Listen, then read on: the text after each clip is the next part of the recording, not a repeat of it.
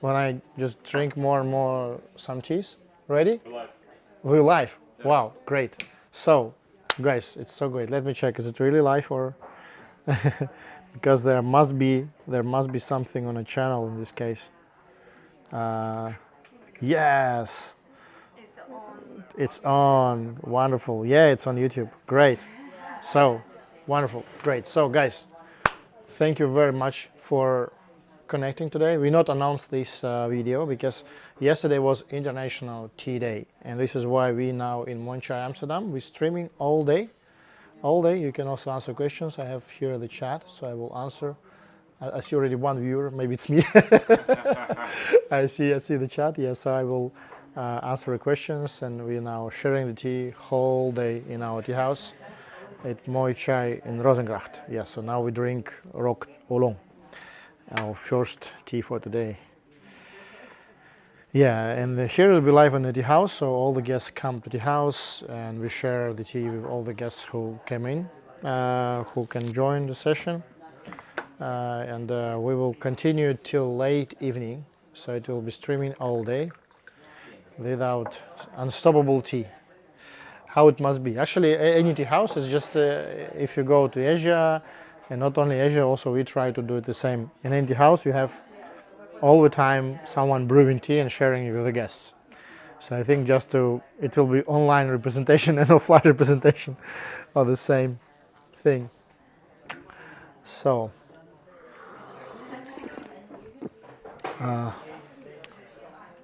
Now it's opening, also very interesting taste. It's changing because of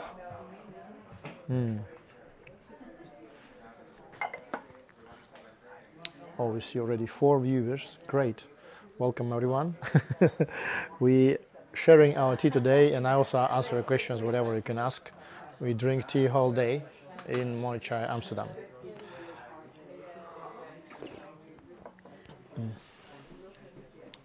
Welcome, guys. You can take the cups over there. Yeah, and please take a seat. Occupy any chair, please.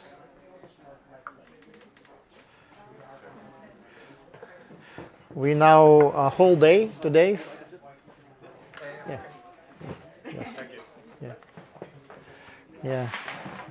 Today till 8 in the evening, we share the tea for free for everyone who comes. So you can call your friends later if you.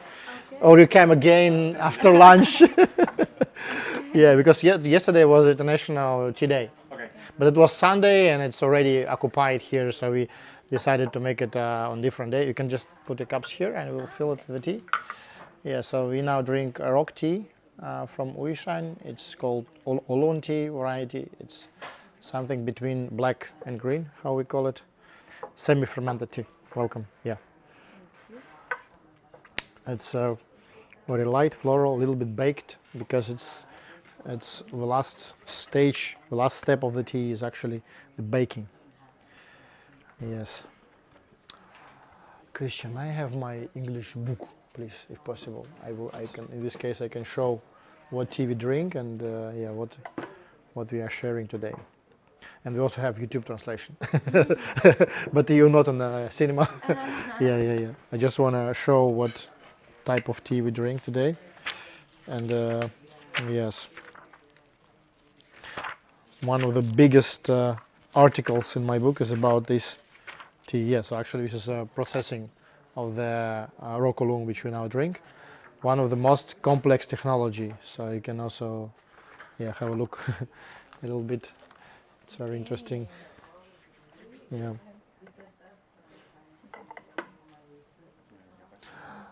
I want to look. Is it so slowly transferring data, or it's my YouTube? Is my connection is slow? Because I see it's a little bit with delay. But anyway, let it go. It's always with some delay. Yeah, but it's okay because it's recording, and later people watch it with no delay. Okay, cool. If you want more.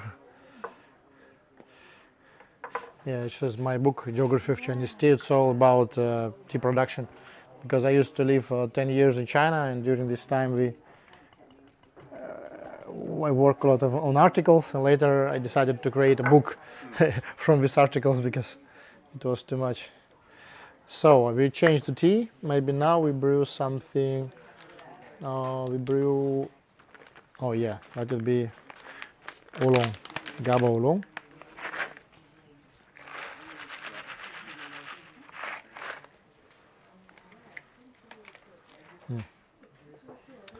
This is Gaba oolong. You can have a look. This vessel called Chehei, if you don't know, it's just to show to the guests, and you can look at the tea, smell the tea, and yeah, I will brew it for you.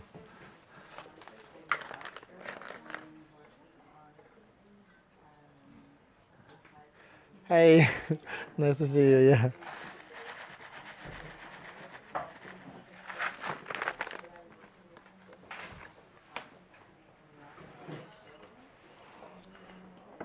So we now just for the second tea, so you're right in time. Now we drink Gaba, and this Gaba is from Terroir region of Fujian province. So it's originally technology came from Taiwan, but it's produced in mainland China, and this is our sampler from our next forthcoming tea. We now don't have it here, but we have many other types. If you like this taste, you can all the time find something similar. But this one we are preparing a new batch of teas in January. This is Gaba oolong. Gaba, it means Gaba butyric acid, which is in higher amount in this tea because of anaerobic stage of fermentation. Then you put the tea leaves right after withering. You put it in a special camera, and with this camera you actually increase this fermentation in the vacuum, increase amount of this butyric acid. Yeah, butyric acid. Yeah, in this case, yeah. Now I just share it myself because there are not so many guests. Because regular big sessions, we just share the picture. Now, while we are very private group. Okay, welcome. So, do you want some question? Yes. Yep. Thanks. I selected today maybe not even 50, maybe 60 types. We will look how much. Maybe it will be a record because Chantal is often visiting my sessions. I do once a month. On Saturday or Sunday we do here a big tea session. We try a lot of teas. Today we do pretty similar, but maybe a little bit more relaxed because it's a whole day testing. But I will also write down a list. That's a good idea. Actually, for those who are watching me on YouTube, I see already like 5 people. Wow, that's too much. So please, you can ask any questions. I will also do both offline, online service.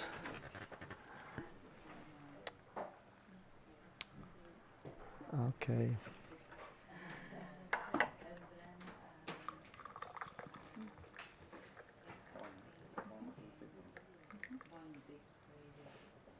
You can also fill or refill yourself. Just take the picture and you can add the tea.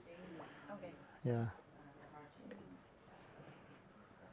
This Gaba tea has a little bit specific taste, so it's also have all the oolong, how to say, special flavor and aroma, but also a little bit more acidic, and even people can say a little bit medicinal taste kind of.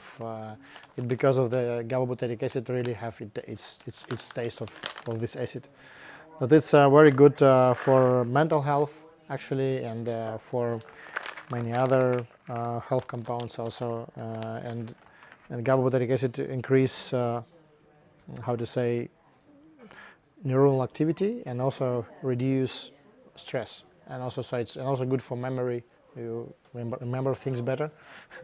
There are even actually the medicinal pills in drugstores with Gaba acid, but here in tea it also works sometimes maybe more natural way.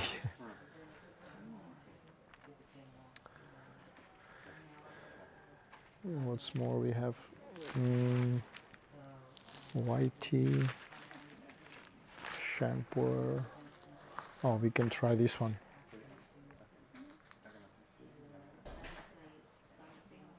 Yep. Yep. We can just.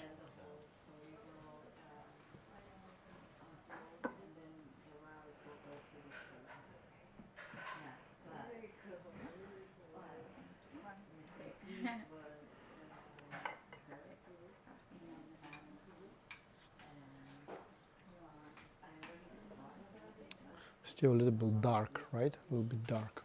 Or is my picture? Maybe my phone not enough. Ah, yeah, it's my phone. Okay.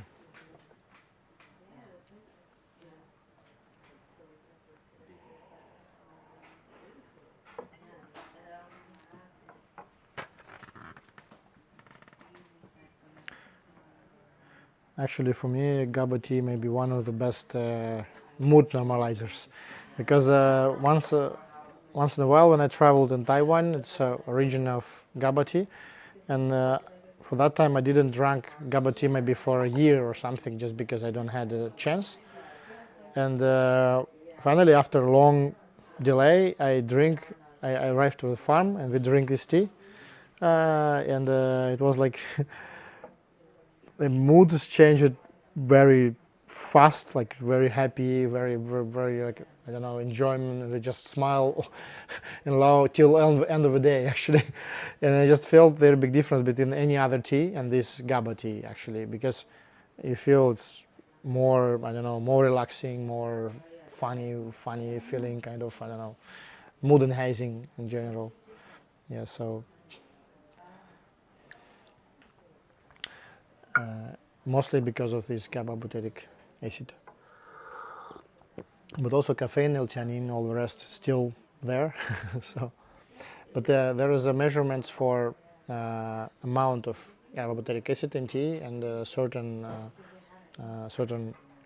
labs can do the test. So you do the test, and after you can check how much of GABA butyric acid in tea, which we just also do, because we in our own factory in Georgia we also do the same. And here. So.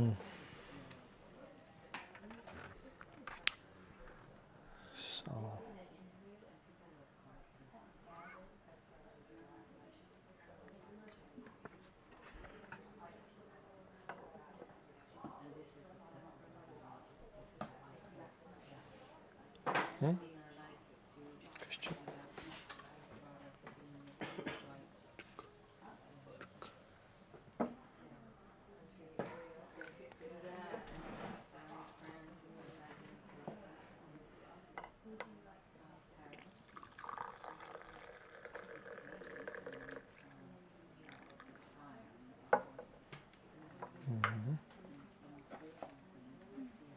Okay.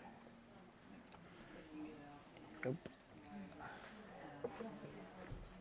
Also with oolong, one of the most interesting facts about oolong tea, it's open up the taste, how to say, step by step with infusions. So the same like we have actually the processing up to 17 steps, and there are many steps like fixations. Like for example, you roast the tea, and after you fix with drying, or you roll, and after a little bit roast again and again, roll and again, break and again, and you make it up to 10 times sometimes. And with the fusion of oolong tea, actually you open up step by step these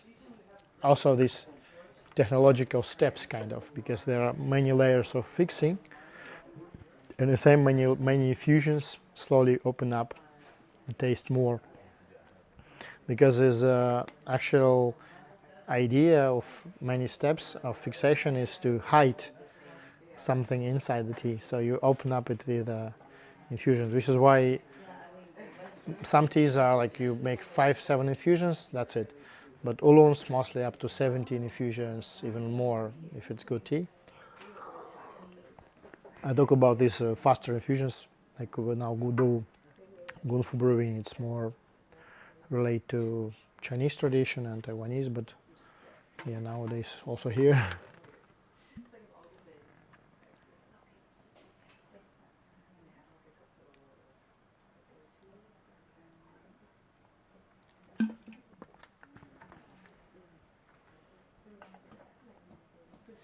I will write down. For those who watch me on YouTube, we can ask any questions. We're now sitting in Moychay, Amsterdam, and we're sharing the tea with the guests of Moychay, Amsterdam till 8 in the evening. So you can arrive here if you're in Amsterdam, welcome. We will talk, and we can talk online and offline both. I will write down the teas which we drank. The first was Terroir Rock Oolong, and the second is Jianshan Gaba Oolong Terroir. Yes. So maybe one more infusion.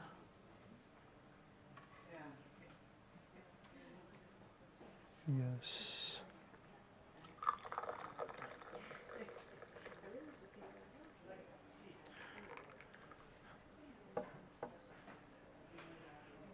Mm-hmm.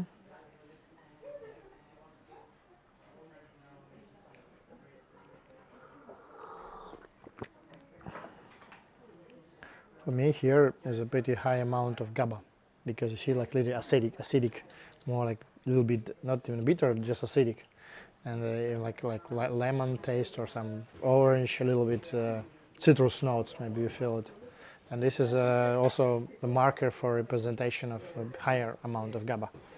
Is it?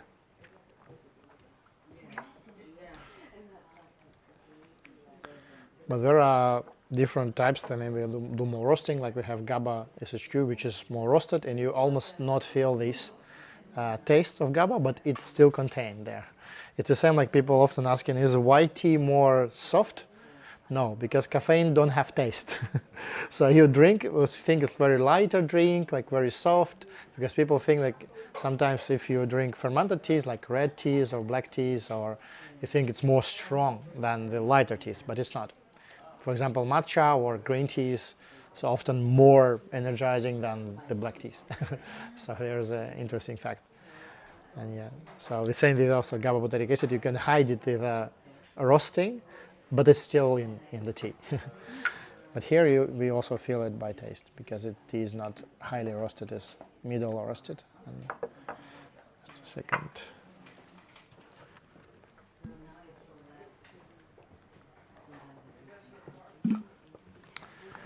Welcome.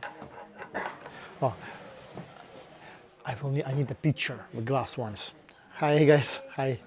I will now receive a picture, and I will share the tea. So welcome. We had yesterday International Tea Day, so today we have a celebration of International Tea Day. So we share all day tea for free till 8 in the evening. So you can call friends or arrive again after lunch or whatever. So I will sit here all day and share the tea. And also we have a YouTube streaming for answering the questions and just to don't. Yes, so please, you can share the guys. You can feel the tea. You can just, yeah.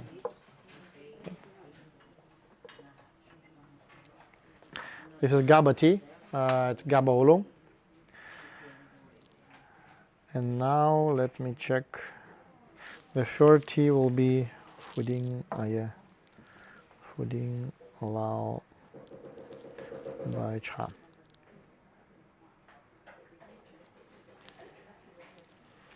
Yes.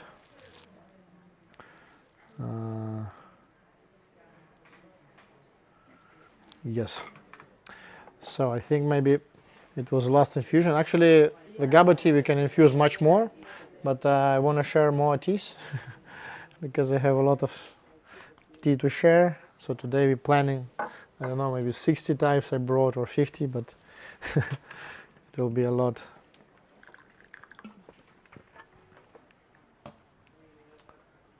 Yep.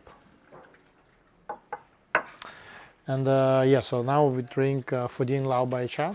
It's aged white tea from Fudin, Fujian province, and it's a cake.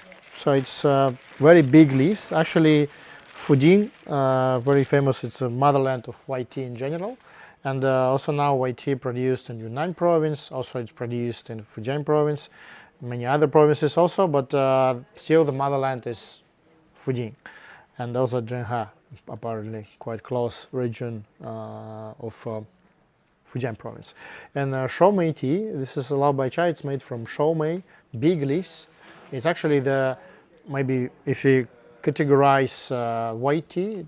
We can categorize to 4 different grades. The first is by Hao in Jane.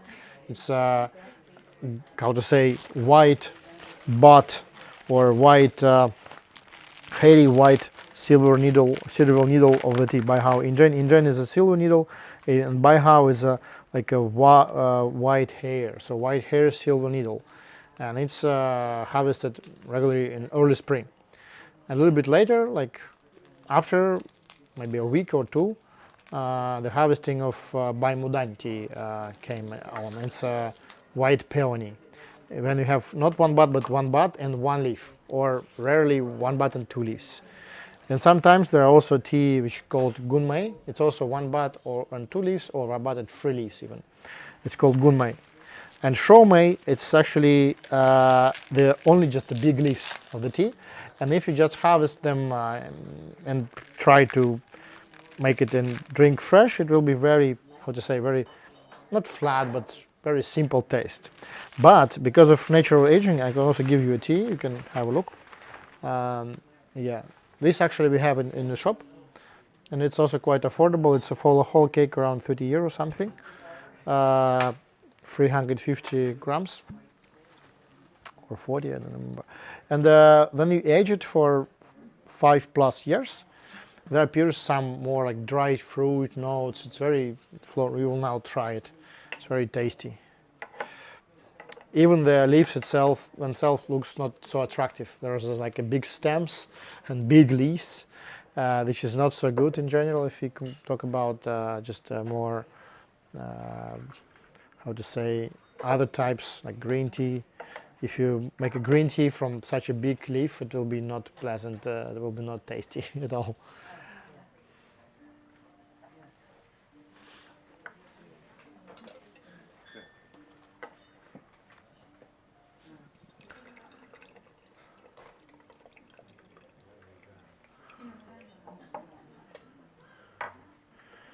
Let me try it.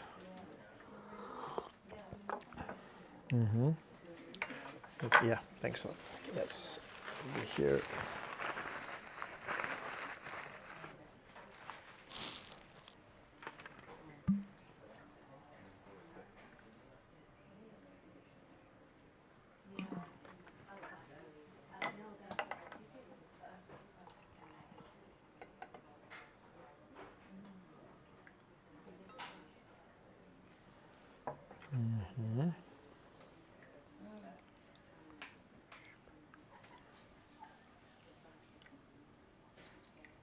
Oh, a bit of. Sorry, I firstly filter this stuff out because it's a cake, and when you break it, there's a lot of small fraction. But actually, I often don't use a filter. I just drink it because it's also nutrition in a way.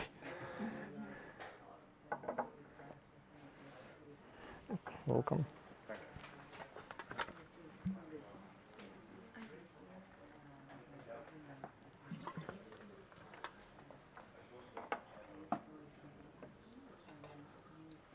The white tea actually became very popular in China around 7 years ago, maybe up to 10 years ago. It became like booming because it was not so known even inside China. It was not very popular tea for decades. But because Fujian province is also very, the Fujian people are very good in promotion the tea. So firstly we promote Dahun Pao tea, Big Red Rope, Oolong, and also later Tie Guan Yin, Iron Goddess, and also many other varieties came from Fujian province also. And they also, like around a decade ago, they started being focused on promoting white tea also. So this is why it's became popular. So please, maybe there you can just take care. Maybe it can be hot. Yep. Please stay alive. Yeah.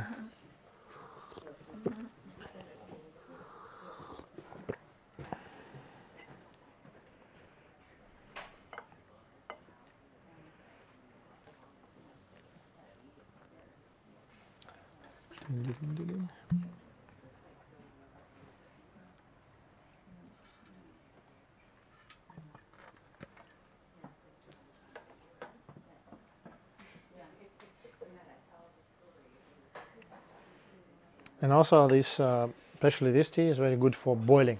So you can boil it, or you can boil it on open fire with a big glass kettle. But also you can even boil like just a regular, if you have some, some people even traditionally, because in Tibet, in Central Asia, there was tradition of boiling mostly pu'er, mostly like heicha, but white tea also fitting this because it's a big leaf and it's very intense. And if you boil it, it gives more fat taste, we can say. And it's almost impossible to make this tea bitter, almost impossible, because it's a big fraction and it's like almost.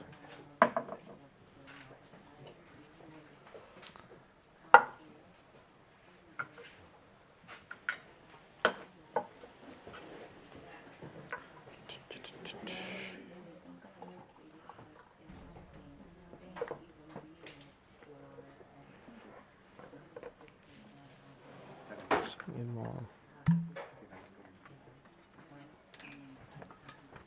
Okay, so yes.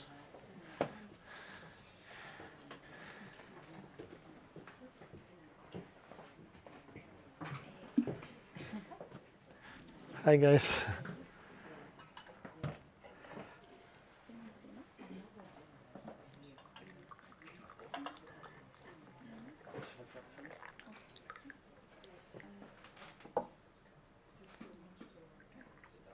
Okay.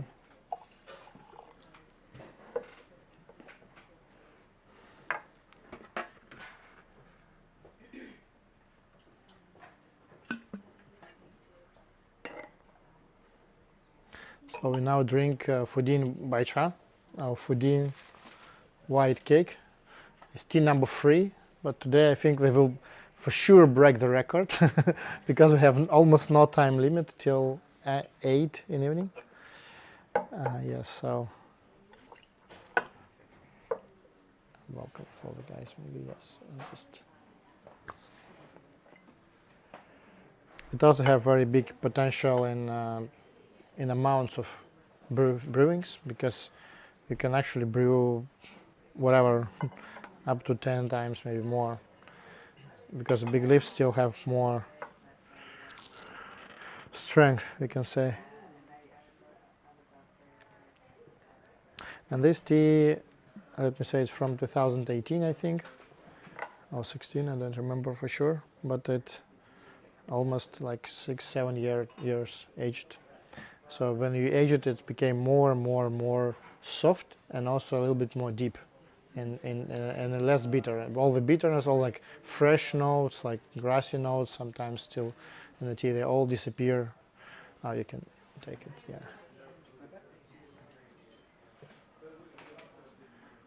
Okay. So how many times did you say you can brew it? Actually, this one at least 10. Okay.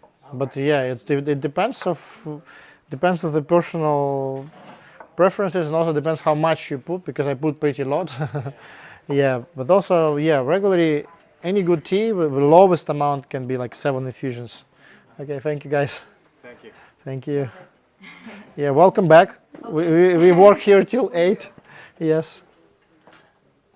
So the guys who are watching us on YouTube, it's our stream for International today in Moychay, and today we will share the tea till 8 in the evening. So we'll drink it for many hours. So you can ask any questions online. I'm checking your messages actually, and also we offline serving our guests in the house. So yes, and these ones we can wash later. Yes. Oop. Yep. Welcome to occupy closer seats. Guys, you can also move in the front if you want, a little bit closer, or. Yeah. We can a little bit, but it's okay. Yeah, that's okay. We have 20 more chairs, so everyone can sit. You can also, or yeah, it's good to be here, but it's okay. Let it go. You want me to move? No, I don't See know. the crowd? Yeah, it's okay. No. To keep more space, but now it's okay. If it will be too crowded in the evening, I'll I move think then. in the evening I think will be a lot of people. Okay. Even if you only now already have.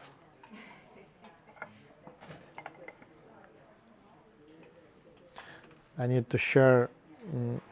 I need to share the link with my Instagram. Sorry, because I think it will be needed. So sorry, we are now in the house and we streaming this on YouTube. So we drink tea till 8 today in the house. So welcome everyone in Moychay in Amsterdam, and also welcome on YouTube. So you can see the link below and ask questions there and so on. Yep. Let me see. Up.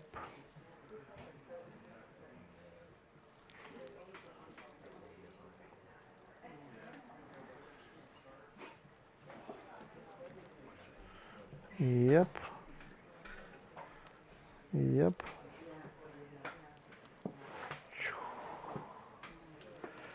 Yes. Thanks for the tea. Yeah, thank you very much. Welcome back. If you will be still. Yes. Call friends or whatever. I will bring some people. Yes. I'm gonna pick up a cake. Yes. Thank you very much.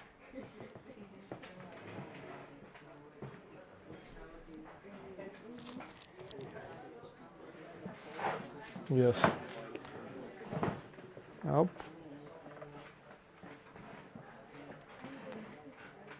Yep. So maybe one more infusion of white, and we go for the next tea. I also making a list of these, so later you can request me in whatever. Maybe I put it in the description of the video, if it will fit the description.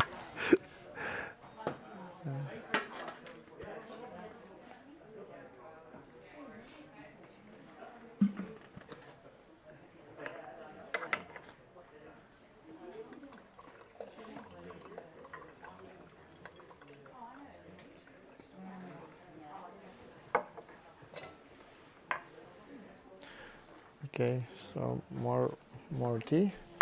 Just take it.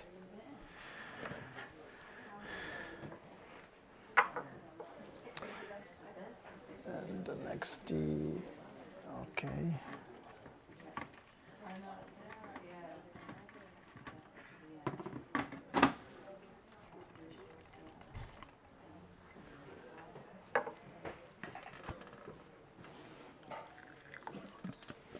Welcome. Hi. We're just changing the tea, so I will drink the new one. What next? Oh, next will be, let me check, what is it? I think it's, yeah, next will be Tie Guan Yin. Tie Guan Yin oolong from Fujian province. Also, a lot of Fujian tea today, because I just came back from Fujian. Tie Guan Yin oolong autumn. Yeah, so this oolong is from autumn of 2024, and this is from Anxi, from Sipin village in Fujian province.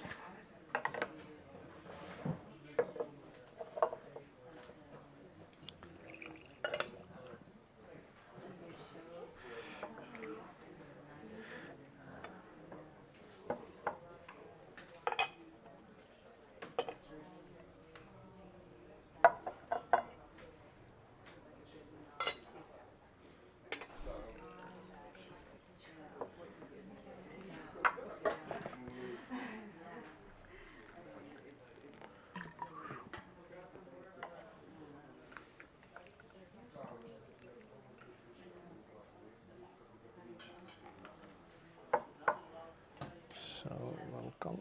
Yep.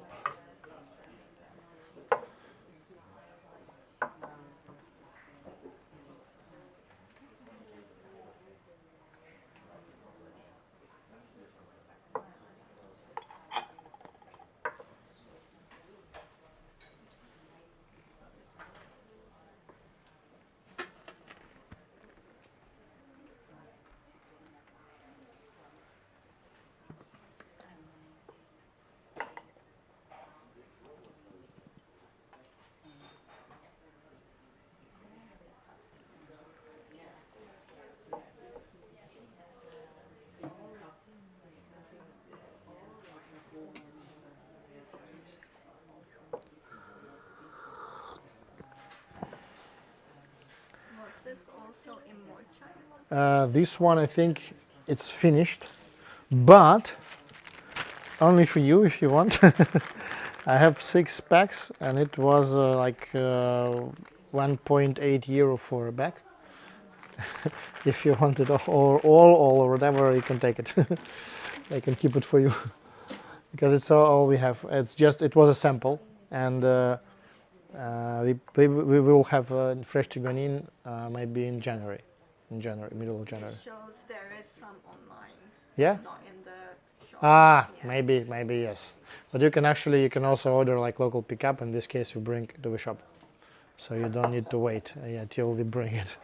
So in this case, you will be sure like Tried to do that, but it said no. yeah. There was an X sign, yeah. Wow. Okay. Sometimes our how to say stocks not relevant. But what we have now is still different from from this one. This one is from different village, and we now create fully new collection of batch 03. As you see, like this was the first batch. This was a batch 02, and now we'll have batch 03, all new types up to 50 types of tea. So it will be fully new. So please, yep. This one is sweet. I also like it a lot.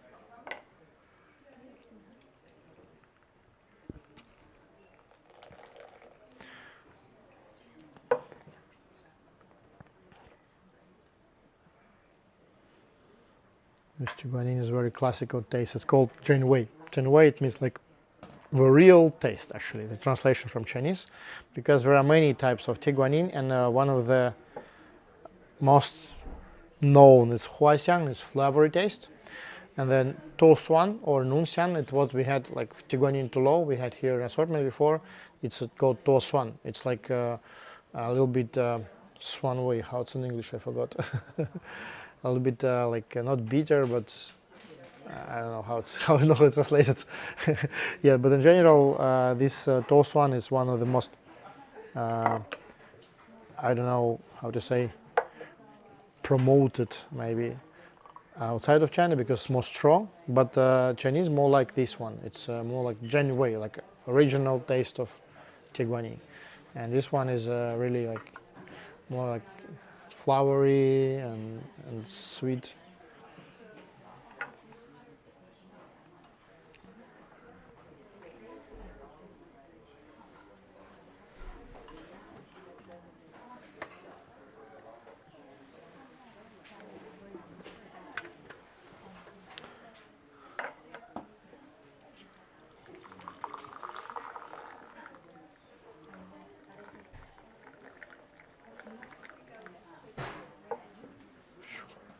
One more infusion.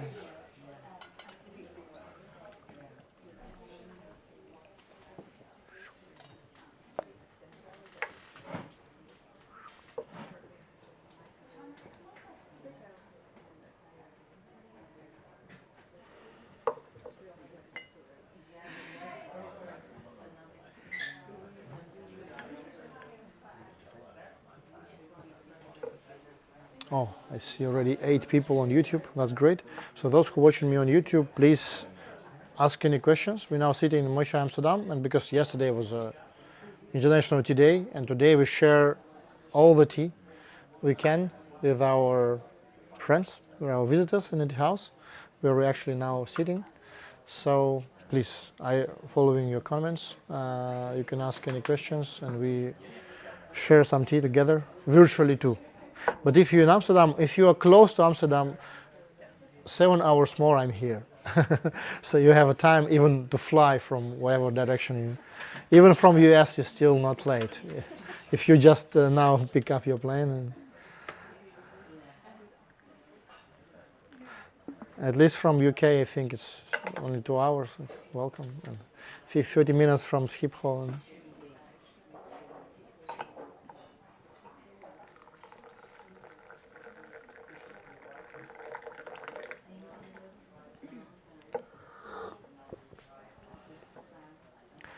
might be the last infusion of Tie Guan Yin. And what's more, yes. Okay. Yep.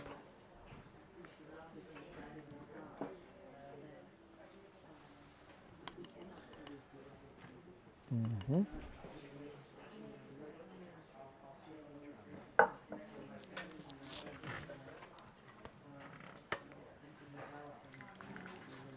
So the next tea, it will be tea number 5 today. Let me check what it will be. Pum pum. We have, wow, let it be something very special. This is why it's good to arrive to such sessions. I will also give you a look. It will be Jinjinmei. This is actually one of the top quality red tea or black tea, how we call it. It's also originated from Fujian province, and this one have very small buds only as a content of the tea. So just to collect this amount of tea, you need to have this small basket of small buds, which take a whole day of work at 2-3 people, maybe something. Yeah, so that's. It's called Yoji Jinjunmai.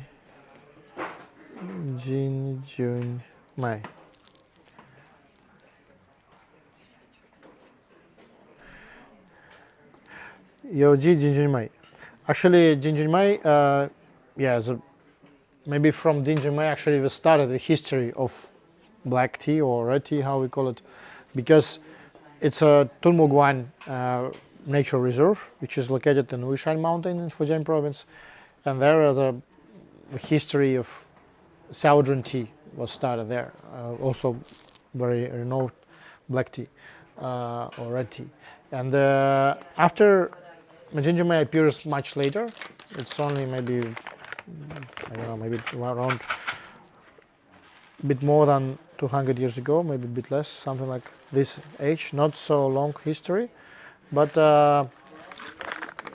already take a place like for maybe last century it became more promoted.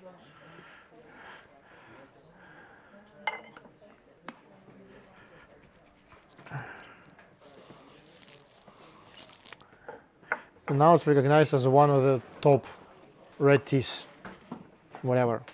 We had actually here, maybe we tried, we had before early spring Jinjumai. Also we had a box, and this is a different batch, even more better, more top quality comparing to previous one.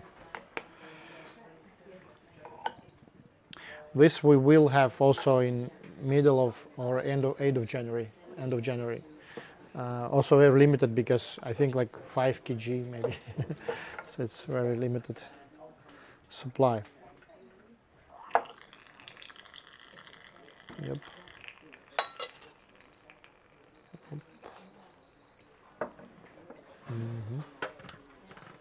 Yoji in the beginning means organic, so actually this factory is organic certified, but because we as a company not yet, so we don't write it on the packaging, but this is a very clean tea.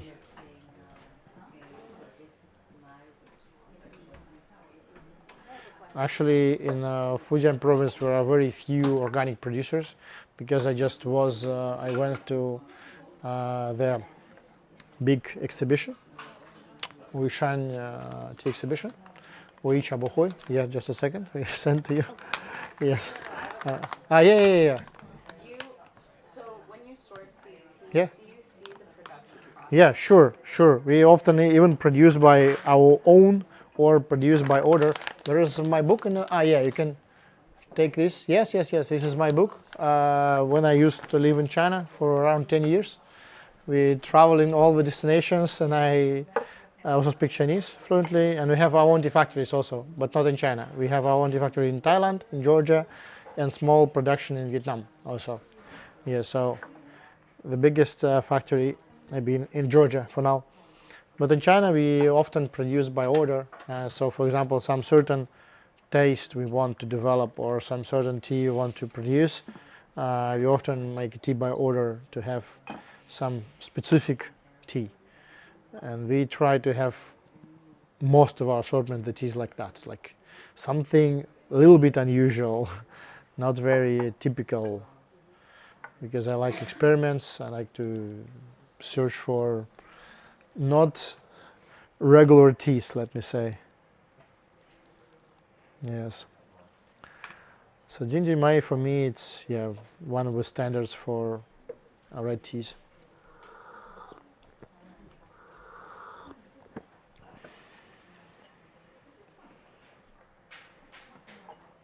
Mm-hmm.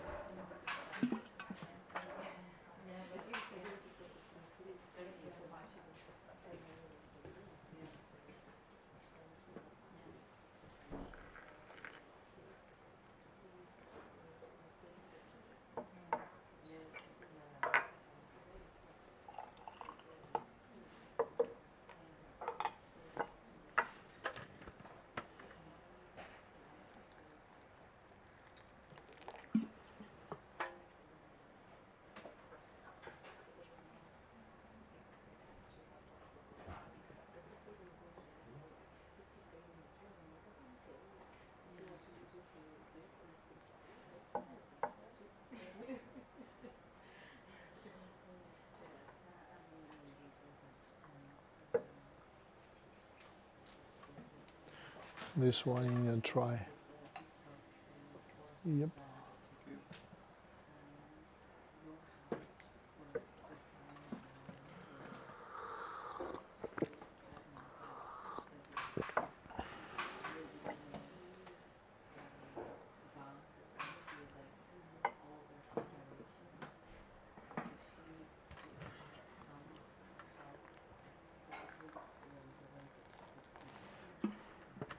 For me, actually, the COVID helps us to develop even more curiosity about production, because during during COVID, I immediately realized how I miss the real visiting tea factories, and this is why before the China Open, we started during COVID the developing of our own factory in Georgia, in Thailand. It was both during COVID because they wanted, okay, maybe China closed forever, because it was the last country which opened up after the pandemic, and we decided to make our own factories, to touch the leaves ourselves all the time.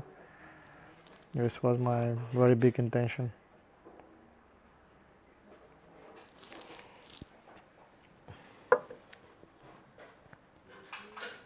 This is a good one, right? This is a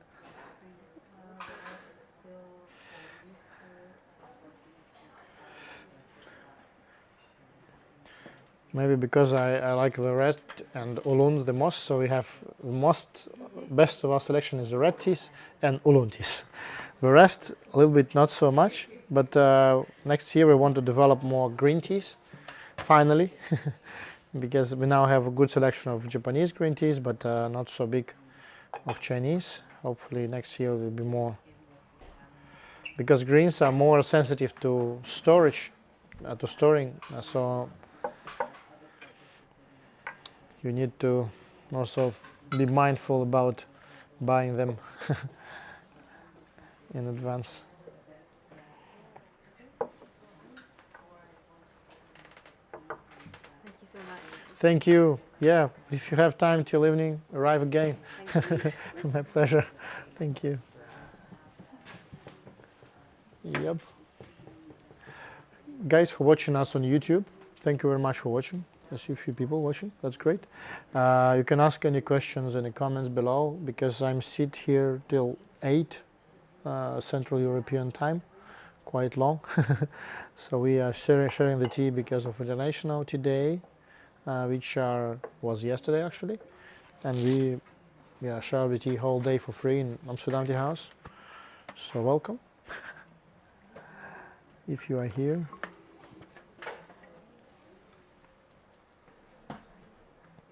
Mm-hmm.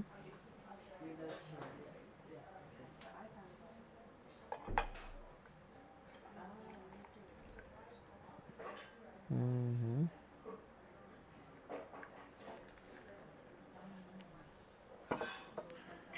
You can sit closer if you want. If you, these two chairs are free, or yes.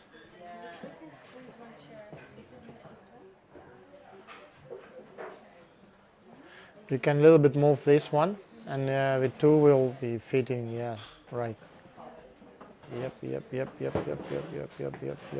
Yes, perfect. Great, awesome. Everyone fitting.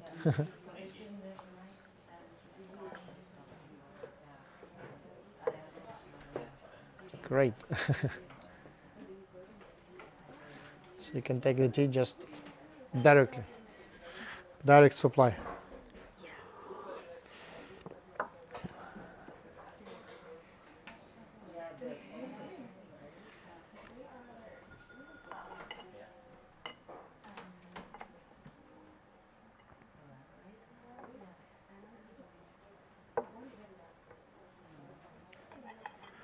Actually, this ginger may also you can make up to 15 infusions, and it still gives a taste. Oh, great.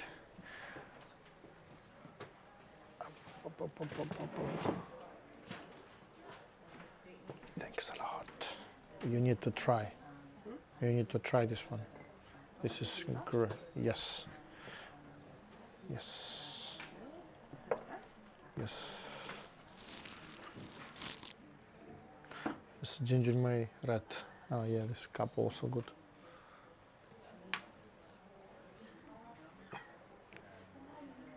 Mm-hmm.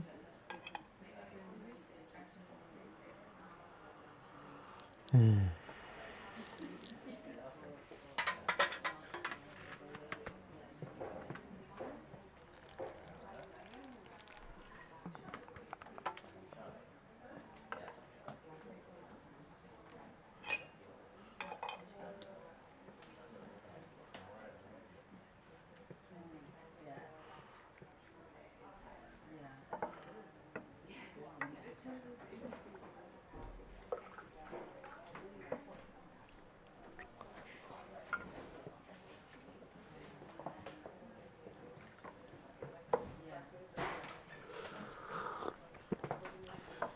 You also see the buds are very intense in flavor. We can just already took maybe, I don't know, 7 infusions, and they're still opening and opening and opening, and not yet fully lost the flavor, still in.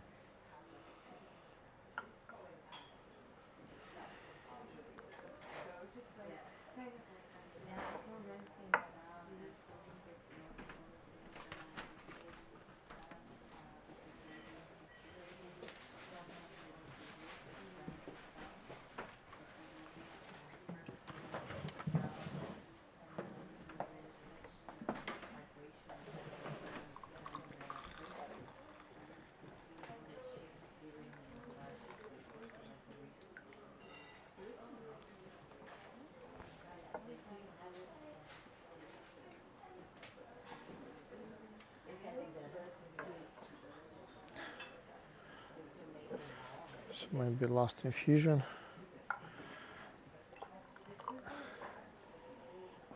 This tea I just really pity to throw away, so I want to keep it a little bit longer, but you already tried.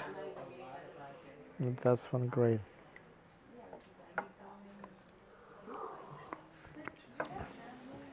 But still, let us go.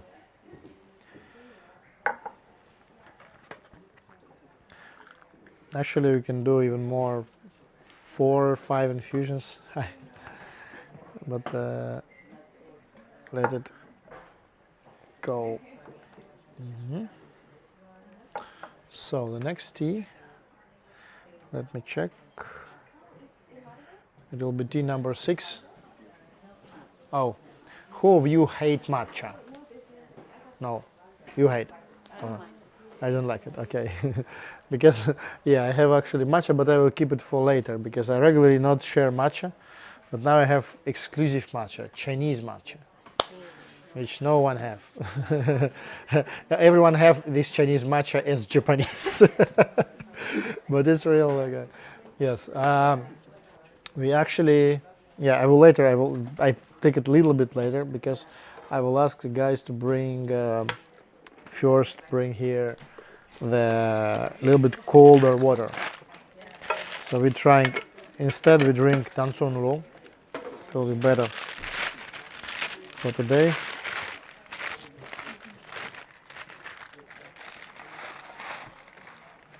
Oh.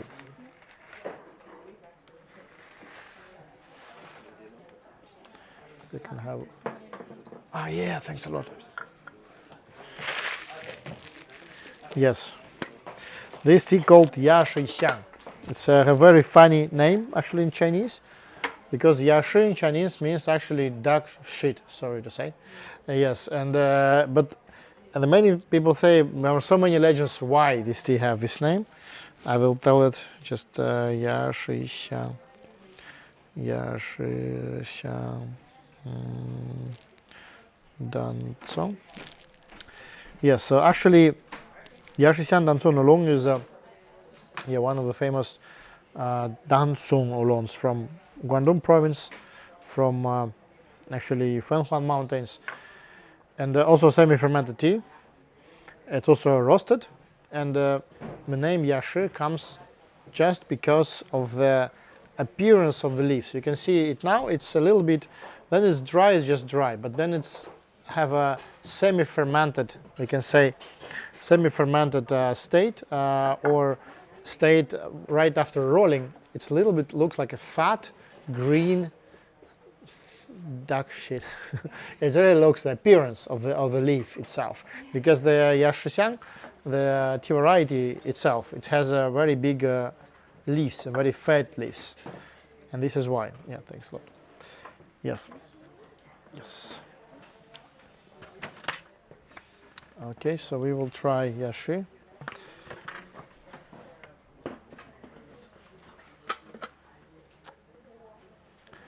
Yep.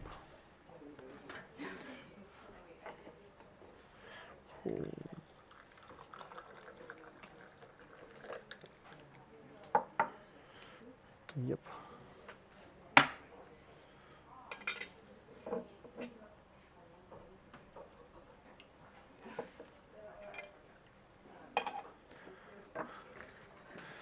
Danson, I think, also one of the most aromatic oolongs. I think you even now feel the aroma because it's very, very sweet.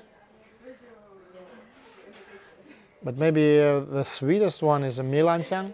It's a honey orchard, but Yashixiang also have its own beauty.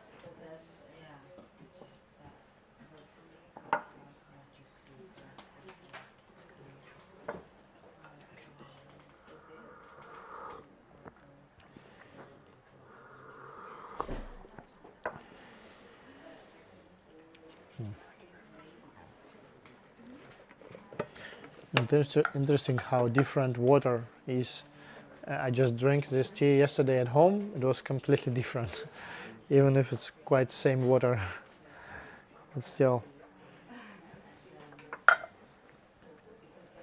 And I have an empty pitcher. You can smell the aroma from the pitcher over time much better, also especially from this shape, because this structure helps to stay longer the essential oils inside these small dots, and it really keeps longer aroma.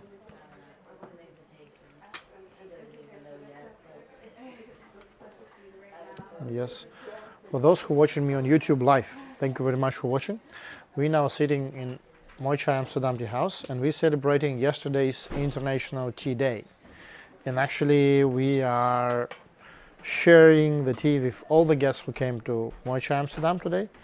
And you can also come if you are here or nearby. You still have at least 5-6 hours.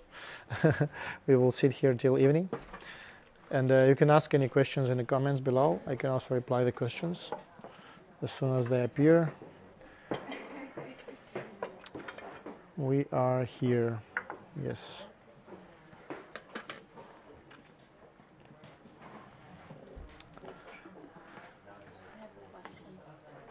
Yeah. What is the ideal brew time or the steep time for? Like a shorter time, right? Yeah. So generally, yeah, actually the main difference of what we now do is called Kung Fu Cha brewing. It's a Kung Fu Cha style brewing. And then you do it like a short infusions instead of longer infusions. It means the tea much more smoother open up all its potential, the taste, the flavor, the aroma. So you not overbrew it. When you brew it long time, like 5 minutes in one pot, a lot of tannins come into the tea itself, and you have a kind of, you can easily spoil it with overbrewing, and also very, how to say, delicate teas like oolongs, like whites, like greens. They are more sensitive to such infusions, and when you do it really like rough style, like long time, like 5 minutes, you can easily just don't even feel all the potential, all the flavors, all the aromas of the tea. So this is why we have this certain infusion. And also the main thing, so the first, we don't overbrew the tea. The second, they're not so healthy compounds, like some too much tannins is not so good actually, and they mostly stay in tea if you make faster infusions. If you not keep it longer, so these compounds, they don't come into the tea itself. So yeah, and also still it's also aesthetically more beautiful, I can say. So we open up the tea through multiple infusions. It's more beautiful. You can use more, how to say, delicate vessels, yes, and also it's a tradition, but the main thing is still practical. So there are aesthetics. I can add more. Yeah, it's okay. There are more aesthetics, but they're also very practical part.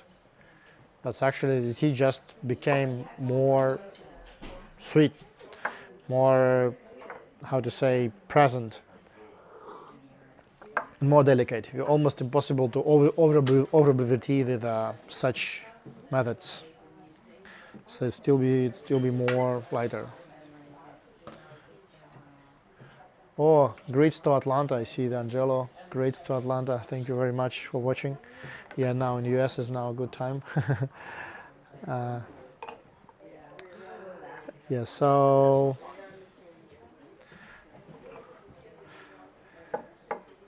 if you have any questions, guys who are watching us online, please ask them. We will answer as soon as I'm still here for many hours.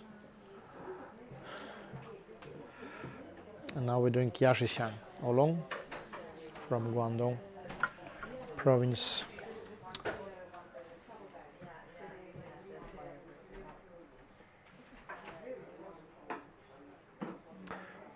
Okay.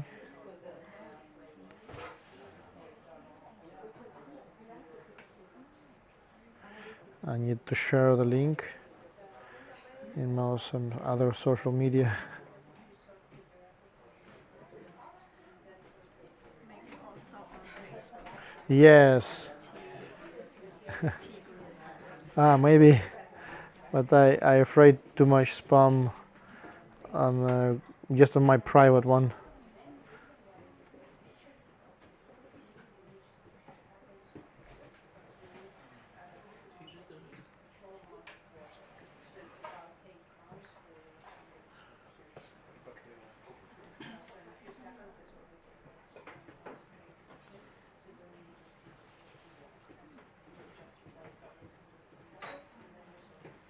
Yep. Yep.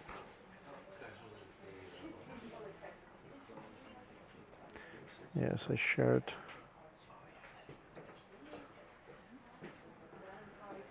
Perfectos.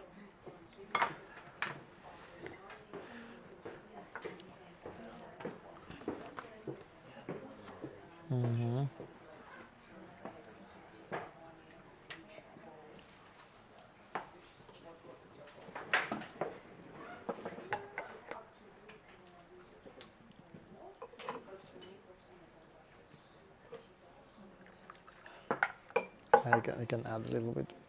Yes, just.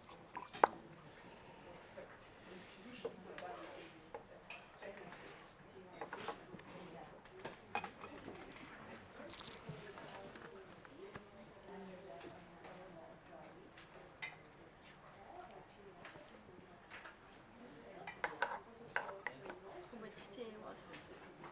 This one? This is Yashishan. It's Dansun Oolong. We maybe had before. It's a very funny name in English, duck shit oolong, the translation. Yeah, because of the appearance of the leaves. A little bit looks like a small green rolled something. Yeah, actually it's very aromatic and beautiful oolong from Fanhuan Mountains. And it's also the appearance of the bush is quite different. They're big fat leaves, much bigger than other varieties of Dansun. Dansun translated from Chinese as a single standing bush. So this is the bushes, which are, if you look at the plantation of Dansun, they're a little bit staying apart trees, not so compact. They're a little bit staying apart. And it means also that the same like Yunnan tea trees and some other tea trees, if the plantation is so each tree have a little bit more space. It means it has bigger root system and it's a little bit more intense in everything. It has more compounds. Oh, yeah. You have a cup? Yeah, great. So, welcome. Yes. So, what's more? I think maybe one more infusion of Danso.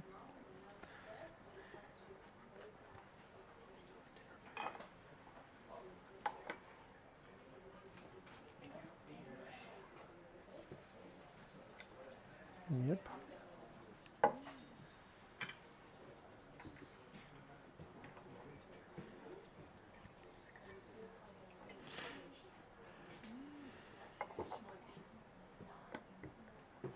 Oh, I like this.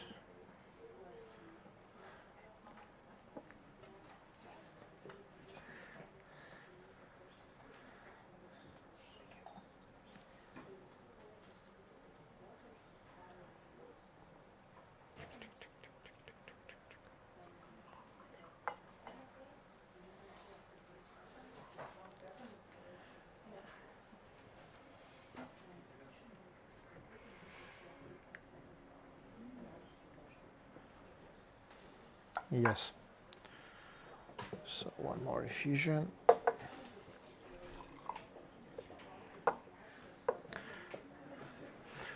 I think the Danson is one of the most powerful teas, and there is a secret trick. If you want to make it more powerful, you can make like 30-50% of Shen Puer blended with Danson, and it will be mind-blowing tea, like 20 cups of coffee in the morning, like whole day. It's very strong because yeah, as also I mentioned, why as soon as a bigger root system in a tea tree, it has more nutrition, but also the variety itself has much more caffeine than many others. Yes, but puer tea has even more. But if you compare Dansun with some other varieties of this region like Sophia Fujian, Northern Guangdong, this is quite strong, and also because of the technology.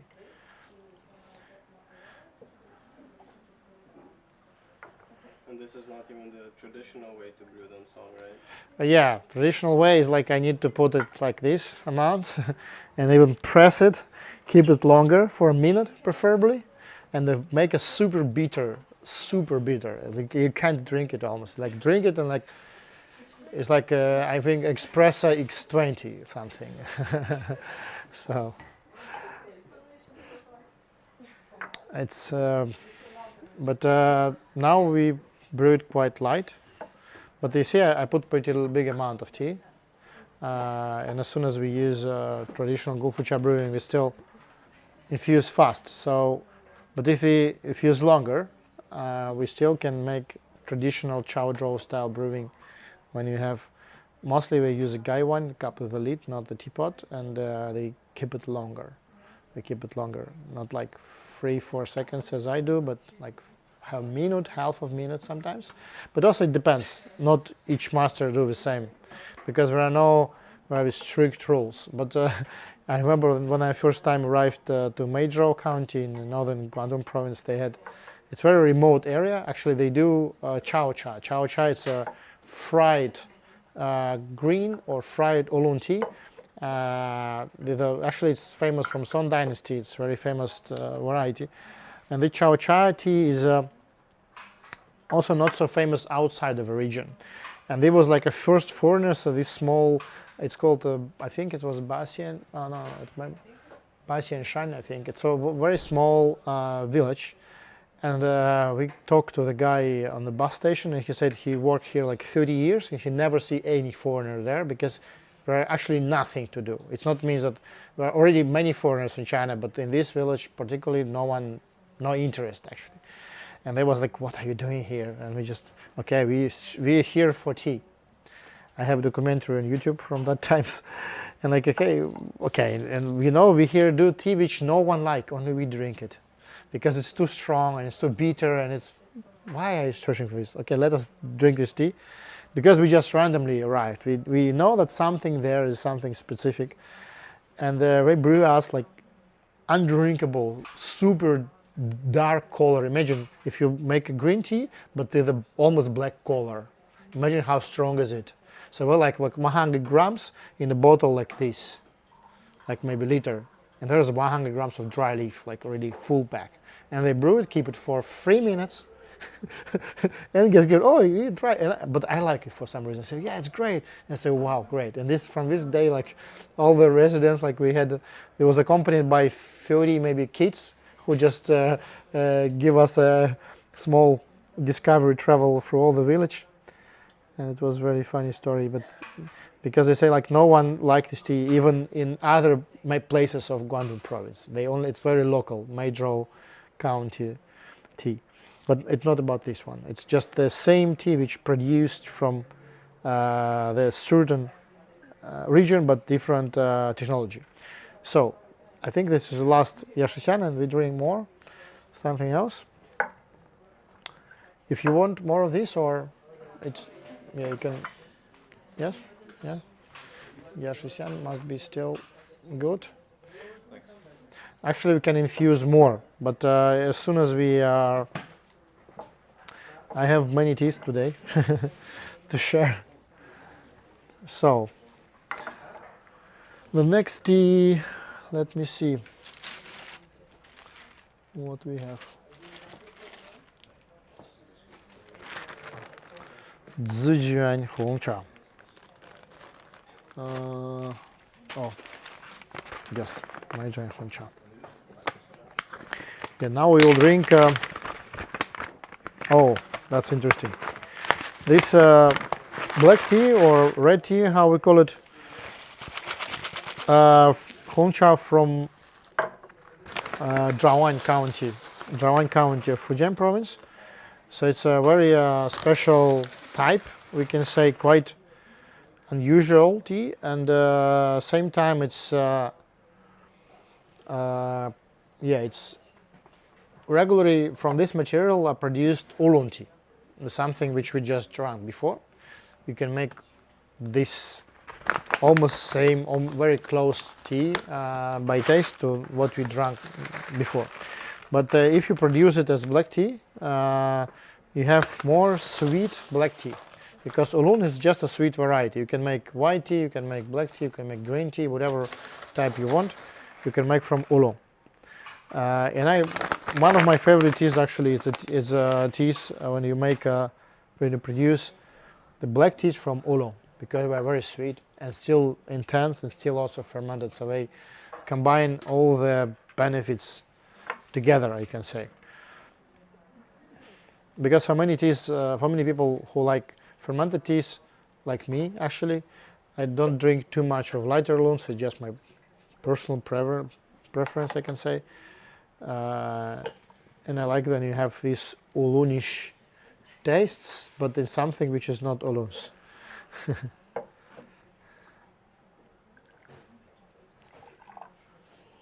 Also a very beautiful aroma. What is the name of this tea? This is called Meizhan Hongcha. This one we will also have in January, I think middle of or end of January, because it's from the new batch which is not yet on a place.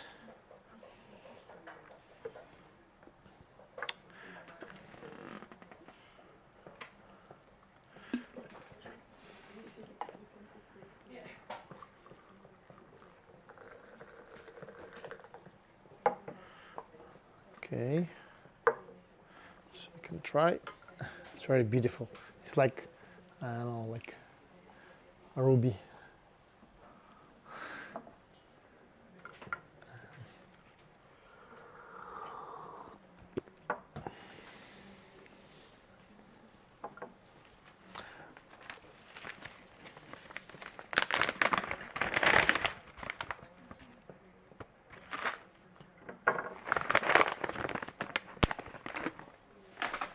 I will write it down.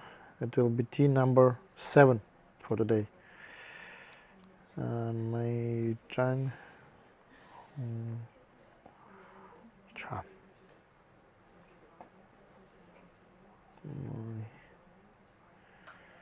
Yep.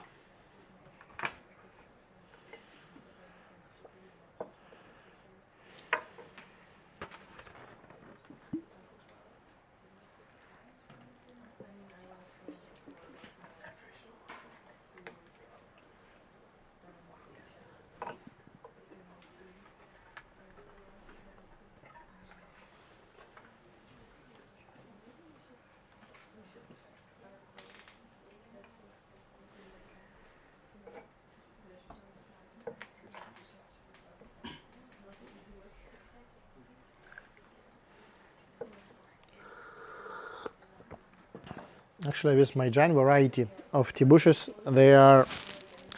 It is interesting that just as soon as one very clever person starts doing something, if it really works good, it's immediately all around China, like everywhere. So this Meizhan Hongcha, maybe the first time I tried, maybe around 7 years ago, when this trend for oolongs produced from black teas just appeared. And nowadays you can see if guys grow Meizhan variety, they for sure make black tea also, not only oolong. So I'm just still talking like, yeah, it's traditionally oolong variety, but even now, like more and more, I see people almost, if you hear Meizhan, we already know, this Meizhan is for black tea, but it never was like that. Well, maybe only like 70 years ago it became more popular. Even till now, you still can find Meizhan almost like Tie Guan Yin looking, like very lighter rolled oolong, or Meizhan like rock tea. Rock we also had here, I think, before. Yeah, so it's very interesting. But still the same cultivar. As soon as the same cultivar, it's have similarities, even if you process it completely differently. Yeah, so that's also interesting. Yep.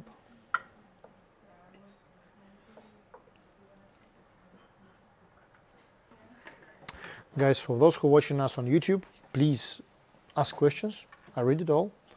And thank you very much for watching. We share tea for free in our tea house in Amsterdam, because yesterday was International Tea Day, and today is a continuation of International Tea Day. So we decided to drink tea all day because of that. Actually, we do it regularly the same, but we decided to make it public also. So thank you for watching. We now drink a Meijin Hong Cha. Yes.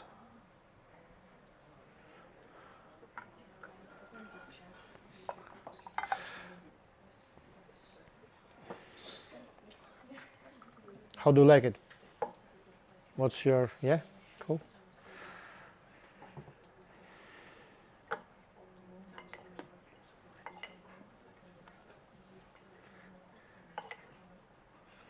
You can play the game. Those who remember all the types we drink together from the beginning till the end, we will have a very great present. But I don't know who will survive till 8.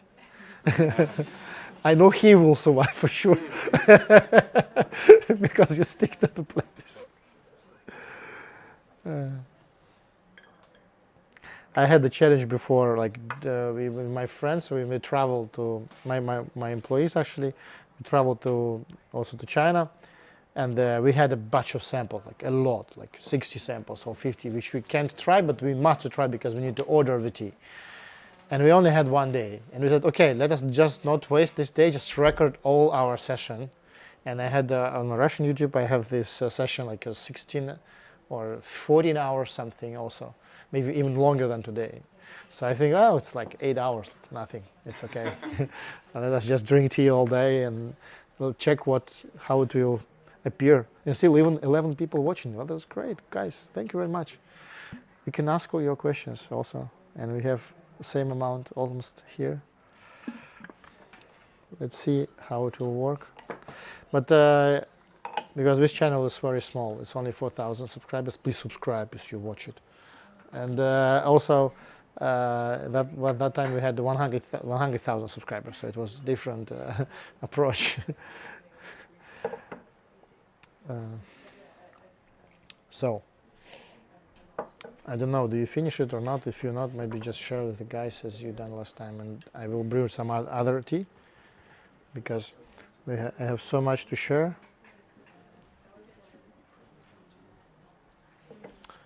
So now we will drink tea number 8. Okay,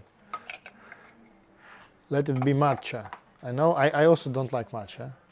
Almost never drink it, but I must drink it because people love it. And I also became somehow not a very big matcha fan, but I'm drinking it sometime.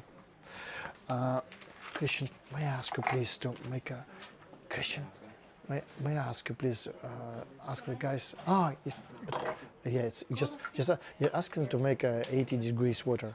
Like, so matcha will be later because I need the matcha water first. And first, before matcha, we do something else. Actually, the story about matcha. My very long time supplier from Wuhan.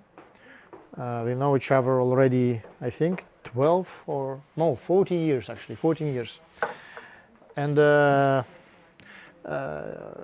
because of her, I know the guys who are producing matcha in China, and they mostly exporting into Japan. And maybe 95% of what we produce we export to Japan. So maybe most of this matcha also sold from Japan somewhere as a Japanese, or was just a blend or something, I don't know. I don't want to blame Japanese, because sometimes it's needed as soon as the whole world needs matcha, but you have like a tiny country. It's the same with the Taiwanese oolongs also, which a lot of similar production like in Vietnam and other places. But this matcha is actually quite good, and we decided to not hide it from the customer, so we will have a product. We just name it Chinese matcha. Chinese, just on the packaging. Why? Because actually the matcha origin is from China, you know. And yeah. О, привет Липецку. Hi Lipetsk. Да.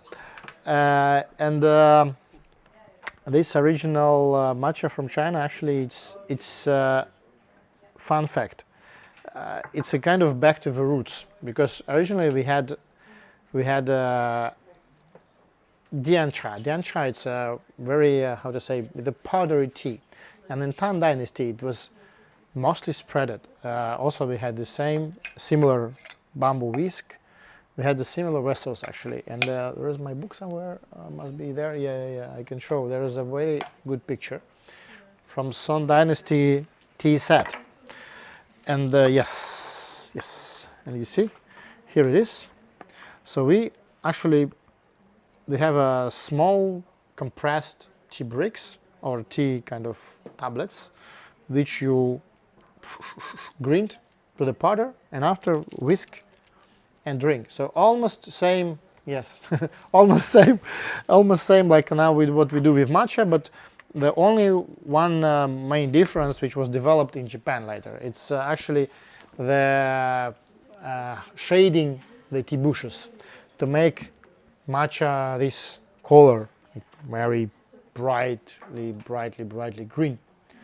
And even if you just keep it like, put it like that, we have an entrance, there's a matcha, how to say, sampler, and it's dark. Because as soon as it's enough 1, 2, 3 days, then it became dark, just because of the light. So the same with the tea bushes, you can't produce matcha tea without actually, how to say, you can produce it without shading the bushes. It will be not same taste, not so much chlorophyll. So this is why. And and these guys actually who producing matcha, I tried it and I said, oh, it's quite good. And we decided to promote the Chinese matcha. So we will have, for sure, we now have all the Japanese matcha, but we will later have also Chinese one, because it's twice cheaper and still relevantly in quality.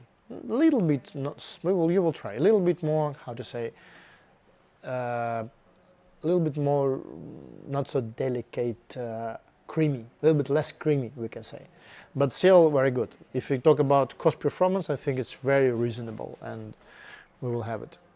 So, wow, we have 15 people. Wow, great. Thank you guys for watching. We now waiting for what? We're waiting for tea, and I can answer questions about tea here, and we drink our tea in Amsterdam. So. We have, as soon as we wait for water for matcha, we can drink one more. I have a question. Yes. So you said there's fashions, Yes. right? So Yeah. like avocados became fashionable. And Yes. Yes. production Yeah. in a lot of areas. Is it Yeah. the same with matcha? I think it's also same for sure, because But it disturbs the crops and disturbs. no, All of a sudden, everyone starts producing. we can say yes for sure. But if we talk about trends in general, so if we talk about trends like in tea in general, we can say that in China there are many trends overgoing all the time, like what we just discussed, like white tea. Now we try white Gaba tea. We now try, and these trends are local for some reason, because Chinese tea market, the inner consumption almost comparable with exports, which is really huge, almost like maybe half of Chinese drink tea. And imagine like 700 million population drinking tea each day, even more people sometimes. And so they're also trends, but the worldwide trend for sure. Like firstly, we had India, who promotes like Earl Grey or some other types, so some aromatized varieties and so on. And it's 80, right? 80. Oh, great! It will be for matcha, great. So, and there are some other trends which appear later. We had interest to green tea in general was quite a lot. Like sencha tea was also promoted for many years. Some Chinese teas, like some oolongs, also like milky oolong was very widely spread, even if it's aromatized tea. And matcha became like maybe even more like all the rest altogether. But I think there are reasons for sure, because matcha is very energizing. It's much more energizing than any other tea. And as soon as I have matcha, let me firstly drink matcha, because we talk so much about it. So let me say, was a question where I'm located. I'm now in Amsterdam, guys. Welcome to Amsterdam. So,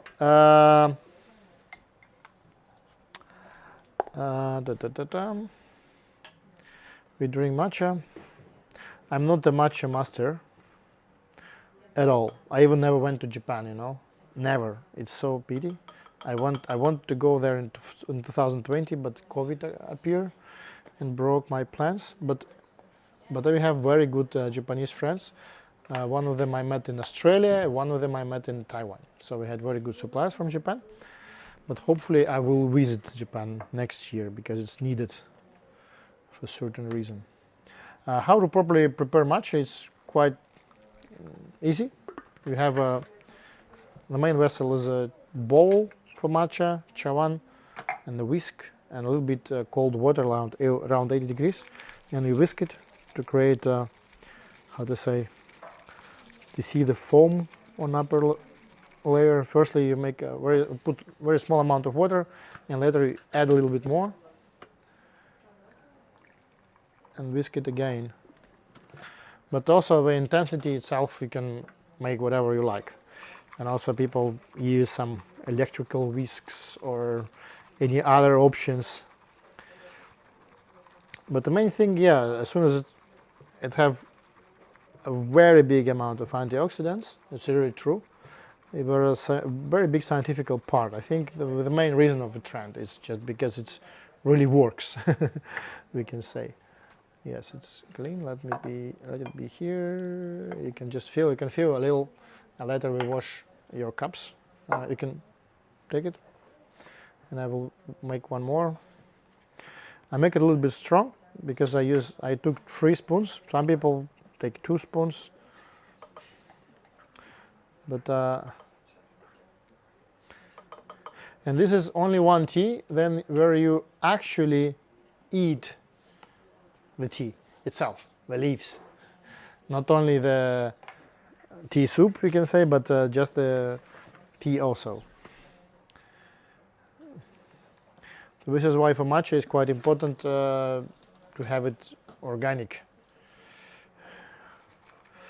Thank you.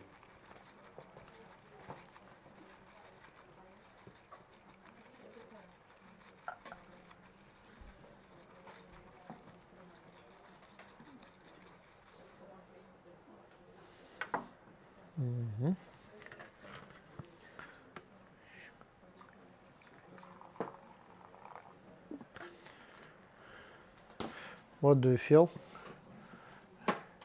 Killer, bitter, undrinkable bullshit. It is pretty strong. Yeah, I don't drink it enough to compare. that's great. Don't drink it. It's just, you know, why do I do it?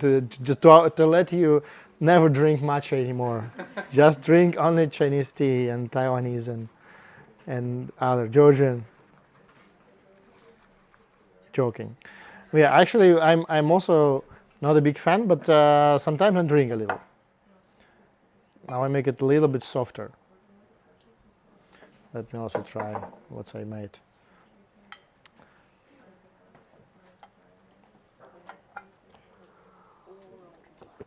Yeah. Well, how long did we have it? Is that the one you made me 2 weeks ago? Yes. Okay, I didn't like it the first time. Yes, great. You know, I'm the best matcha master in the world. You can hate it just from the first tip. It's a great opportunity. So, guys who watching me and who want to invite me to your, I don't know, if you hate matcha, call me. I will make everyone around you hate it too. I mostly have this with at the latte way. Yeah. Latte it's with sugar or honey, so it's, and when you hide this bitterness with some milk or even plant-based milk, it will be different. It's absolutely. But originally, Yeah. You'll have more? Yeah, I'll have the kick. Okay. yes. He didn't sleep all night, so he needed. Give you a lot, I'm sorry. It's fine. I need to stay awake. I have to be here. So I can wash your cups because it's matcha is all the time spoil the cups with the matcha. I don't know what. Yes. Yep. I actually need to go. Okay. But can I buy one to sample? Yes, sure. It's 1.8 euro. Yes, so it's okay. Sure. Yeah, yeah, you can just. Up. Thank you so much. Yeah, thank you. Welcome back. If you will appear somewhere nearby, till 8, we still. Okay, next time in this case. The red Thanks. tea we had before, you said it was Mei Jan. Meijan Huncha, yeah, Meijan red tea. Yeah. Yep. Just a second. Up. Yep. Yep. Do you sell Mei Jan here? I think you can ask the guys for oolong red. We have something similar, maybe not the same. You can occupy the closer chair. That will be good. So, yes. So the next tea will be white tea. Yes. Welcome, ladies. Nice to see you. Yes. So we're now celebrating yesterday's holiday because we're late to celebrate it yesterday, so we celebrate it today. Yeah, the tea will arrive to you. You can just, yeah, I will send to you the picture, so you can just sit and enjoy the tea. So the tea day was yesterday.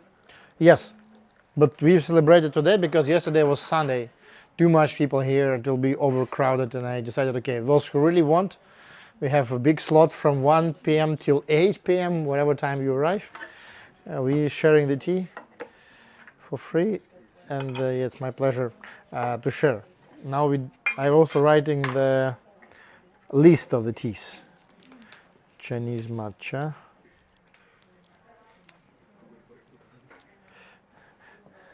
Is it here at least one person who loved the matcha? I brought. No, everyone hated, right? Great, perfect. This was the deal. I just brewed Chinese matcha because, because I'm not a master of matcha. I'm not a master of myself in anything, but it was very strong.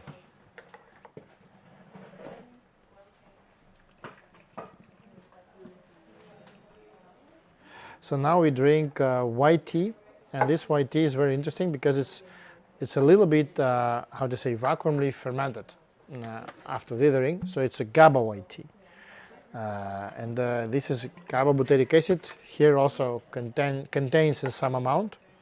It means it's also very mood enhancing tea. But I think you anyway will enhance your mood today. If you stay at least 3-4 teas, it will be enough to have it. Yes, so please. Yep. And yeah, maybe here was a cold water, and because I don't want to, I think, or this or that. Let me check. There was some water which is cold.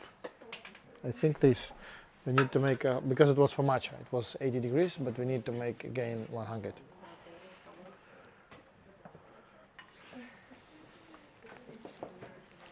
And now we drink Dalisho Gaba white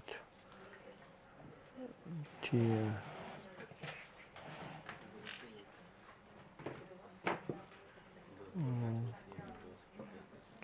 Yeah. Yes, sure.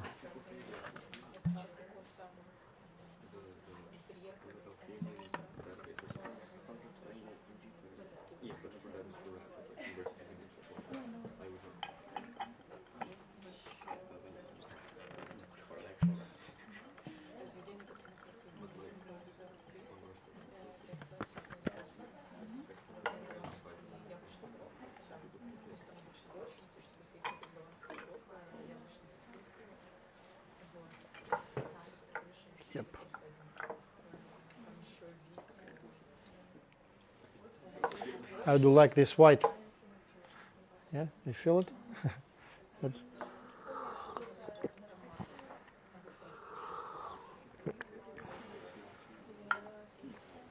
What's the name of this tea? This called actually Gaba white tea. Yes. We also don't have it now. Most of the teas I drink now is from our forthcoming collections.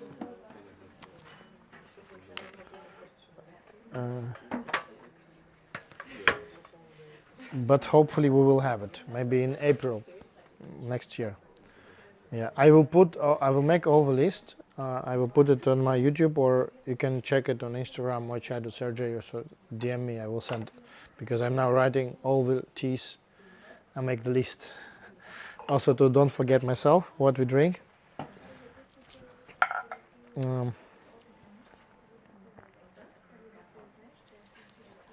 Yes.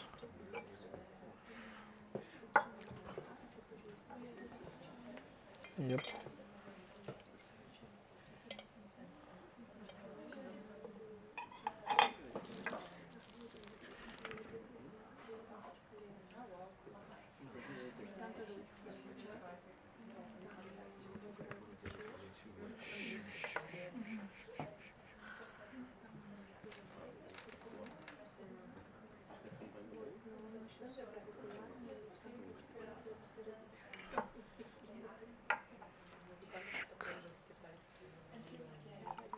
Hop.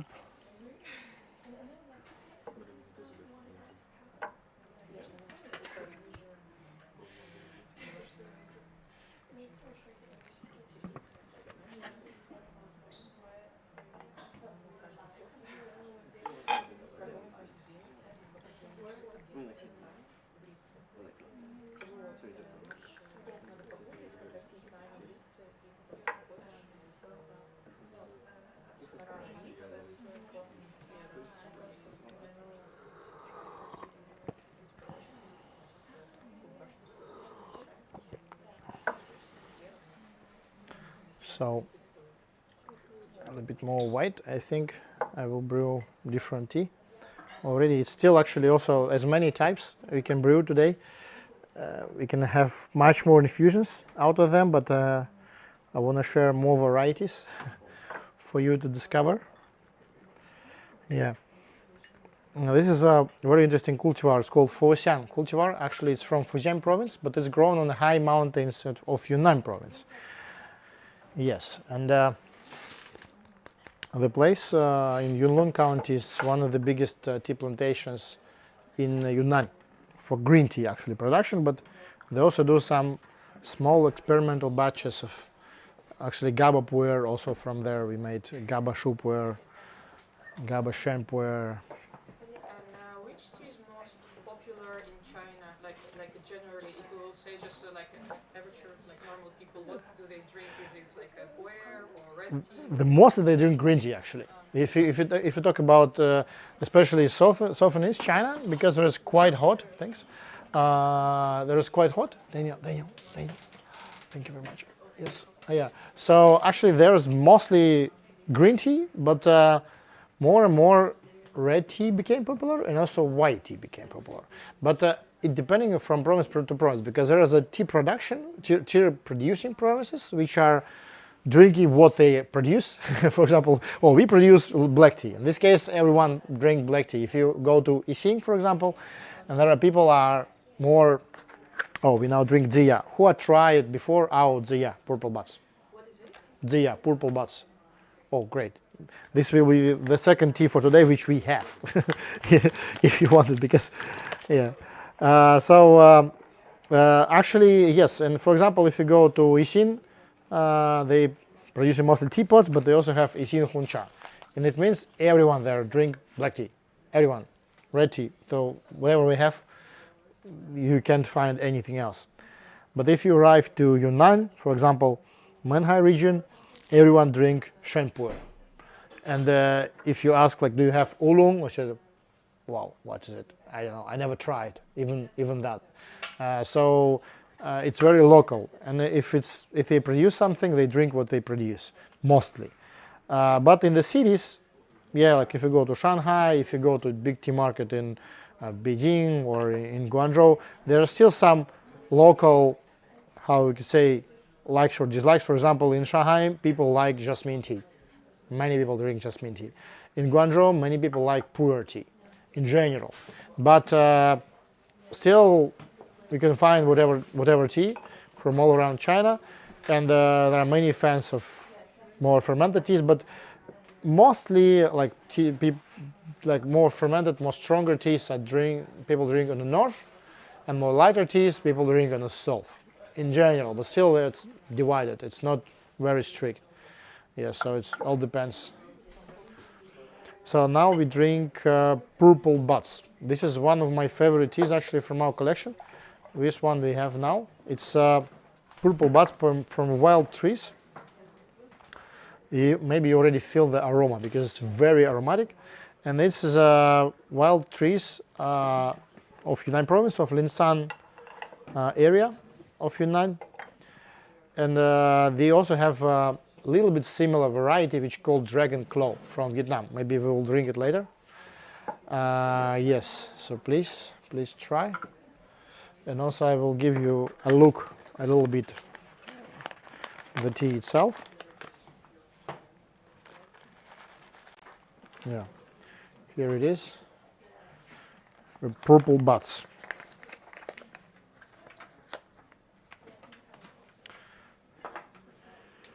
It's also considered as a white tea, which we just drank before, but it's different cultivar and different flavor, different everything. Even this is also kind of white. Zi in Chinese is purple. So ziya, it's literally translated as a purple buds, like purple bud.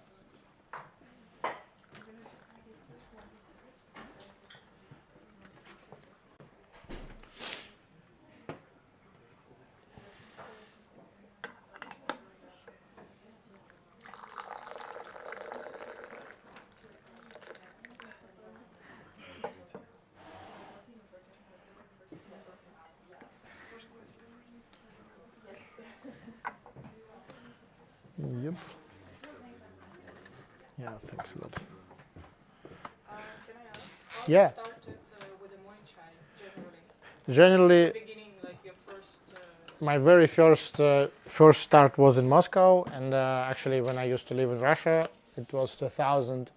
Maybe just the first journey, first kind of I see what is going for chai. It was maybe around 2001 something. How you decide to build this business?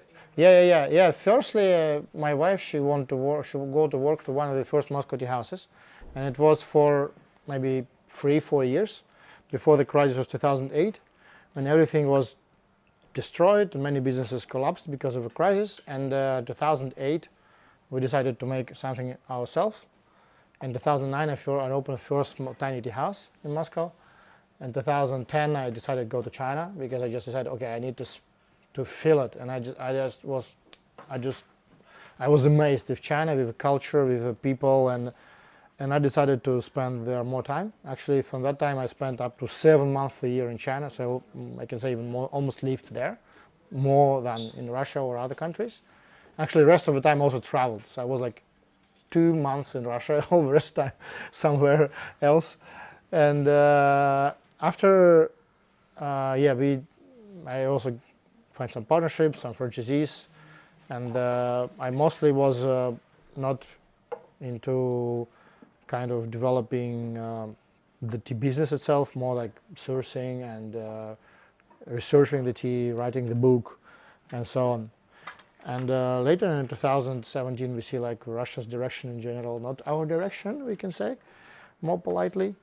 And we decided to go. We decided to find some other place, still like search some other destination, and we arrived here because I had here some friends. And we say, okay, Sergey, let's do something in Amsterdam. And firstly, I arrived. After these guys, they disappear. They don't want to continue with that, and we decided to go ourselves. And this is how we started Moychay Amsterdam. And it was our first initial one in 2018. In 2019, we started a company. in 2020, just during COVID, we started the construction, and so it was very difficult times. Yes, and yeah, and after the war started, we moved fully here, and I'm now based here. You don't Yeah. have a Muay Thai in Russia anymore? It exists. They are franchisees. We now finalizing the deal with exiting myself from there, but it's still some time needed because yeah, I must have some franchisees, I have some partners there, and but me myself I left, and also we just considering all the Chinese investor will take over or some other party. We will see how it will be, but Thanks for explaining. yeah, it was a little bit hard decision, but I think it was truthful decision and right decision actually. What we see from our Yeah, I mean, in 2017, I think it was a little bit easier than for. yes, it was a much.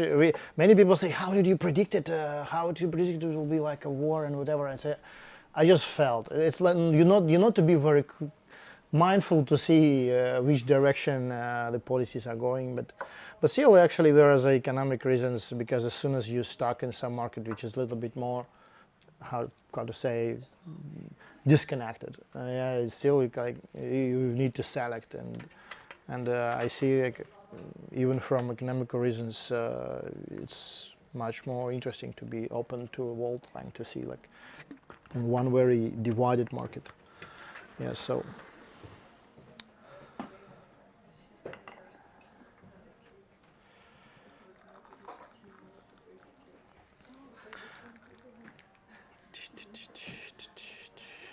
But it was from very actually beginning. I was very ambitious to go outside because then you start traveling. I visit U.S., Australia, Fiji, New Zealand, like very weird places like Chile, or we traveled a lot. And later I say, yeah, the world is much more than that. Let us say. And I'm very happy to be here because I think Amsterdam is also a very interesting location. It's so many cultures together, and it's also very open to the world.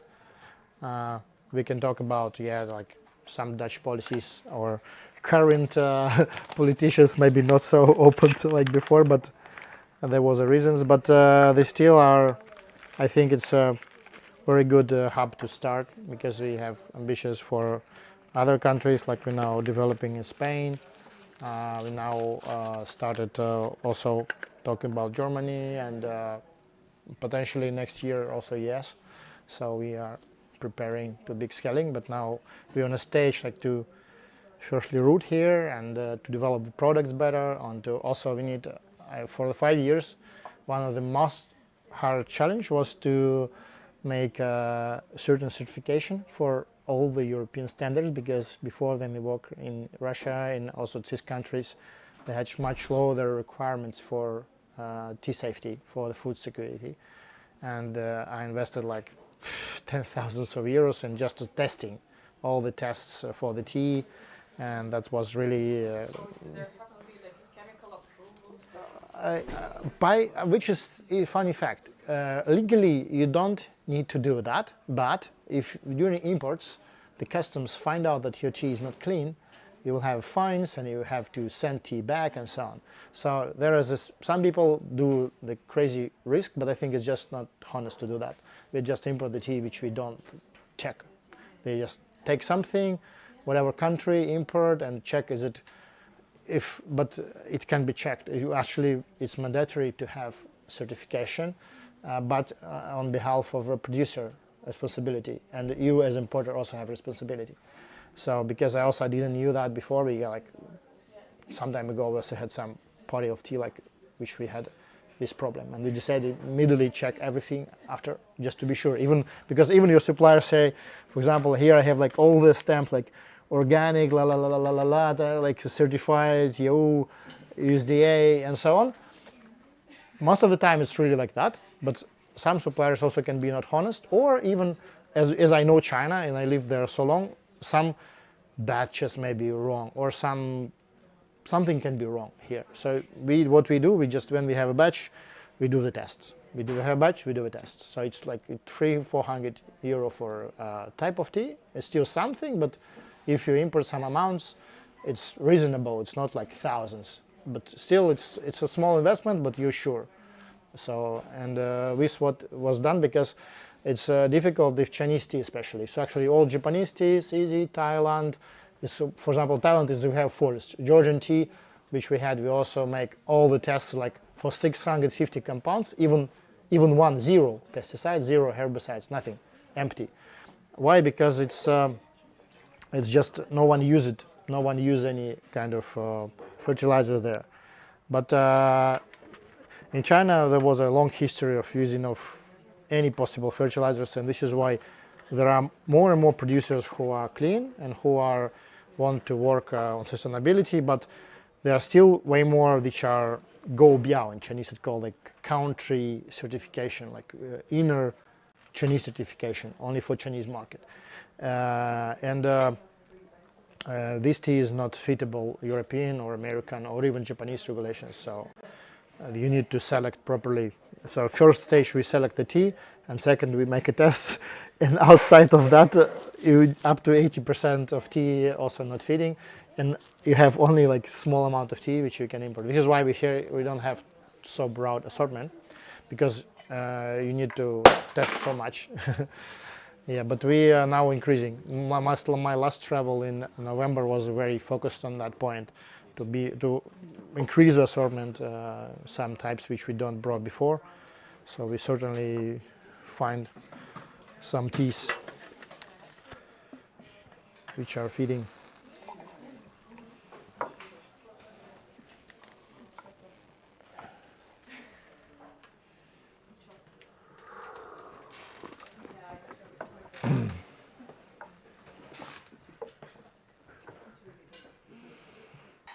This tea also have very good potential. You brew it and it's all the time open up its flavor more and more and more, and still quite strong.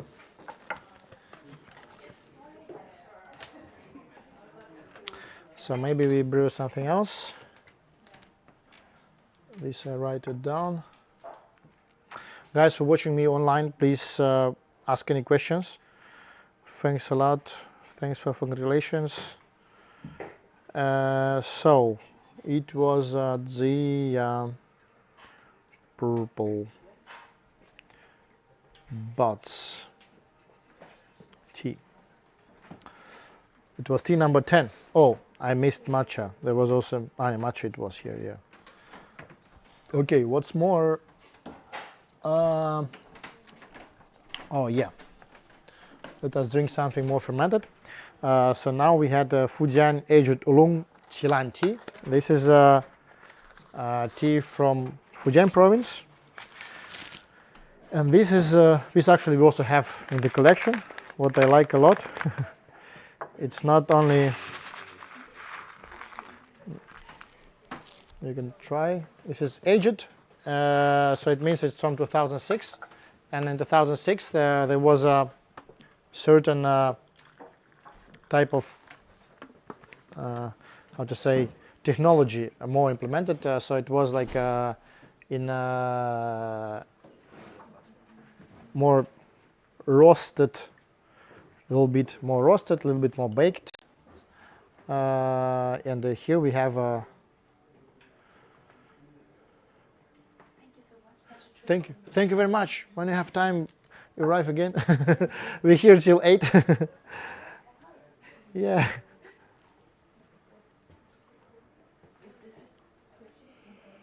Yeah.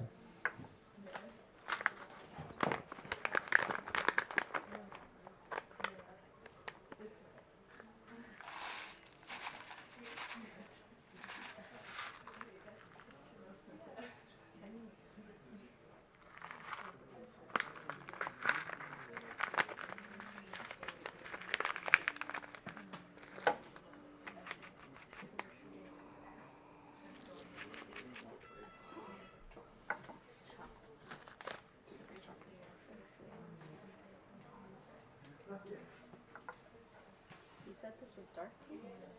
This is not dark. This is oolong. But this oolong is fermented, how we can say, it's fermented, roasted oolong, but it's from 2006, so it's aged. So it's called Fujian aged oolong Ceylon tea. Fujian aged oolong Ceylon tea, 2006. So yeah, this is almost 16 years, 18 years aged, we can say. And during aging, actually, what happens with the tea during aging? We have a very interesting. Oh, there was a question from online. Yeah, I will answer the question. Just a second. Thank you very much, Kenny, for the question. Yeah. So firstly, let me say about this tea. So yeah, when you age a tea, it's how to say, it's continued natural kind of fermentation process, not fully fermentation, but over the complex of processes. So it's a little bit oxidation, a little bit fermenting, and during that you have a tea became sometimes more mature, sometimes more light, sometimes more deep in flavor, sometimes a little bit, if it's not proper condition, a little bit more kind of wet tea flower, wetty tastes appear, or it depends of how do you store. And some teas each year can be roasted again, for example. In Taiwan, some people have this tradition. Some teas not. Some just you store it naturally. Some you vacuumize. Some you not. You just store it in the paper, like, and it's okay. So it's very different approach. And in general, we can say that if you talk about oolong tea or pu'er tea, the aging make tea more complex, very generalized, if you say. And for me, I like this aged taste because a little more kind of biscuit, dried fruits, something like, and I really can say that the best of tea is still preserved, but on top of that appearing some very interesting profiles of flavor and taste you can try. And where was the question? Yeah, any idea when you get more shoe cakes like those early this year? Love the stream. Thank you very much for question. Actually, the shoe will appear the same with the big batch of tea, which we will have in middle of January. I hope maybe no later than end of January. We will have, firstly, we'll have some loose leaf shoe pu'ers, which is very good. Also very reasonable pricing same time, which we try to keep for most of our collection teas. And also there are cakes. Also we will have more of them maybe in February, March this time, because we now creating a new collection, and because the material from the previous cakes are sold out, so we don't have it anymore, and we need to properly select new material. I just made it in November, and they now order it, and hopefully we will succeed in processing before the Chinese New Year, because we had pretty compact time for that. We need to make it faster a little bit. Hopefully we will succeed, and we will have it in February in this case, but in January we will have loose leaf pu'er tea, I hope. So yeah, thank you very much. So here we have aged Fujian oolong. Hi, nice to see you.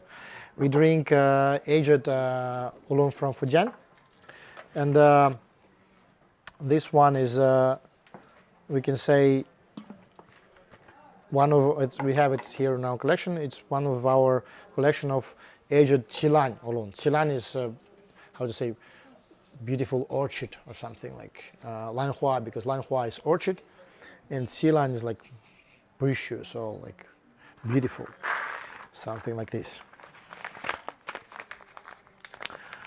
And this we have.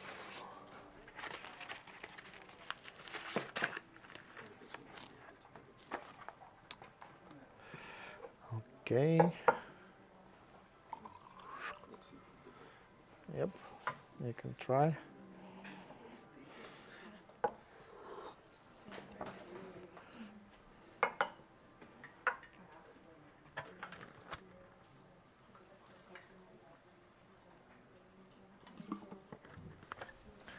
Let me write it down.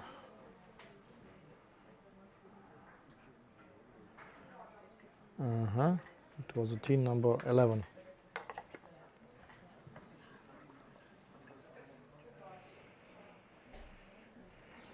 Ceylon also produced mostly in Fujian province, but also sometimes in northern of Guangdong. And this tea mostly famous because of aroma, very flowery and rich aroma. And you can see it in two types, like produced like yan cha, like tiao xin cha. It's not like a rolled one, but long leaves, roasted one. And something what we're doing now, like rolled small balls, rolled tea from most often Fujian technology.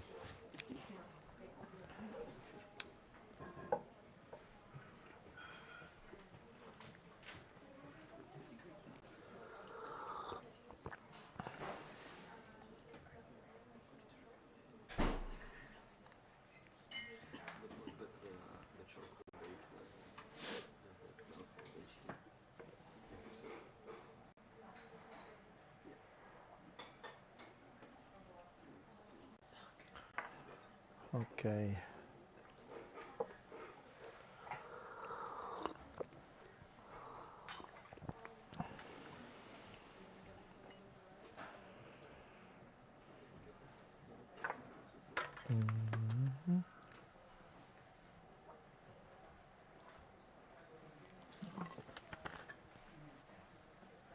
You said the name was It's Yen? I can give you actually the box. You can even make a photo. And also previous one, if you like these buds, the purple one, you can also make a photo. This we have, because many days we tried, we don't have, but this one we have. So a little bit more of oolong, and I will brew the other types because it still gives a flavor, but I have so much to share today.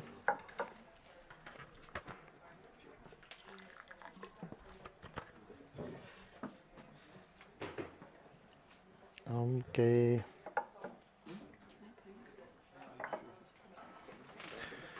So the one tea which I just remind them, we just talked to the ladies about certification, and here we have Bai Ji Guan Bai Cha, Tou Chun You Ji. This is very beautiful. So all the possible marks, like Chinese green label, European green label, USDA organic, and the Japanese organic. So it's 4 times organic. And Bai Ji Guan, actually one of the most famous. Oh yeah, there was disconnection. Yes. Give me 1 moment. 1 moment, I want to say that because it's important tea. But it will continue from the same place? I think it's still on. The sound is still there. It's just the camera. Ah, the sound is still there, okay. Let me check. Do I hear the sound? Do I hear the sound? No, I don't hear the sound. Oh. We're back. Ah, they're back, wonderful. Cool. So now we have a picture back. So the tea we drink, it's actually one of the most weird teas ever possible to do, because it's a very rare variety of rock oolong, and this variety of rock oolong is famous because it's white, kind of very white flesh. So it's really white color, all very light green, we can say sometimes. And this is white tea made from this tea, because regularly Bai Ji Guan it's oolong. It's oolong, and it's rock oolong, and it's everyone produces it as a roasted, very specific, but still oolong. But if you take this and process it as white, and how do you process it as white? You just take the tea itself and you just sun dry it, not sun dry it, it's dry it in the shade for 3 days. That's it, ready. Pick up the crops, put on a bamboo and put in the shade for 3 days, and tea is ready. So this is white Bai Ji Guan. experimental tea, which I got from my friends in Fujian recently when I went there. I also tried it only once on exhibition. I was impressed. It's quite unusual. Oh, yes.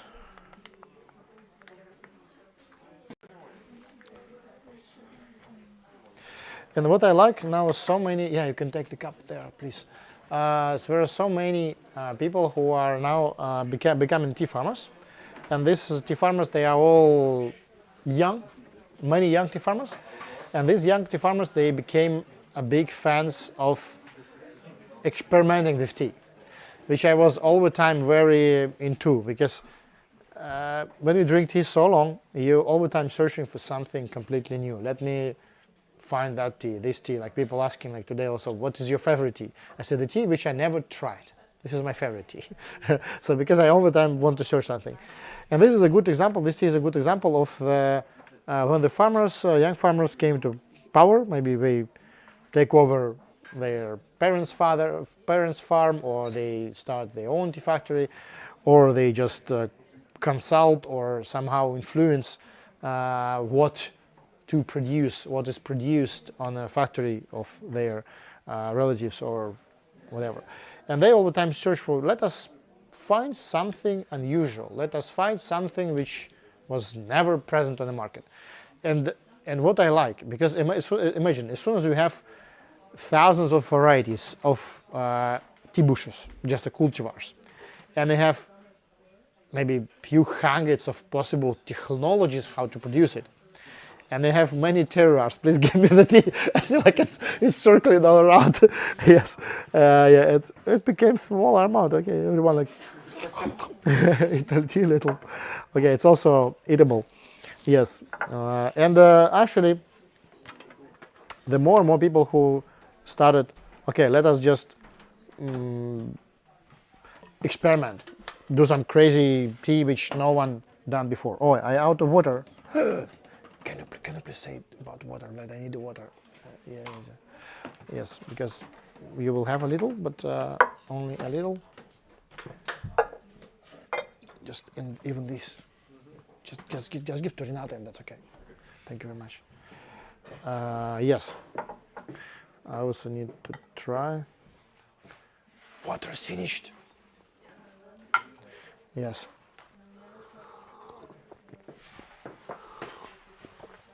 So you can try. So it's a very rare type of oolong. So by Tie Guan in general, it's white peacock. How call this on a peacock hat? This kind of thing. I don't know how it's called. It's actually guan in Chinese, but I don't know how it's in English. It's like so the cock have it on a hat. Crown, kind of its red thing, and this. And they call it white peacock, this thing, crown. Yeah, because the bush itself is green, and on the top of the bush somehow very light, almost white color flash. Yeah, so the tea itself is quite rare. But they produced not traditionally, they produced white tea out of this, not the other. Yeah. Yep. And there was a question.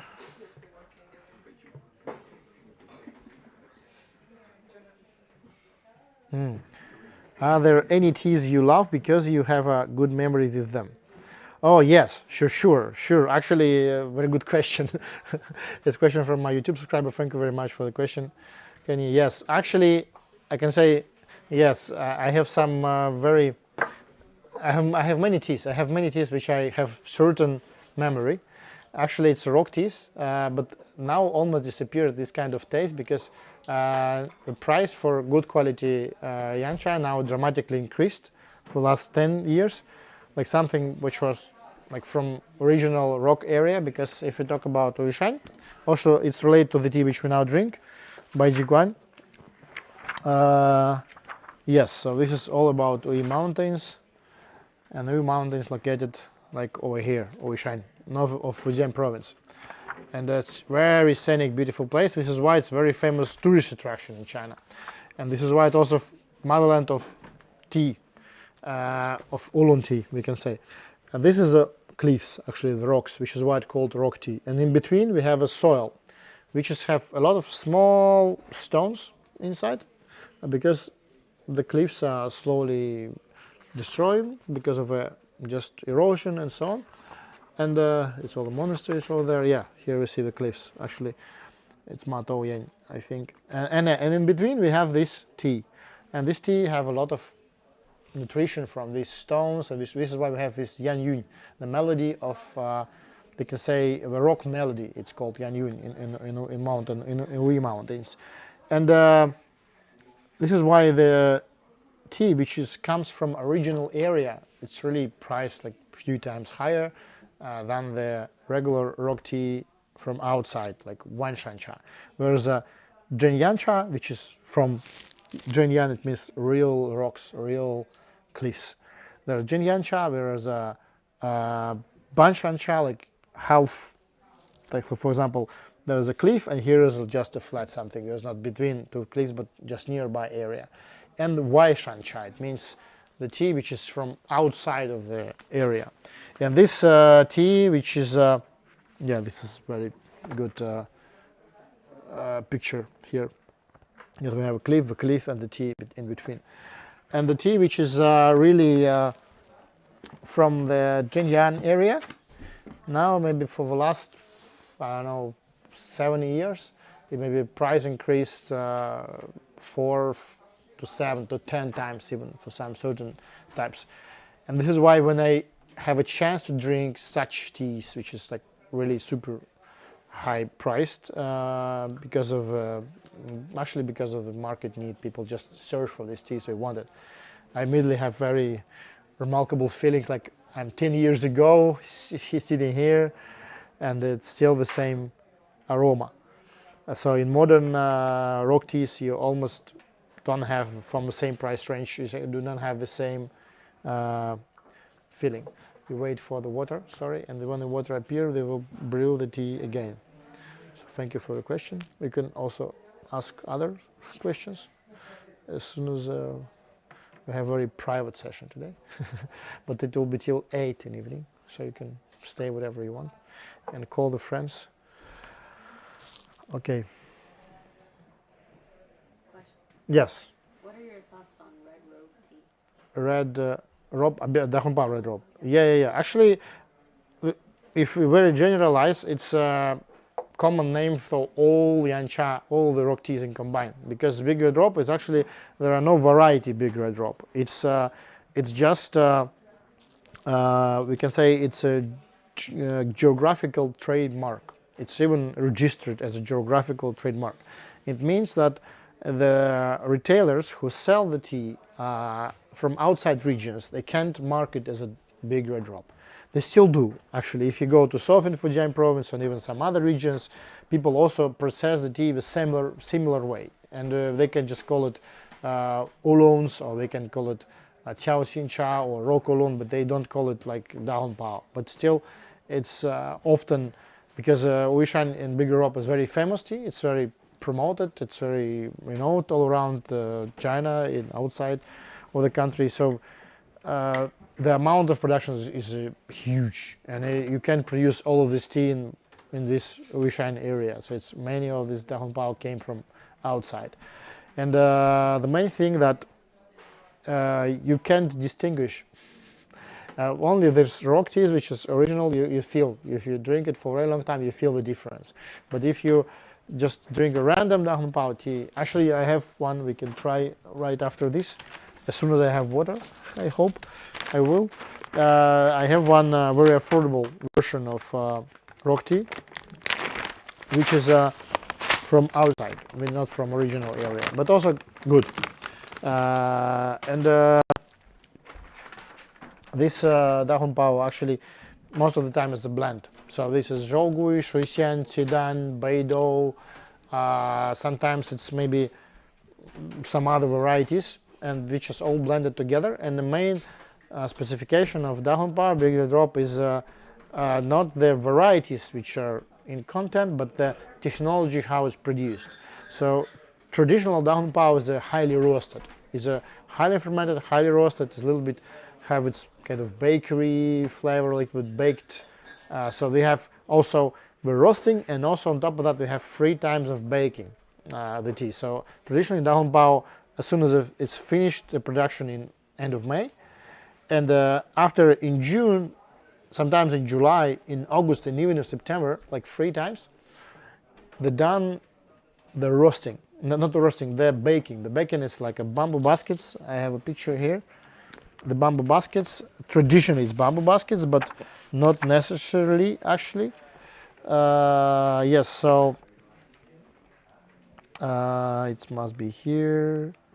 Yes. Yes. So here we have all the rock tea production, and so it's first we have a tea picking, withering, shaking, like yauqing. It can be also done manually or by machine. That's a fermenting / shaking. And after that we have roasting. It can be by hand or by machine, also both. And rolling, mostly by machine. Now almost no one do it by hand. And the proper baking. So it can be done when you have a special cement, concrete, like kind of a hole. Put there the ash, and mostly it's fruit tree ash. So you need to have certain type of fruit to have a quality ash.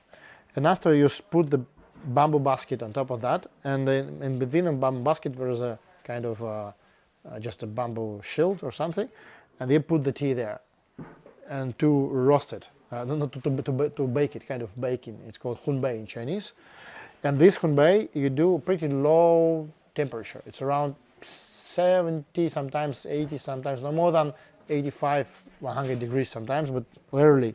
Mostly people try to make it low and longer time. Thanks a lot. So now we have water, so we can have more tea. Yes, and you can also do it by machine. So, and you do it for 3 times. And it means also, there's a term which called in Chinese Ho Wei. It means the flavor of the fire, kind of fire flavor. And this fire flavor brings us to the point like if you drink tea immediately after baking, you not necessarily like it. You feel like a little bit over roasted. This is why most of the Da Hong Pao, when you drink it, it's too roasted. It's like very strong, and it's not even pleasant often, because the commodity Da Hong Pao, because it's famous tea, you can have it almost everywhere. People have it, but it's often, very often, very undrinkable. It's not pleasant at all, because this type of baking, it consumes too much time. If you make it traditionally in 3 steps during 3 months, so you spend so much time to have a final product. It's almost no any tea you need to have such a long processing. So mostly like green tea, okay, just pick up, okay, a little bit wither, like 10 hours, roasting for 300 degrees, 10 minutes, cool it down for an hour, just roll it a little bit, final dry in rotating, like also roasted on lower degrees, like 150, 2 hours, ready, 1 day. Any other teas, Tie Guan Yin or something, like 2-3 days, pour 60 days. You need to ferment it longer. So there is a much more advanced technology to make it. So the tea, you can see how it developed. This is Bai Ji Guan white tea.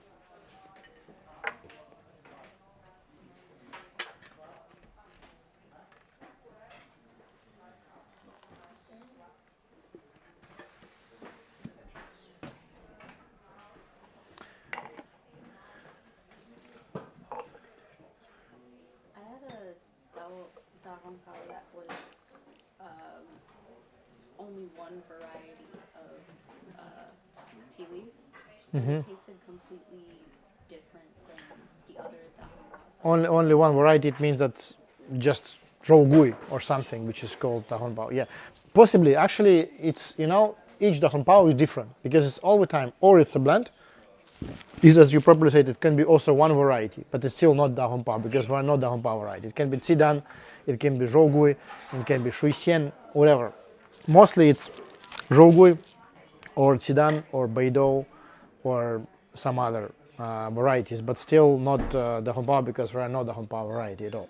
Does it change the quality at all? The main concern about quality is how, who, when produce it, how it was harvested, what type of agriculture was used. So there's so many factors. It's not about the variety, it's not about the technology, it's not about the season, it's not about anything in particular, it's all about all together. So it's all together. Yeah, so as soon as you, for example, as soon as you talking about the different varieties of tea, you can't actually say that only one factor have some dramatical meaning. All factors is important. So, and this such teas as Da Hong Pao, it's, I think the most important is the material and the technology. And the cultivars important, but much less.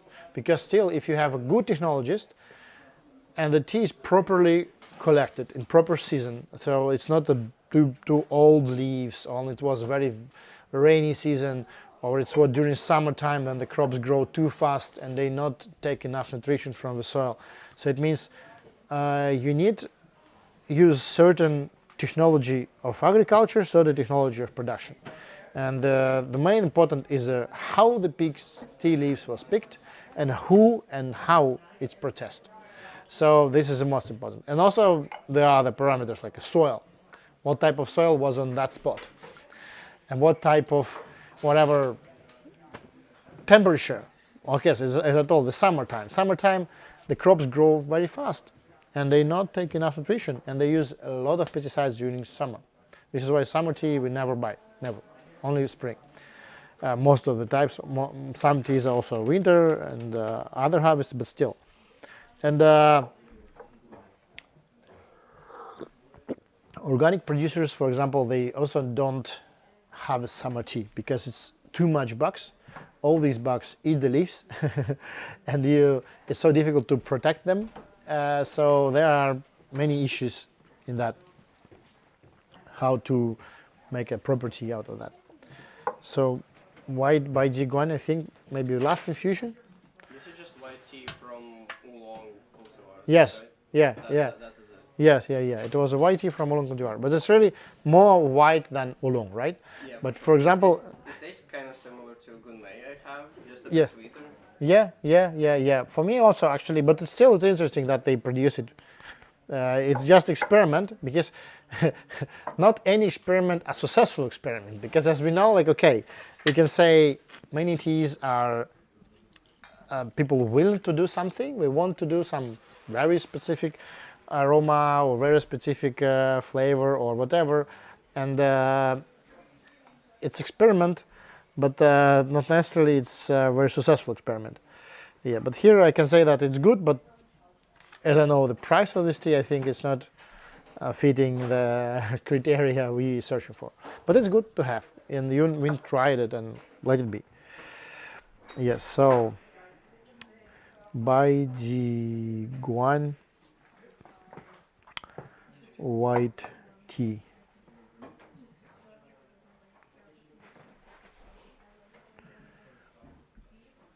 Yes, so it was tea number 12. Now we will drink tea number 13. Great. I like the scales. So let us try. As soon as we talk too much about Da Hong Pao, let us try. It's very basic one. Just let you know. And also, I never tried before. So it's just a sample. I brought from China and I brought from my friends. What if this is your favorite tea? What? What if this is your favorite tea? Maybe. Yeah, maybe. Let us try. But what I see by appearance, maybe it's not. But let us check. We can make an auction out of this tea actually. If someone like it, we can make starting price €5 for a bag. Okay. Who like it? For that bag? Yes. That's a huge bag. But it's an auction. Maybe someone give 500, I don't know. Let's see if So- it's that good. Sorry, my YouTube viewers, it's not online auction, only offline. You have a question from the chat. Yeah. Looking about post-fermented teas from Guangxi, for example, Lubao. Oh yeah, thank you very much for the question. I will tell a lot about Lubao. Actually, we can drink Lubao because I have Lubao here. And I will tell as soon as I finish with this. Thank you very much.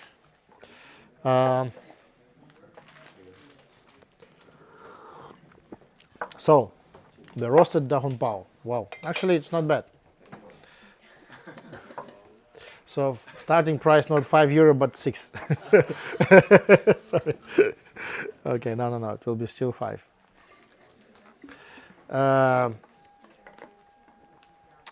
Yeah, because there are many. This one is not produced in Wishan area, so this is why it's much cheaper. Okay, you can try dahon pao.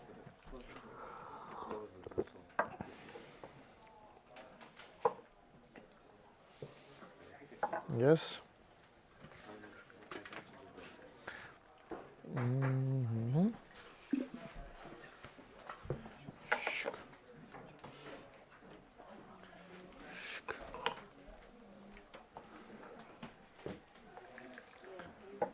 scared.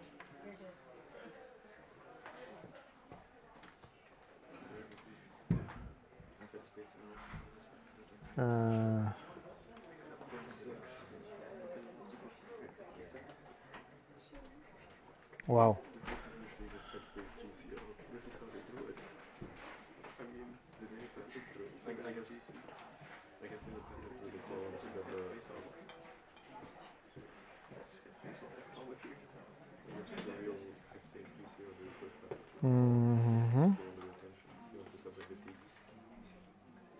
Sorry, I need to share. What do you think about this tea? The smell is smokier than I was expecting. Yeah. Smells better than you expected, or No, it smells smokier. smokier? Okay. So okay, €5, and we have a step in €5. No. Step in €5. So next step will be €10. So I don't know. It's maybe 200 grams something. Yeah, €5. Who gives more? 10, 15, 20, 25, 25, 1, 20, 30, 35, 40, 41, 45, 45, 1, 45, 2, 50, 51, 55, 55, 1, 55, 2, 55, 3. Congratulations, it's yours. First auction today finished. All of it. All of it. Yes, so it's a good price. For €55 is good price. That's a bargain. I need to make a photo for. May I make a photo? I make a photo to don't forget what is it, because maybe we will order. I should have pushed it further. Yes. Thanks a lot. Yes, you can share with the friends. Yes.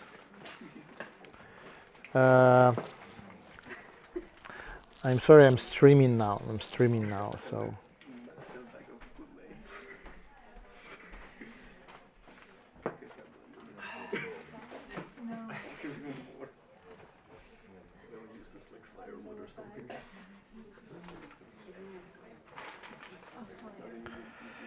Okay, so yes, one more infusion of dahon pao. We will have actually a new collection. We will have 4 new types of dahon pao, hopefully, and we can also maybe later try another one.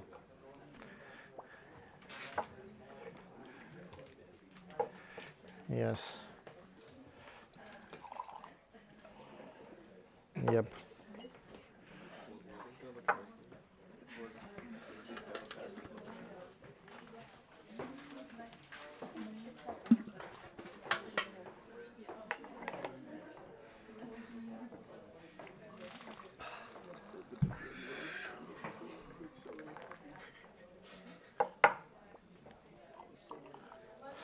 So please, welcome. And I think there's still some potential, but we brew some other tea also, because there's so many down pound.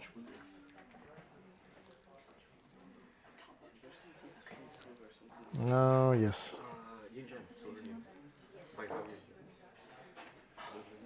Bei Tie Guan Yin aus da Pao.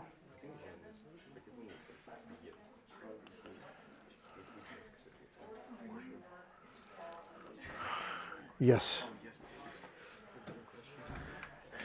So, what's more?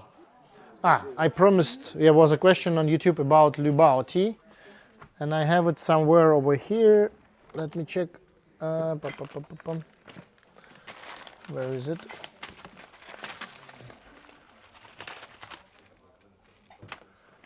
Or here, or there.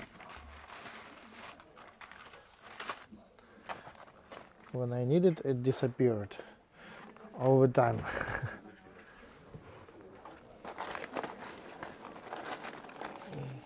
Oh, yes, I found it.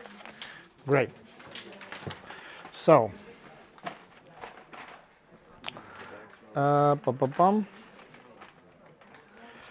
yes. So, there was a question on YouTube about Liu Bao tea. Actually, Liu Bao, it's kind of hei cha of dark tea, post-fermented tea. And also it's a little bit close to pu'er tea, pu'er, shu pu'er, actually. We hopefully will drink one of the Liu Bao tea now. Yeah, so it's very intense. I can say I'm not very big fan of it, but I drink from time to time, because especially the aged versions. This one is from 2021.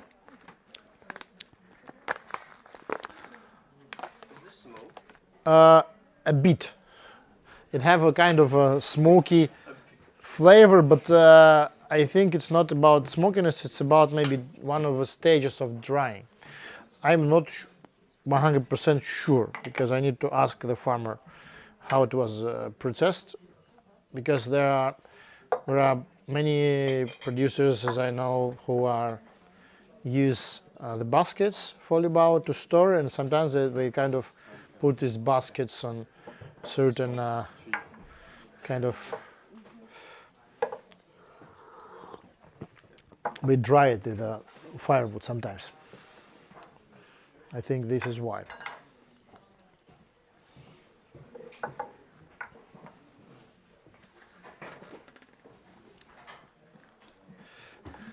For those who like, who are smokers, or for those who like also, with certain, how to say, we know Lapsang Souchong tea or Yanxun Xiaozhong, the smoky tea from Tummo Guan.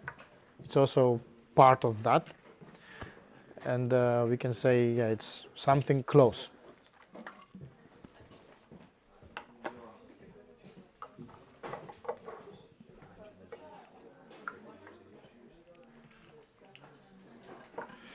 Yes, please. But the technology, I think this is the closest to shu pu'er. Closest to shu pu'er. Yes. Yeah, копченый шу.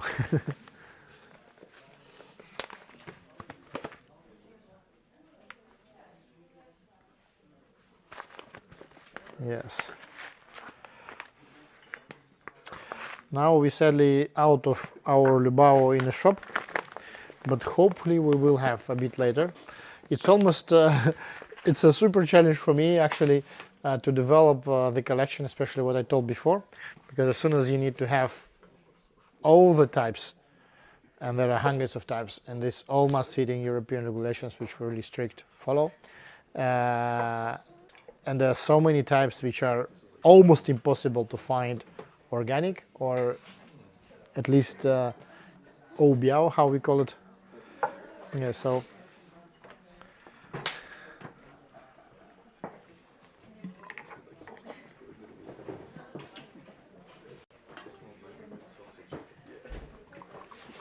unusual, right?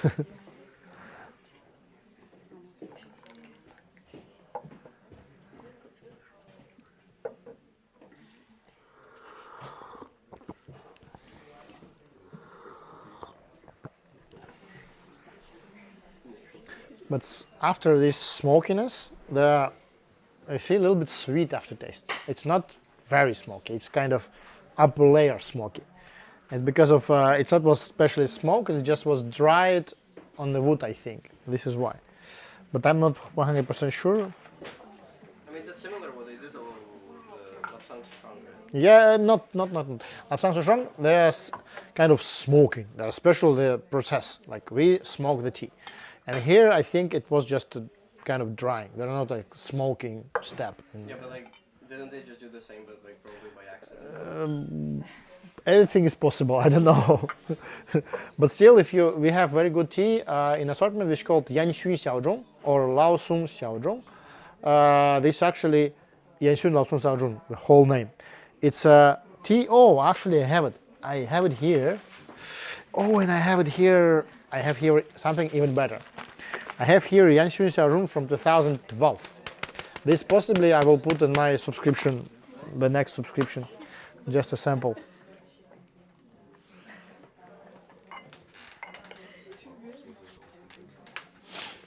Yes.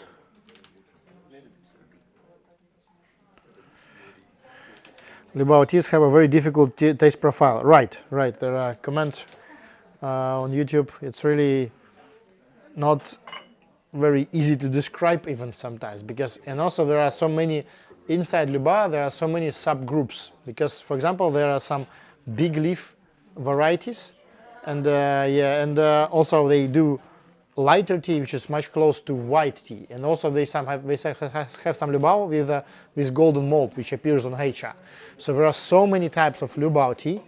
I was in Libao village actually in Guangxi province, and firstly when I asked Libao, they had these bricks for 500 grams, which is for me looks like shomei, which is white tea we tried, and I was like, whoa, it's Libao? No, it's Libao, and they actually process it also similar to green tea something, completely opposite taste of what we drink now. And later we say like in Wuzhou City, which is this technology tea came from, they say in Wuzhou City we have a different technology for Libao. So there are so many teas which are called Libao and it's like a general subcategory. It's like we can say Heicha, whereas a Heicha which is green, we have Heicha which is dark as hell. And the same with pu'er. We have shen pu'er, we have shu pu'er, we have white buds pu'er, we have purple pu'er, we have whatever pu'er. And so this is a kind of category inside a category itself. So this is why Libao is so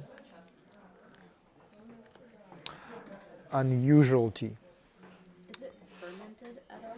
Fermented. It's very fermented. It's even how we can say, some people call it post-fermentation. So kind of, so there are, for example, if we talk about regular black teas or red teas, how we call it in Chinese,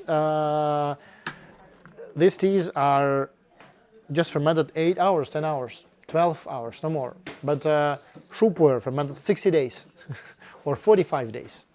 So it means they have absolutely one different profile of everything. Flavor, taste, appearance of the tea. And right after fermenting, if you took the pile of the tea, it's even unpleasant, like something like molded feeling. Because what is it? It's something. But if we go deeper into researching about fermented products in general, if you go to, for example, like kombucha or like cabbage, kimchi, like in Korean fermented food, Japanese fermented food, there are so many foods. Even tea, also as a leaves, was fermented as a fresh leaves, like cabbage. In Thailand, there's a myang tea. In Cambodia, also in Burma, also they have fermented tea tree leaves, and these tea tree leaves are actually have also wonderful taste, but it's just a food. They use it in salads. So there are many other options how to use tea leaves. So fermentation is also a very special process. So I want to show you how the soup were produced. So in this case, you can see how so here it is. One of my favorite pages in the book. Here are the big piles of shenpuer, which is watering, fully covered with water. And you can see that they just really spray the water a lot, big amount. And after they cover with some plastic material, and you control the fermentation. I have on YouTube, I have a whole video, just one of the last videos on YouTube. We were describing this technology, and it's very close to Lubao technology. But also I have video about Lubao on YouTube, you can also watch it. There are a lot of some specifications in technology. And you need to have around 50 degrees to develop proper state of fermentation, to not make it higher, to not burn the tea, and to not mold it also. So you need to supply a certain level of temperature and humidity and so on. So it's not easy in general.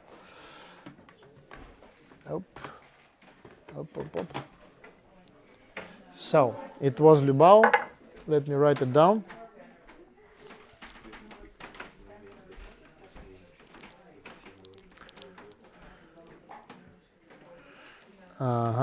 Let me check.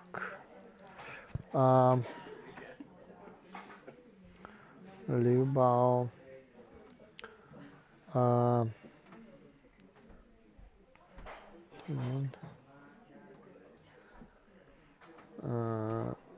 Ripe tea. Yes, it was a tea number 14. There was a question on YouTube. Do we have something similar to Menhai from 2013 Shoopware? I have something like that in my subscription. So because I have like a lot of Shoopware which I put in subscription, and as you know, I do monthly subscriptions for 180 euro. You can have 15 types of tea up to 400 grams. You can also share it, and it's also each month is something very specific. And mostly it's some premium tea from my collection, a lot of pours actually. And each month you can actually, you can look the last video on my YouTube where I just described the subscription content. Now it's already finished for this month, but for the next month it's still possible to apply.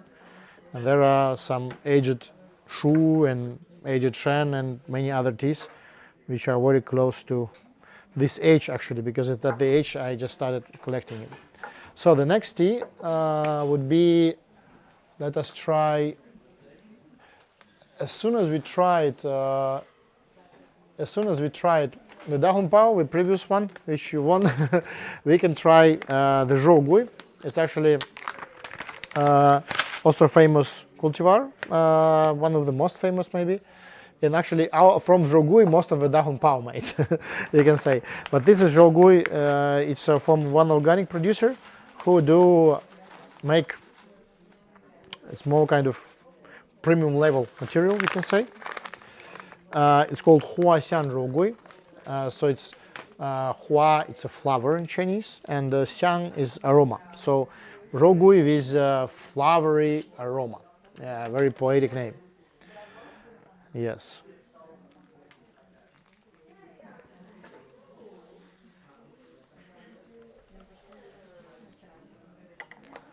Tick, tick, tick, tick. Yep. Yeah, thank you very much, Kenny, for the questions. Yes, with subscription, actually, I try to do the same. I try to share the teas, which we have very small amount, but I need to somehow spread it. And some of the teas I have like, 200 grams. I don't want to place it in a shop, but I still need to share it somehow. So some teas are really interesting, and I try to put on subscription only the teas which I really love myself. So it's not random. And also my blends. Actually, my most favorite discovery is to do blending the certain teas with teas, not with flowers or some artisanal artificial flavoring, but just take the tea and define the tea which is fitting with the taste profile to that tea. What I just described with the Shenpuer and Dansun Olons. almost all the time they very good fit in each other. The same with red tea and shu pu'er actually, and some other favorite blends. Yeah, you can try this. This is just for compassion, because if you like Dahun Pao, you can check what's the level of development of taste and flavor in rock teas. This is not the top of the top, but still it's very good. Yes. What did you say the name was? This is called Huaxian Rougui. This we will have. This we will have in assortment in January, also January, February something. Huaxian, it means flowery aroma. Rougui means actually how it's called, cinnamon, I think. Yeah, cinnamon, Rougui, you know, because I forgot how it's translated to English.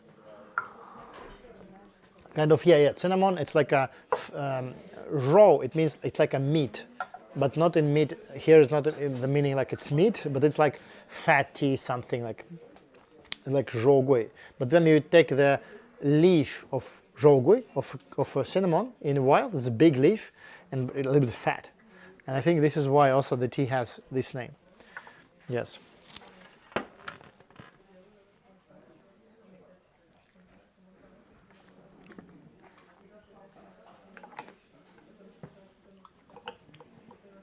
How do you write this tea? Raw, like R-R-O-U. It's raw actually written, but because in Chinese there are no sound like R.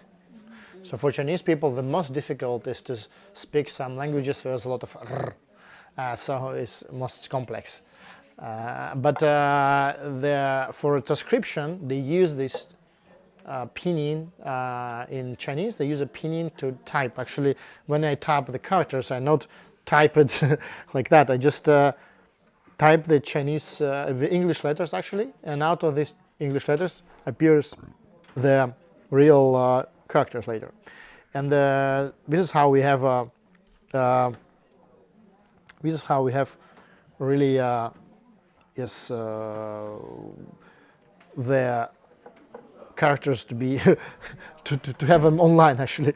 And they use this R symbol to present some certain characters like zhou, it's like R, but the sound is zh. Z.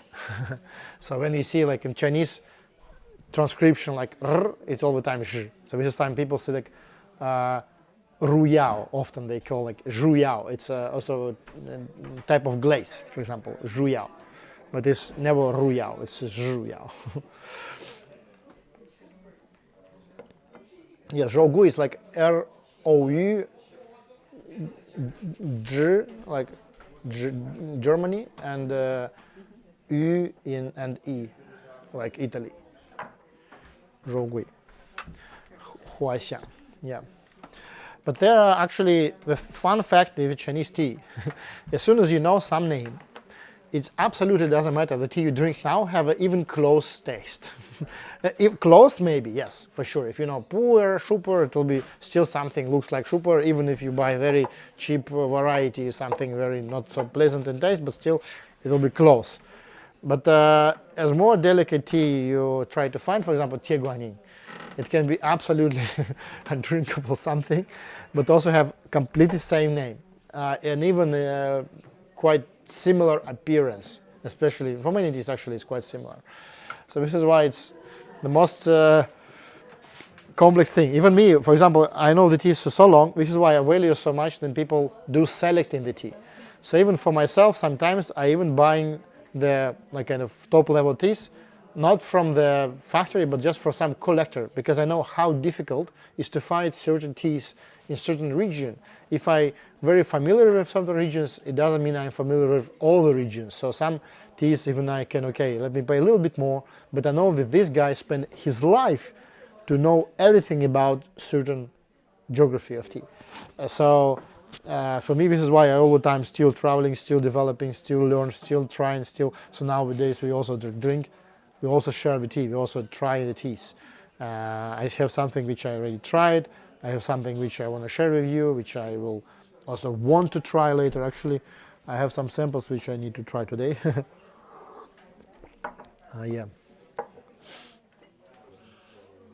they say it's more advanced than the previous one, but that one was a little bit more roasted.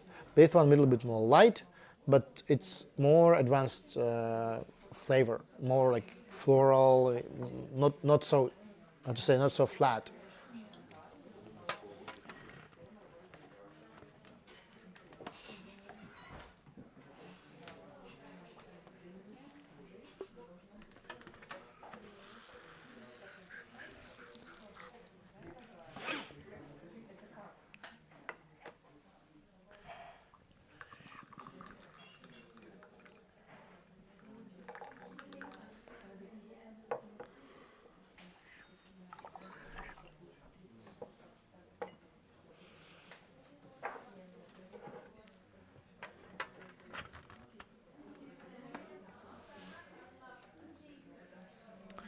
So maybe it will be last brewing of this one, and we can brew something else.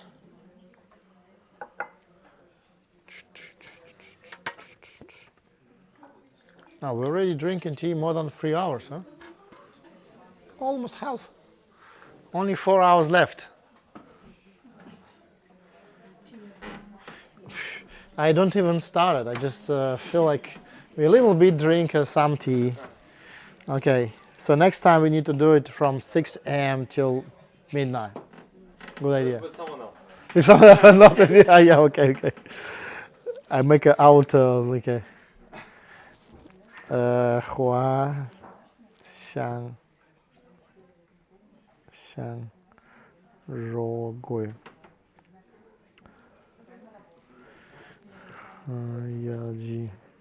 Yes, so this was tea number. This was tea number 15 for today, and let us drink something else. What's more? Oh yeah, I have very special tea.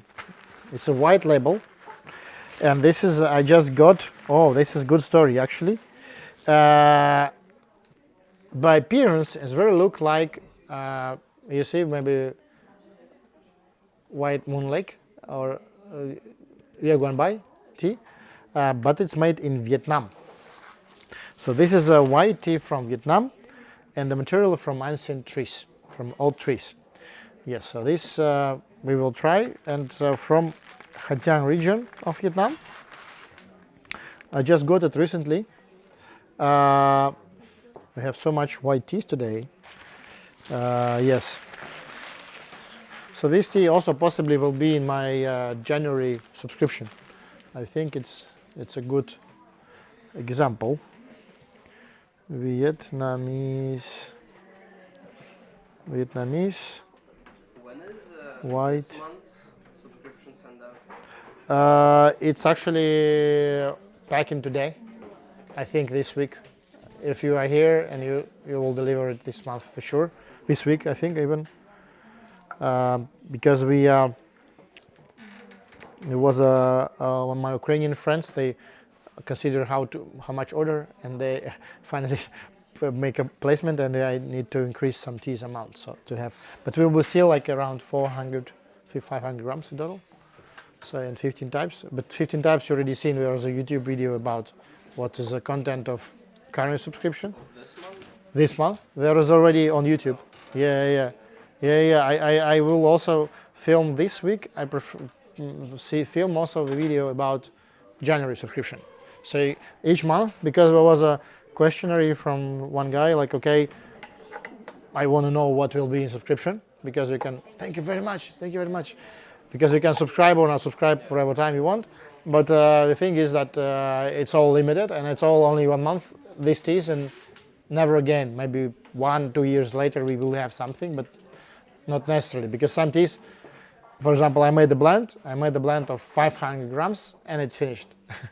And after we don't have it, but mostly like, okay, I have like 100 gram of this Shen, 100 gram of this Danson oolong, one good, and I tried, but oh, I like it, and if I like it, I just maybe add something on top and then have a blend for subscription. So I try to make also it's interesting, also not like just regular teas, but each time I spend a significant amount of time just for this. But because for me, it's also not only financial motivation; it's also kind of fun for myself because I blending the tea. I will then make experiments, and I have not enough time to share it. So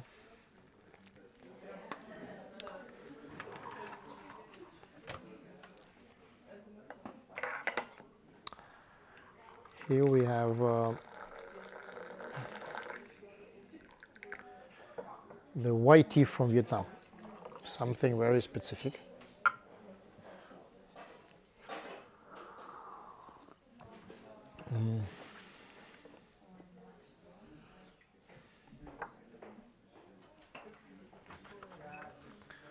I think we can have a small lunch break for 5 minutes or something.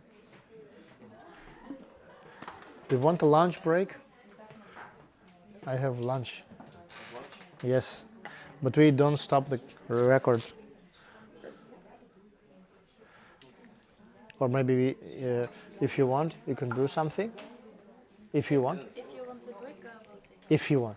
If you don't, I will just leave it for 5 minutes. No, I will take Yeah? Okay, cool. I will give you, in this case, you can take whatever tea you want. Because it will be random. So Chantal is our very good tea friend from Utrecht. And she will take over this place for a second because I need to have a very short lunch break.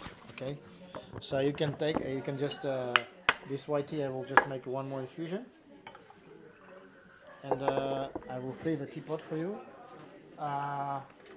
Or I can give you. Oh yes, to be sure, this is all 20 years plus aged shams. So you can choose whatever you like from the description, because this is good stuff. So don't waste your time for just regular tea. Let it be something very specific. Thank you very much. So we have random appearance. So this is still white tea from Vietnam, and we let it go. And I wash it.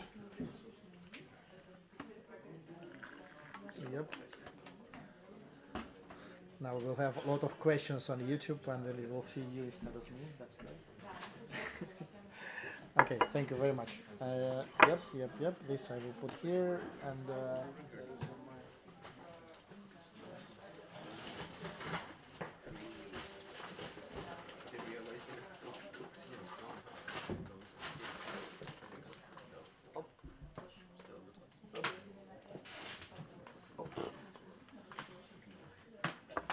okay. Что, салат хочешь?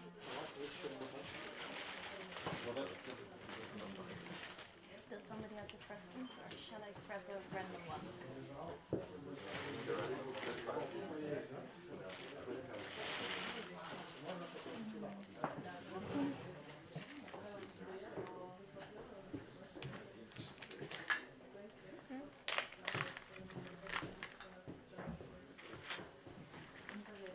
The mic is on the plate, so I'll let you smell from the there.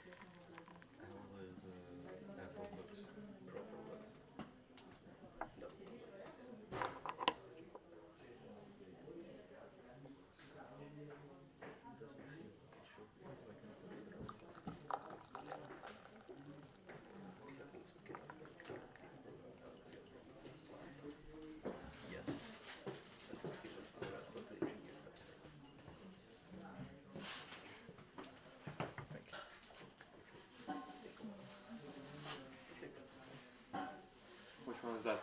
I think we choose something from 97 and the rest I can't read. 97. Sounds. That's still the white one. That's Okay. the new one. Ah, I see. Sounds expensive.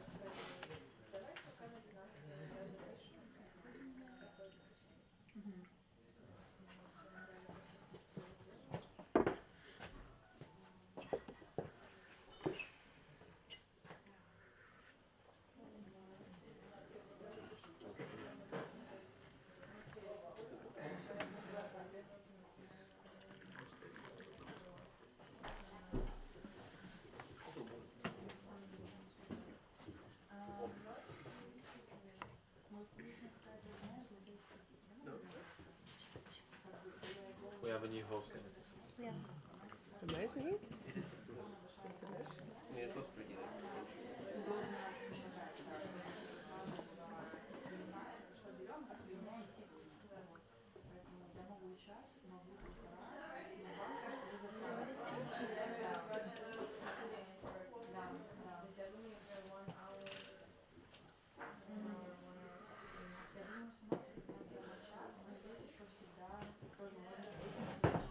Can you pour me a bit of the hot water that you use for this? You can also just grab a glass of water. No, I want to try the hot water.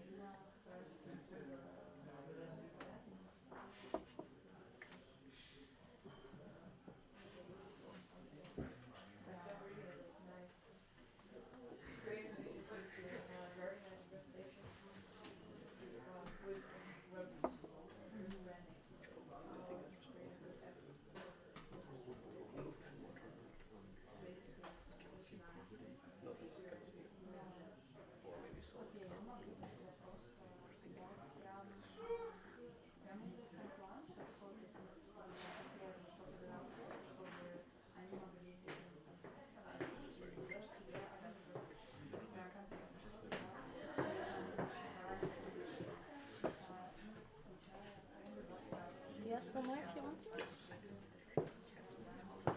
Without going over the mic? In case I'm spilling. Okay. Thank you very much. That's the 97 one. Yes, still the same. Good. Has a fishy taste, smell though, but it's good. The taste not really.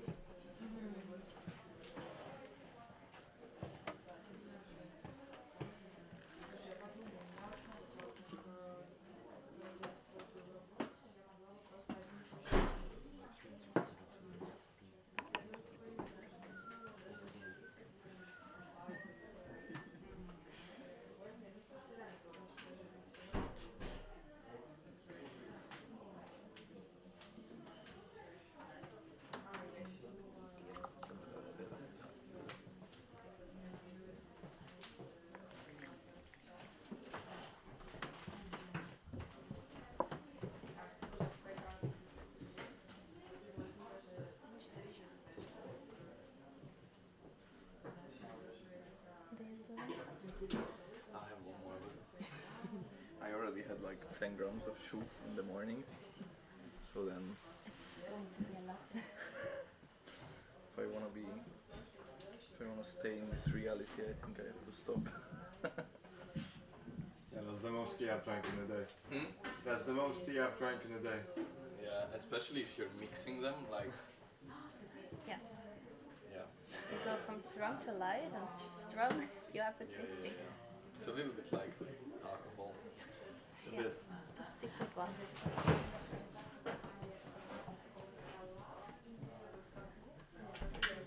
Maybe some Gaba now to balance it out.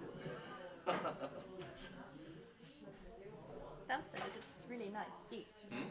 Downside is the tea is quite nice. Harder to stop.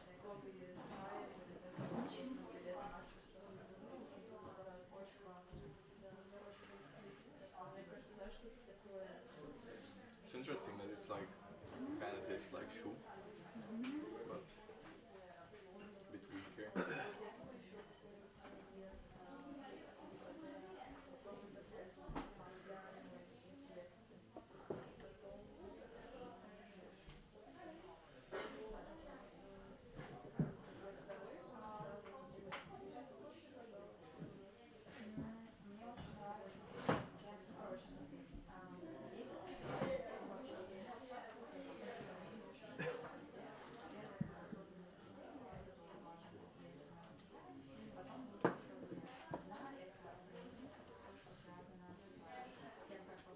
They also want one of them. Thank you, I'm fine.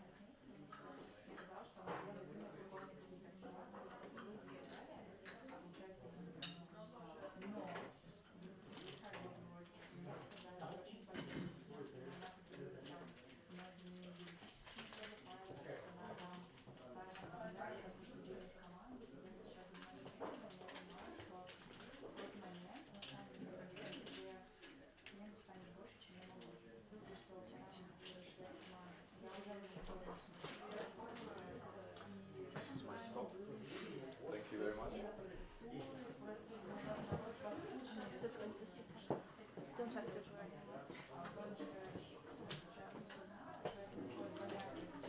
Still have to tea if you want to.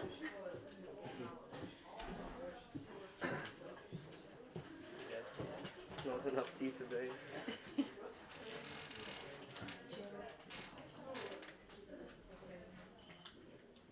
Not that bad. Only like 50. No, the record is like 20, 21. Yeah. But I guess we only. Yeah, but we usually start around 4 and now it's like 4:30. Oh, that is. Oh. Oh no. I mean, you were also last time, it was also 20 teas. 20 teas in 4 hours. Yeah, something like that.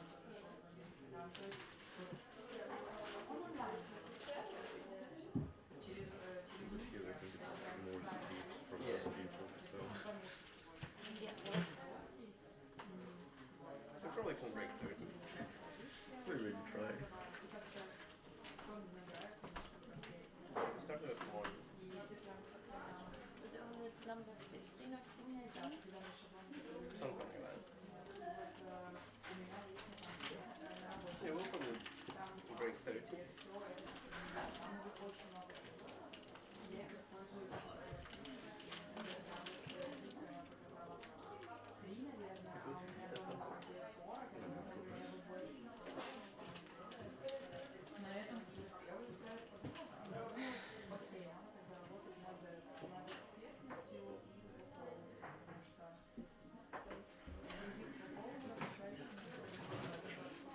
Private tea session. I think people can pull up a thing online.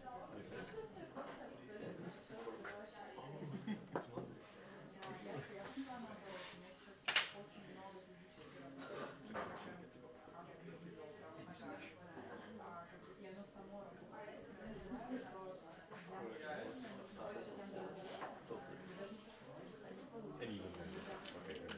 Half an hour in there probably. I don't know.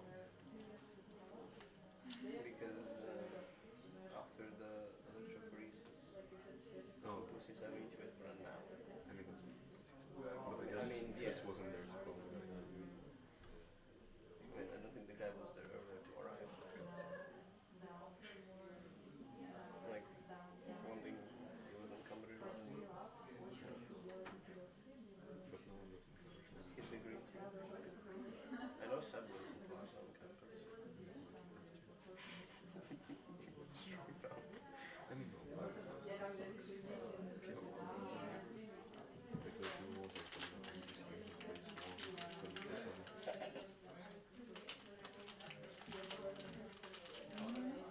Is that cool? I guess a cool ambience. Dishes were very fun actually. Cool also, he never played this song on his speakers because his neighbor was of Nigerian descent, according to his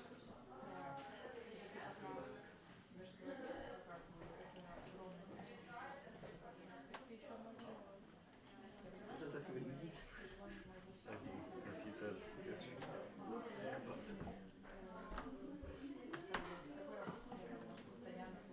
I mean, I am thinking about it, we shouldn't get to it.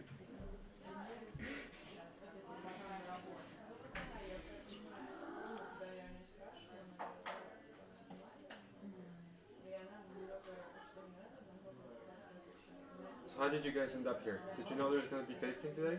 Yes. Okay, I see. Because Sergey told me he didn't post it anywhere. No, I saw it on Moychay Instagram. Yeah, it was Oh, on yeah. Instagram, Okay, at least a few days ago. that's what he told me this morning. Maybe not on his own, but on the one from this location it was. Okay, I see. Are you regulars? Or friends of someone here, or... Just regular. Yeah. Yeah, I guess you can say that. We usually come for the tea tastings he organizes.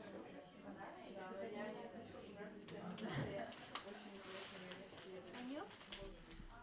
I work here. No. At first, it was my girlfriend who found out this place.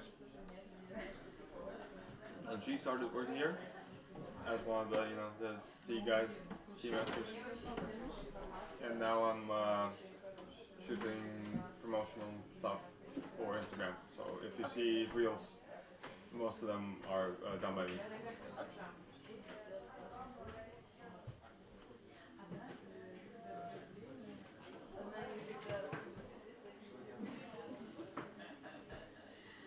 want some? I don't know. You know, I am so sleep deprived that I don't feel any effect really. I just, you know, I drank so much tea today. I just feel fine. You know, I just feel baseline normal. I wonder what would have been if I didn't.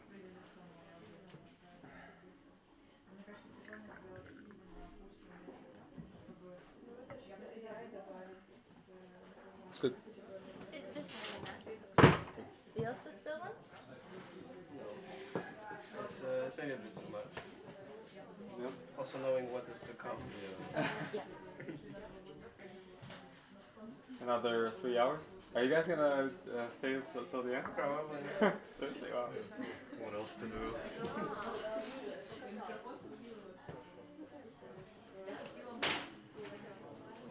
say this is like some almost fallacy, but this is free. Actually, well, that's a big act of generosity, to be honest. That's a lot of really unique tea. Just, you know, for fun. Do you guys want some HD? Yes. Do you want some HD? Continue brewing.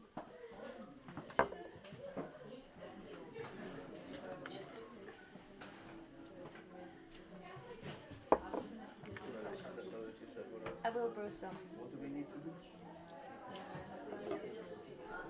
We need to prepare for the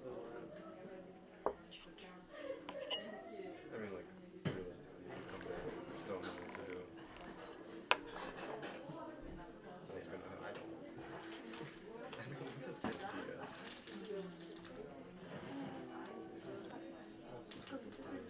There's somewhere some else. SDS page, I don't know what SDS page is. Like, I don't, does this make sense? Oh, safety data.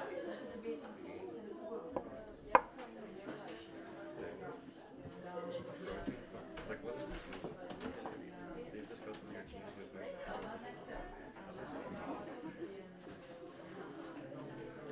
Okay. There he is. Back again. Thanks a lot. Daddy's back. Thanks a lot. What you drank? This one? I could only read the year. Ah, That's why yes, my okay. information ends. Yeah, this is actually Tie Yin. It's like purple stamp of 1997. So it's purple stamp. It's Shen Puer from it must be Shen. Or it's Shu by taste. Let me try. It's like shoe. Feels like Shu. I Let mean, me yeah, try. but it's 97. I think it's shiny. Let me check. But it does taste like closer to shoe than aged cherry. Like, it doesn't It's have true. It's true for sure. It's true. Even if it's old, because sometimes the old. Yes. Does it not say?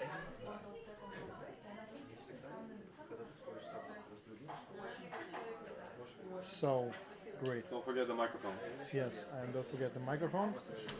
And I check the chat. Yes, so we back live. There was a delay, I think, in a minute, around a minute, maybe longer. There was a choice. I chose the low. Yeah, Yeah, I don't know why it's so long. but it's okay because maybe I think it's a connection quite slow. Maybe. So let it be like that. Yeah, I think it's at least 30 seconds, maybe a minute. Yes, let it be. Anyway. Yes, thank you very much, Chandal, for brewing the tea. So now I think it's already gone, or it's still. It's also, there was, everybody had enough tea. Yeah, I have enough of this. Okay, let us go. You tried this one or already? If you want a little bit more. That's still the white one. Still the white one. You can try white Vietnamese one. It's a different one. It was the one which was before. It's so.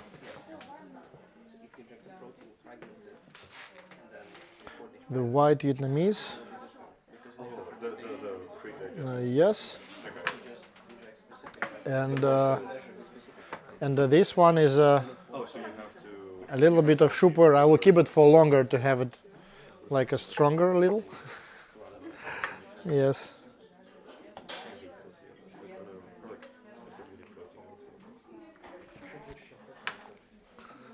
Okay. So I write it down. 97.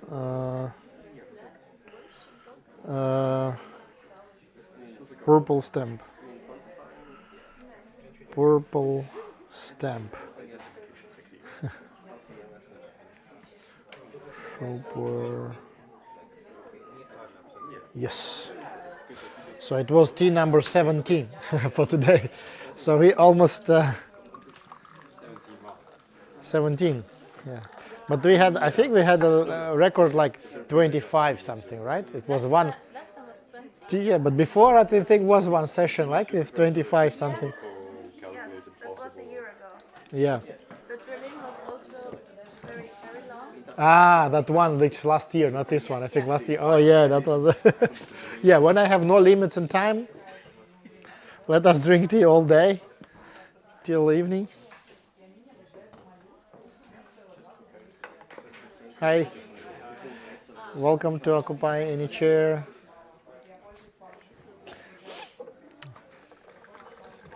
You can have a cups, yeah, there. Yeah. You can take a cup and take a sit, and the tea will arrive. So, if you guys want more of a shoe, or we got, it's enough. Okay. So it's good that you have two teas, which is Vietnamese white, and this is shoe pour from 97. You can take both to try because everyone already here full of it. So we go to the next tea. Yes. Yeah, Pukachi. Ba-bam.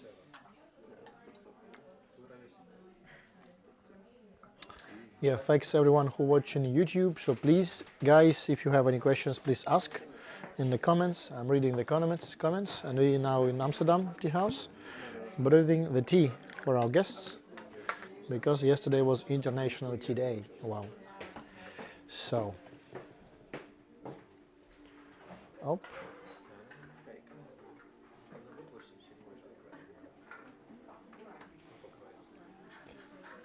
87 ждем. We're waiting for a tea from 87, not from 97. Okay, sorry, I will check. Maybe I have from 90. Do I have? No, I don't have from 80s. I think we drink it all. No. We have even older, but let me check. Maybe not here, because I have a lot of old teas. But this one just a cake on a shelf in some shop in Taiwan, actually. So, but before I think they had some significant, we can say, storage, special storage, because actually for aged tea you need to have, preferably if it's very high humidity, you need to have dehumidifiers in the room. You need to control the humidity, ventilation. So it's preferably to have, but not necessarily all aged tea have it. So sometimes we have just sealed bag, but actually for puer it's more important. But for example, if it's like that, whatever, it's closed. If it's sealed, it means humidity not affect what's inside, and only temperature. So don't put it on just on the direct sunlight. It will be enough to store it this way. I didn't know that it may stay longer than for 2 years. Yeah. Oh, for during this time, it's no matter what, you can just, if you want more, you can just refill, because to don't waste the tea, because I will flush it. This is from 97, the Super from 97. And the next tea, actually, it's Yanxun Xiaozhong. It's yes, it's really sounds super Chinese because it's Chinese. Yeah, so this is smoked. I will call it Yanxun Xiaozhong because I write it down. So it's from 2012. So it's already 12 years aged. It's from Tunmug wine. And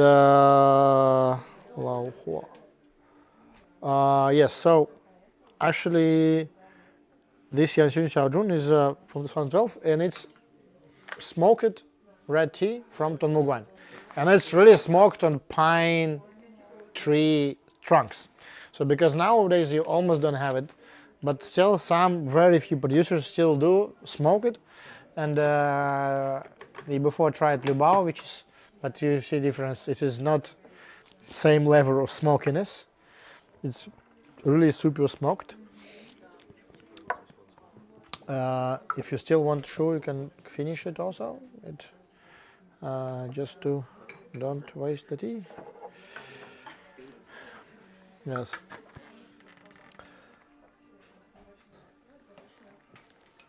Yeah, so this is smoked with the real pine trees. Pine tree trunks. Yes. So you put the pine tree trunks, put in a special like first like ground level of a special house, make it for smoking. And later they make a smoke out of it, and you just have a tea on up on that, and this is how. So let me brew more. We have also in the shop tea Yanxun Xiaozhong. It's not from 2012, but it's also very good. It's from last year. Very close color taste profile. And we next year in January we also have similar tea. I'm a big fan of smoked teas, so that's the cool one. Yes. Is it just a trend, or it's a really? Yeah. What? I mean, this Yeah. kind of smoked Yeah, tea yeah. isn't just a like trend in taste. No. It's actually quite old. It's already a few hundred years history, and nowadays I can say that not so many people like this taste, and because it's not very promoted, especially in mainland China. We like more, we can say, more floral, like grassy, like green teas, lighter oolongs. Even inside oolong subcategory, so many people before like was fond of oolongs which are roasted, like dark, and now less and less people like it because people want more like Tie Guan Yin or something lighter Dansung. They're big fans of that tea, and now we just see that how it changed.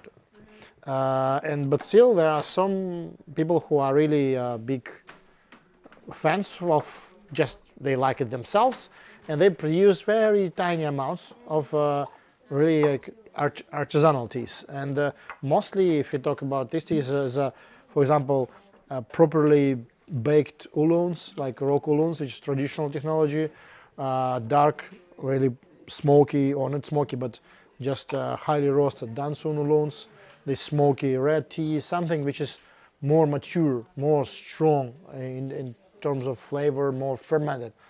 And mostly these teas are still popular in China, but not so much, much less than the lighter ones, because yes, the older generation, as soon as you ask for something like that, like old, bold, like something roasted oolong, some people say, oh yeah, you like from older generation. I say, no, I'm much younger, but I just was trained by the guys who are the fans of such certain strong teas.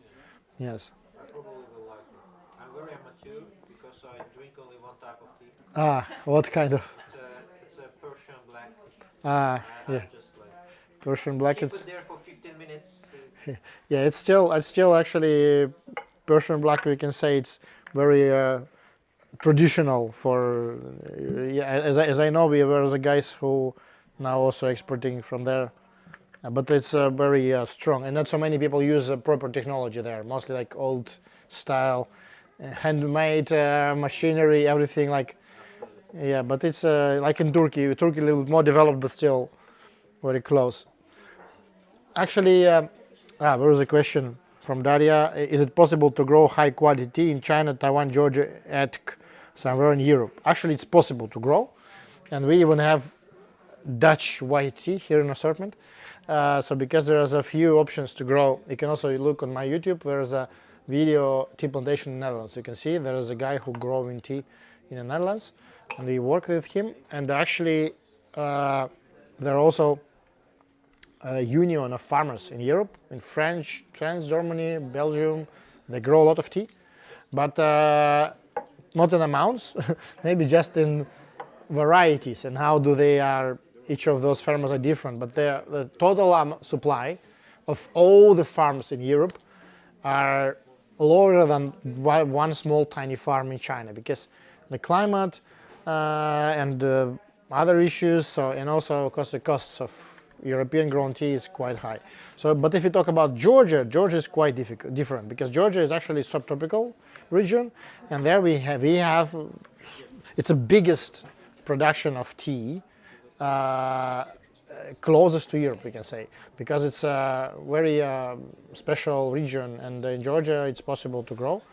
And the main thing is not the quality of tea, was a question. Like the quality is about production mostly, not about the crops itself. As soon as you have good climate and the tea bushes survived, and they feel good, and the soil is good, and it's open soil, and they have enough nutrition.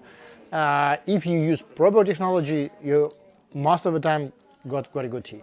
But soil is also important. For example, like what I explained in Oishan, like we have also like certain minerals in the soil, and it means these minerals affect the flavor, and you have something different in terms of how it develops. But still, the technology and the material and collecting the tea is more important than the geography itself in general. Because as soon as because tea plant needs certain soils to grow. It must be kind of acidic, and there are certain requirements for the soil. And if this soil is feeding the tea, it means that if you grow properly, if you crop properly, if your climate is okay, and if you use proper technology, the tea will be good. So that's because, yeah, it's interesting that people who, for example, in India, we use for centuries, they use a technology which is absolutely far from good production, like CTC tea or something like very primitive old machinery. And nowadays, more and more advanced machinery came on, like Japanese, Chinese, whatever, and modern new developments. And tea became like, wow, something is really interesting to drink. So this is how it's all changed, and it's mostly because of technology. The same with Georgia. Like Georgian tea, during Soviet times, it was synonym for something undrinkable. It even was on a name like not a tea, but tea product, like a Georgian tea product. And in a port there was a imports of this tea from India, from Sri Lanka, which was also poor quality, but comparable to with Georgian tea product, it was good tea. So they blended together, and in Soviet times we had like this tea which was kind of drinkable, but still the Georgian was like the worst quality. Why? Because the crop was like that, crops with a stem like this, like trees. The rosazat was not the leaves, but the sticks actually, mostly the wood. Yes, and this was blended to the almost dust, kind of like CTC like product, and blend or a very small leaf or something also. And they only care during that time was about amounts of production, not about the quality, not about the taste, not about everything. But everything changed like after the 90s. Firstly was tea industry in Georgia was really down, but later on, like we're maybe now around 30, 40 producers, small like we also do, who have quite good tea, just because we use proper technology, mostly Chinese technology actually. Azerbaijan and Iran also do the same. Yes. I also seen one producer from Iran, on northern Iran, we also use more Chinese technology, but they also, even machines, they make themselves. So, but using the Chinese, how to say, technology, how to produce. Yeah, so it's still, there are, so many things is not about geography. It's as soon as you have, so there are many competition, there is about the cost of labor. If you talk about the geography, for example, if you go to Kenya, or if you go to Malawi, or we go to China, or we go to Japan, or we go to Taiwan, or we go to Indonesia, or we go to Argentina, all these countries produce a lot of tea. But the only difference is what technology they use, what kind of cultivars they have, what kind of soil do they have, and the main thing, what kind of labor price they have, and technology is advanced or not. Because you can produce, in Argentina when I was to Abera, mostly it's a place of producing yerba mate, mostly yerba mate producers are there, and Misiones, North Argentina, and there are also big production of tea, but mostly it's CDC, just a broken leaf, like for tea bags. And I truly believe, because I see how fertile soil is there in Argentina, it's great, soil is great, I see how the bushes are great, and they mostly, if they stop produce this CTC, just put a part of plantation and to do something like artisanal, I for sure think they will succeed. But I don't see, but I didn't see yet, but I think it will change. And what are the main parameters of quality? So when we talk about quality, it is about what quality of soil? It's in general about, if you talk about tea in general, so there are main parameters. Sure, it's two parameters. It's technology and material. It's a two. It's the most important. All the rest, much more minor issues. So they are important, but they are not critical. For example, we can say that the parameters like, okay, how much, how long you ferment something. It's much more important than which actually season you harvest. For example, if you with a wrong technology, you can spoil the tea. For example, there's a raining, and we know like during raining, it's not a perfect time for tea harvesting. But if you use wrong technology, it's much worse. So there are some parameters which are critical, crucial, and which is not crucial at all, or also important, but it's not comparable even close to the material. So for example, if you talk about, let me brew the next tea. Let us have, oh yeah, this is a very good one. This is a flowery aroma black tea, which is one of the, we will also have it in January. This is new organic producer from Fujian. Let me write it down. So for my YouTube viewers, thank you, Daria, for a question, and if you have more questions, please welcome. I will answer. So now we drink Yoji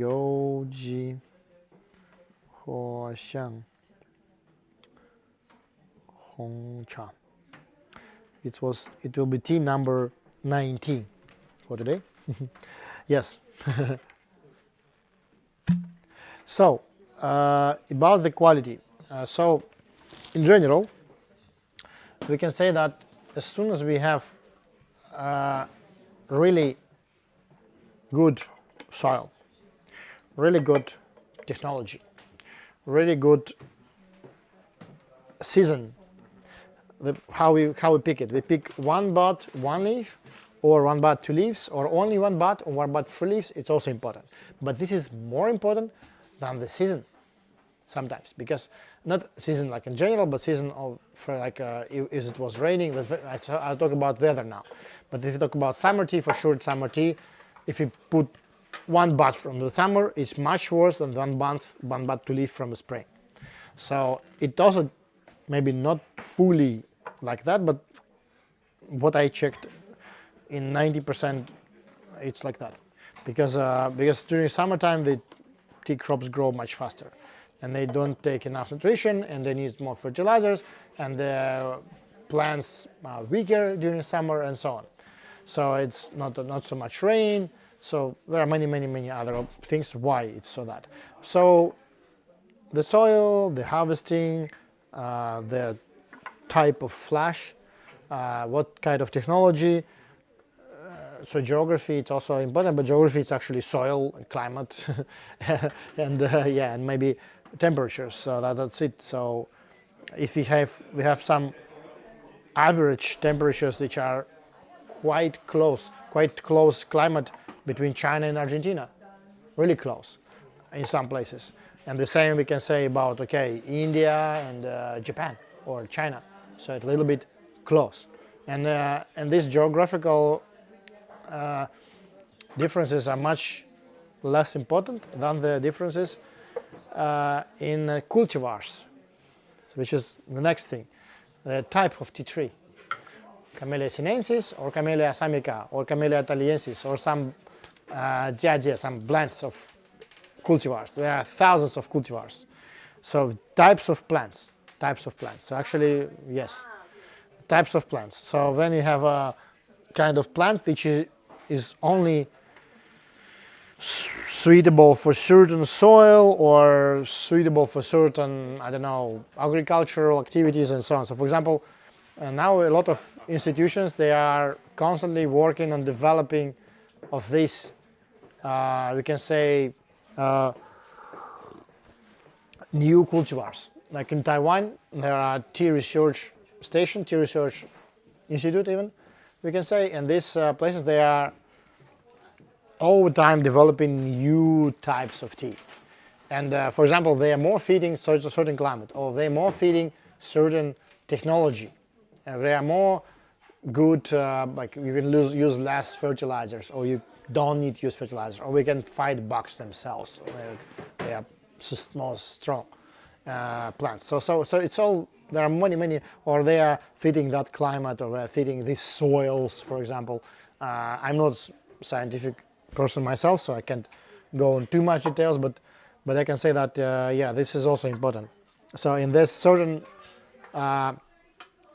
types of plants, they are really, we can say, depend, the taste profile of the tea depends very strong from the type of the plant. Maybe this is also the same important as technology. Yes, because for example, if you take, like in Georgia, we don't have oolong varieties, but we have Georgia #1, Georgia #2. We have variety called Hida. We have wild varieties, which is just blend of many varieties. We have variety which called Bahtadze cultivar, and some other cultivars which are local Georgian. And also we call it Kimun, but actually it's Tihun variety from Anhui province, which was brought more than 100 years ago to Georgia, and it was mutated naturally, so it's not the same. And when you produce like tea in Georgia, and this tea completely different profile, even if you use absolutely same technology like for some red teas in China, and we see, wow, it's different, just because it's different cultivar, different climate, different soil, everything different, and different plucking also. Like here we have like one bud, one leaf, and bud is smaller, one leaf is smaller. We have like bud is bigger, leaf is bigger, or bud is smaller. It's all also depends. And this is also why it's so important to have equal material, because for example, you harvest like the unequal flashes. Like we have one bud, big leaf, small leaf, and one bud again, like one big, one bud, 4 leaves, instead of one bud, 1 leaf or 2 leaves. The material is not equal. So the leaves, like which is bigger, they dry or wither slower than the smaller ones. The smaller ones already fully dry, and the bigger one not yet wither enough to roll. So it means the smaller one is broken. So it means that tea is undrinkable, or drinkable but not good taste. So it's all affects how do you harvest. This is why so many experiments are needed on the factories. Like for example, when I spent a long time in Georgia, we had like, okay, I don't know, weeks sitting there just to develop new technology, how to produce this or that tea, how to change the certain flavor, or how to still keep more aromatic. So the main thing was to let the local people know how to properly harvest the tea. So if you harvest, because they used to harvest the big leaves, because it was for many decades like that. And later, like some producers, also local producers, started make a good quality tea, and some also some already experienced tea pickers, they know how to pick, but still the biggest amount of them, they don't know how. Yeah, so the quality is also the storage for aged tea. Like, okay, imagine you put it like open in some under the sunlight in the kitchen. It will be like spoiled tea in 2 months, something like that. So, or I don't know. Yeah, so mostly the bad tea comes out of just not following all that. For example, during the summer, I can name the worst tea. It's harvested during the summertime in a plantation which is completely roast soil, which is used for many decades already, with a lot of fertilizers, because during summer you need a lot of fertilizers to fight the bugs. And also imagine like the technology was very rough, like just machine plucking, not fully controlled withering, like speeded up withering without proper time spent on that. Like rolling, maybe also not enough withered tea, but already rolled, which makes leaves are broken. Fermentation maybe not properly made, also like too short or too long. And after they have, and they don't collect like stems out, for example, they still keep the stems in tea. So finally you have a tea which is like disaster, and it will be black tea, which is no one want. Even if it's loose leaf, but I don't even talk about CTC like from Sri Lanka or something like that, which is absolutely no use. Yeah, I have a question related to that. You say like good tea or awful tea, but is there any standards for example, for black tea? How they understand like this is good or this is bad? In India, in general, we can say in British classification, like which is Phi or BP, like OP, orange peco, all this broken leaf. I don't like it because I'm not a part of this kind of classification, because the Chinese tea has no clue, no even relate to that. Some people also test Chinese tea based on that point, because for example some Chinese tea which is black tea, you can check that, but all the other countries follow, like Kenya, Iran also, Turkey, also many other countries. They still in kind of ally of this UK British style, which was developed in India and Sri Lanka. But China stay apart, Japan also stay apart, even Vietnam partially. Sometimes some producers who follow, who are focusing on export to UK or to some Western countries which produce these certain types of tea. But if you talk about oolongs, it's absolutely not related with what orange pekoe. There are no buds at all, but its tea is much more delicate than the buds tea from India or something. So it's really funny that the teas can be very developed and very flavorful, like wonderful tastes, but the appearance can be not beautiful, or it can be absolutely not even close to these standards which are classical Indian standards. Okay. Only taste. Yeah, but taste, how to say, if in China there are also kind of competitions. In Taiwan also competitions called Chaye Bisai. Like in the Wushan Mountain there's a Doucha. Doucha is also a kind of competition between producers, and there are certain institutions like local universities, local tea industry organization on tea or big tea producers.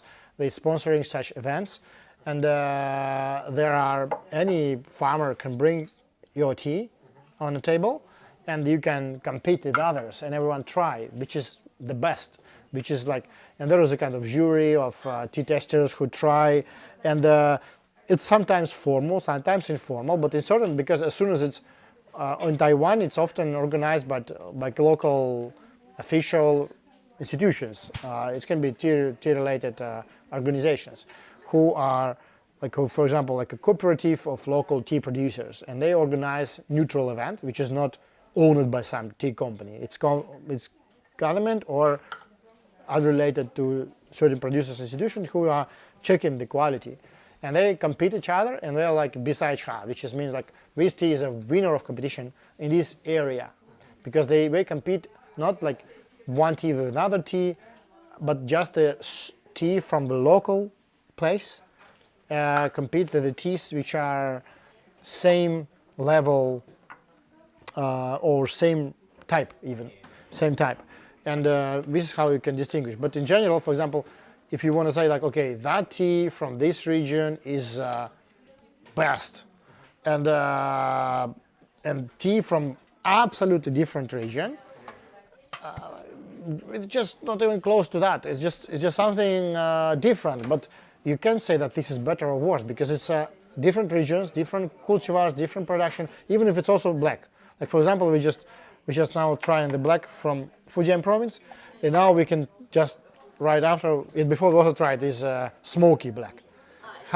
It was also black, also red tea. Our Chinese call huncha. Both is huncha, But how you can even compare these teas? They are completely different. This is just only buds, which is big leaf, 2 big leaves and 1 bud.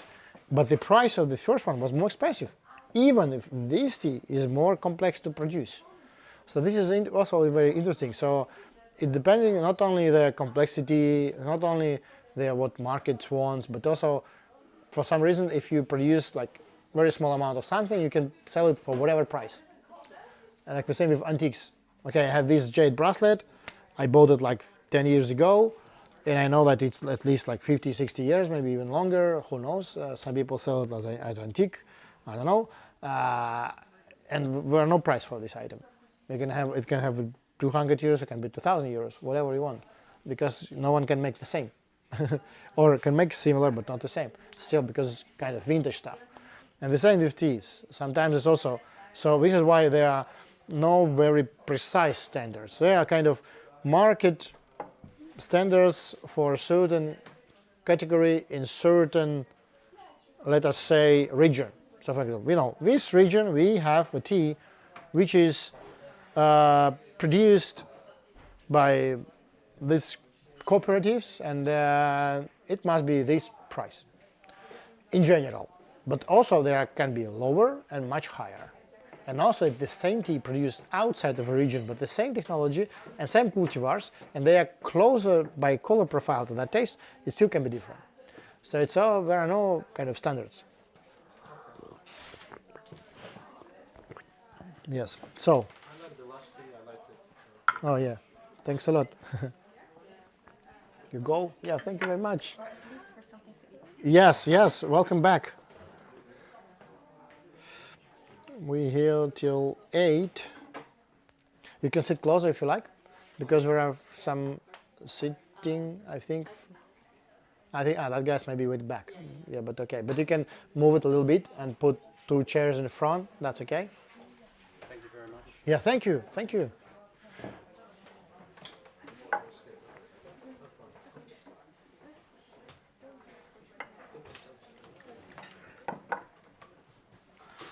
Okay.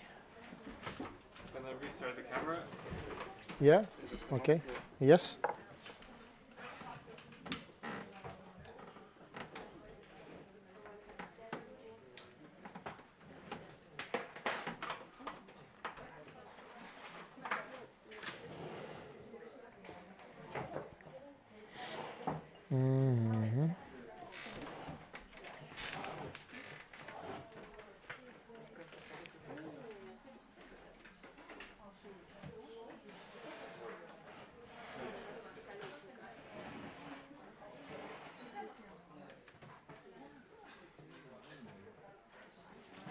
And what was the name of the last tea? The last tea is called Huaxiang Hongcha, Youji Huaxiang Hongcha. We will have it in January, so you can write it down like flower flavor black tea or flowery flavor red tea. So it's Where is it from? it's from Fujian province. It's China. Yes, Chinese. Flowered? Flowery flavor red tea, Huaxiang. Hua, it's a flower in Chinese, and xiang is aroma.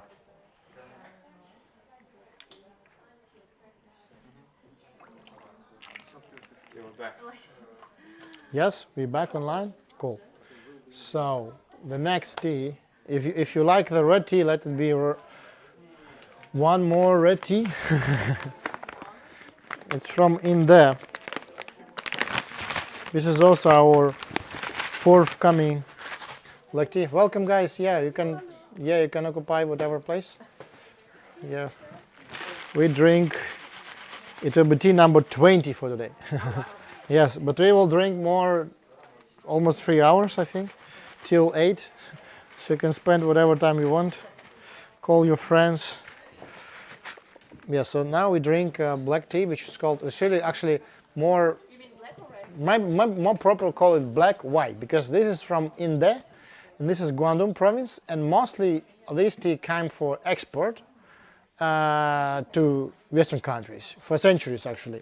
So because Guangdong province is one of the most developed in case of cooperation with West or Europe or America and so on, with foreign companies. And this is why they are most all the time in a line like, okay, let us do something which is needed there. Can you please give them this empty thermoses? Because I forgot we will run of water. Sorry, you mentioned that it's black or red? It's both proper. Chinese call it Hong Cha. Hong Cha, it means red in Chinese. But why I call it more black? Black because actually it's an international term. Still we call black it everywhere. But Yeah. according to Chinese, Yes, but according to Chinese it's red, sure, yes. But the technology of this tea is more closer, because it's Assamica cultivar, is more closer to something like good quality Indian tea, something. It's not looks like most of the Chinese red teas, how we call it. So the previous one was very delicate, which is a little bit, can you have a cups there? There is a table with the cups, you see? Yeah.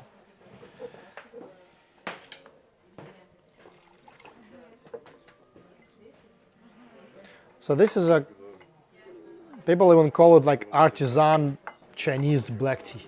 Like if you talk about even appearance, a little bit looks like Darjeeling something. A little bit, you see, even smell. Yes. So this is a, how to say, those who sell Darjeeling often sell this and call it Darjeeling. Yes, just because it's cheaper. But for me, I prefer it more than Darjeeling, just because it's more intense. Because many of good Darjeeling teas, or it's very high priced, or it's just kind of not so good, just because it's a low grade tea. But there is a high grade Darjeeling for sure, but it's comparable to with Chinese of the same price range. I can't even close to that.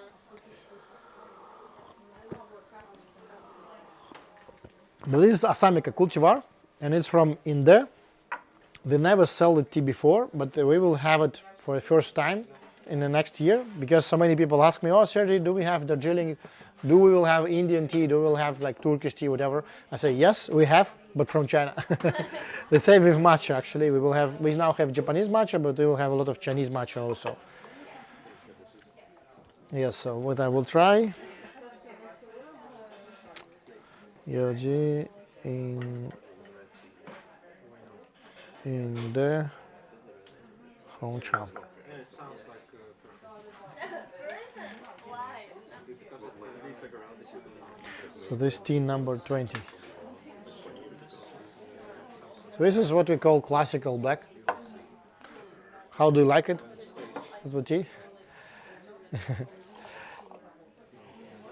Actually, during the winter time when it's cold outside, it's the best, because it's red tea or black tea. It's all the time warming up.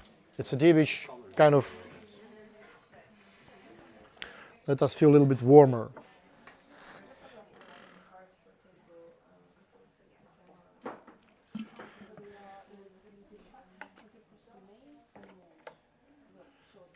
Okay.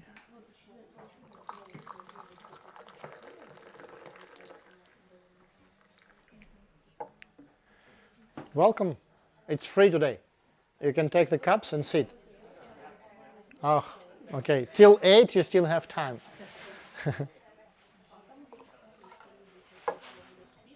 So this is a second infusion, and I think maybe I do one more and we go to the next tea, because I want to share more of the types, or maybe even it's enough. Yeah, it's enough just to try, because I want to share more types. How many teas have we had today? Already it's tea number 20. Oh, we're so Yes, close to breaking the record. yes. Record will be broken for sure. But we only have 2.5 hours left. Almost nothing. And so, can you remind me this name? This is in the Hong Cha. In there, it's a place in Guangdong province. In there. You can take the cups. As soon as you are here, you need to try. You need to try. Please take a seat, and you will hurry later. You have a tea. Please give to the guys as soon as they are here. Yes. And let us see what's more we have. Okay. Wow. And you mentioned that we will have it? Yes, we will have it in January. Oh, okay. Yes. But actually, as soon as I all the time brew the tea, which we will have later, let us try also other black one, which we have now here. Okay, finally, something. This is called Yashan Hong Cha. Actually, it's literally translated from Chinese as a wild grown or wild born red tea. It's from Fujian province, not from Fujian, it's from Yunnan province. I don't have a tea, I still only here, but you can take a, if you will like it, you can make a photo. This we have. This is very sweet black, and this actually I more prefer to call red, because this is also kind of wildish cultivars. It's Camellia tiliensis. It's not Camellia assamica or Camellia sinensis. It's Camellia tiliensis tea. And maybe a little bit blend with Camellia assamica because it's a blend of it's wild tea trees. Yeah, and they are all like only located in Fencing County. Yes. You can take more chairs. I can free that chair, that one. Maybe just, yeah, there is some back or yes. Yes. Yes. Yes.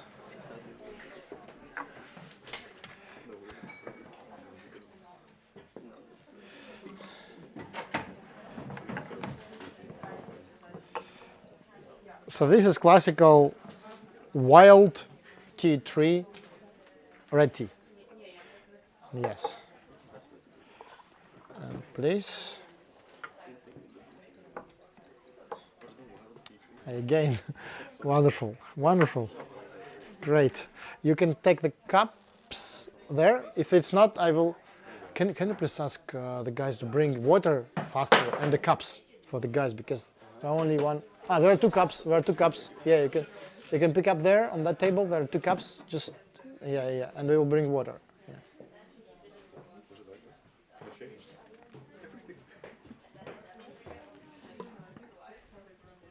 Yeah. Yeah. There are. Yeah. Yes. Yes. Perfect. What does this smell? Oh, it's a. Smells like tea. Like what? Like tea. Like what? Wait, what? Is this the same tea? Oh, so. Yep. You can take more. What is this tea now? This is called Yeshan Huncha. It's wild grown. Oh, thanks a lot. Perfect. Great. Super. We are great today. Okay, this is the best red tea I've ever had. Yes.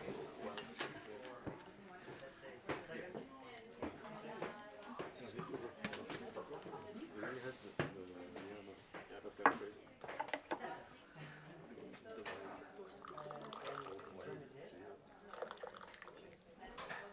No. So this one of my favorite. It's more sweet. You see, it's completely different profile. Completely the same technology. Different cultivar, different geography, different climate a little bit different soil also.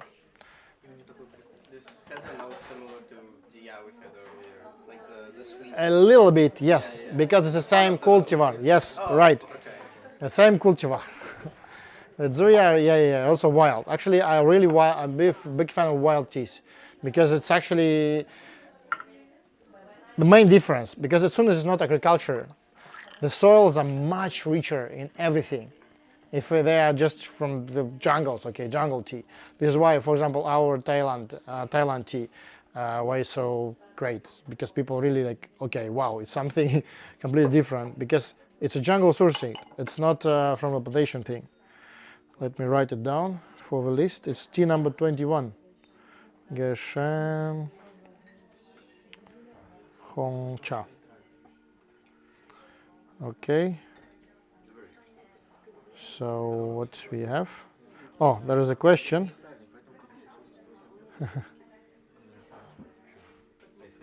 Oh, greet to Andrei. Nice to see you. Yeah, it's our good friend from Bremen. Quiz to Bremen. We have also online broadcast. Okay, so is less harsh than previous. Yes, sure, because different cultivar. She can't feel it anymore after the previous Ah. one. She's like, oh, this is also harsh. But you still prefer the previous one or this?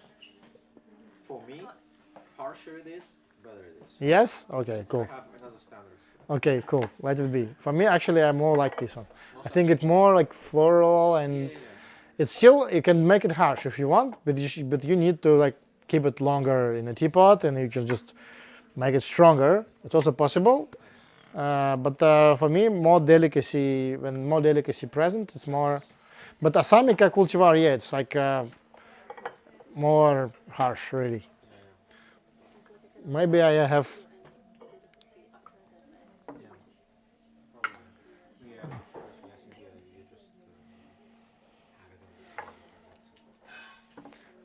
So, please, you can just refill the cup.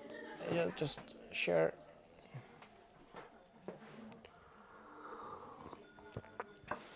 Yes. So we go further. It was Yesheng Hongcha, and Yeah, I think most of the people will prefer this one. Or yes, the previous one, but yes, not your, not your. And here also the other red. As soon as we start brewing so much red teas, let us just continue with one more red tea. But later we will switch to something else. But because it's winter time and we need the red teas for some reason, Yes, let it be. So thank you very much. this one is Tanyang Gunfu Huncha. So it's actually this red tea produced from oolong variety. Yeah, thank you very much. Welcome back. Yeah, so this is and this oolong variety are very sweet also. Like it's floral. But you can produce two things. You can even three things. You can produce mostly they do white tea, oolong, and red, but same types of tea plant. But after you have completely different tea, so that's quite interesting. This tea we also have in the shop actually. It's Tanyang Gunfu Huncha. Welcome. Yes, that's.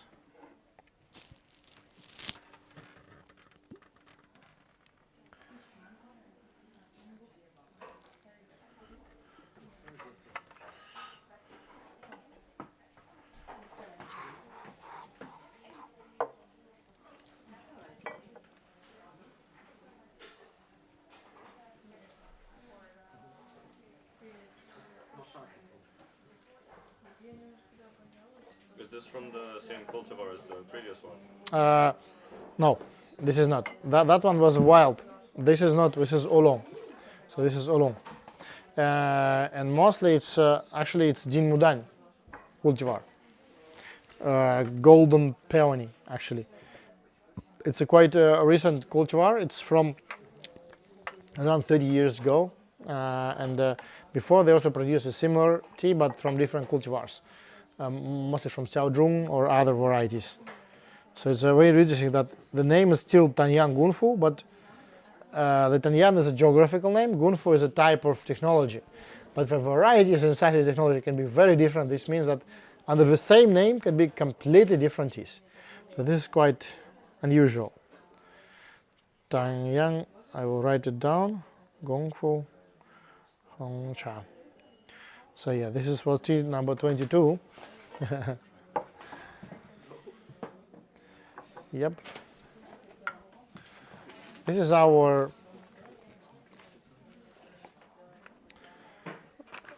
assortment tea also.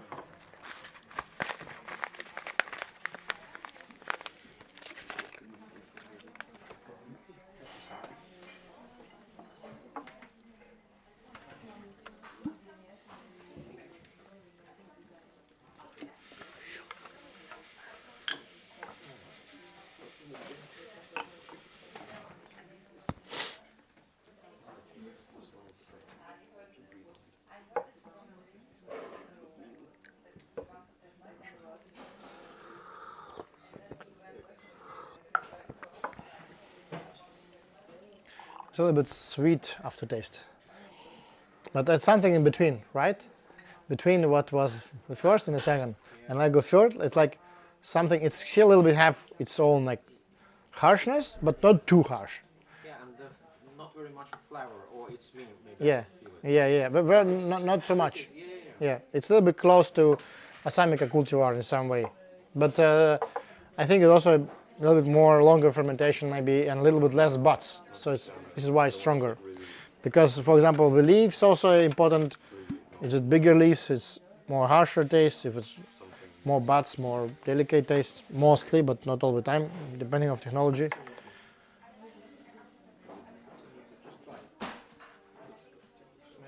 So this is a Tanyang Gunfu.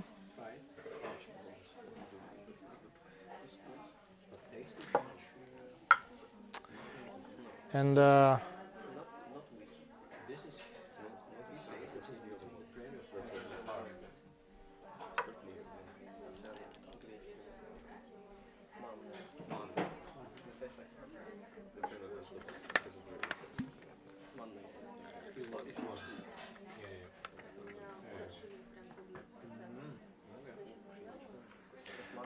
so, the next tea. Let us look for what I have more here. I hope it will be not, again, yeah, I have some samples.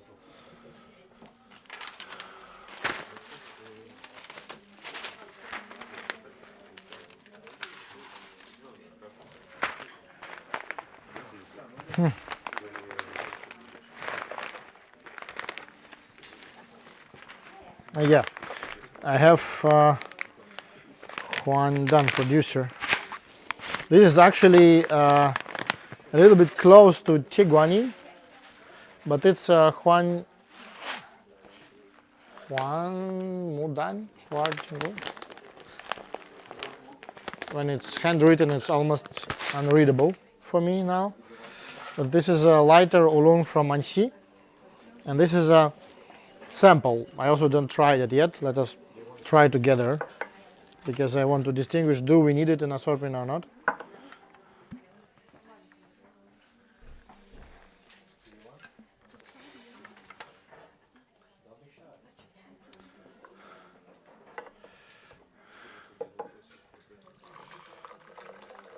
So it's completely opposite of the previous teas. It's a lighter oolong, very close to Tie Guan Yin. No, thanks. And I think, and I don't think it will come to our assortment, what I feel from the aroma.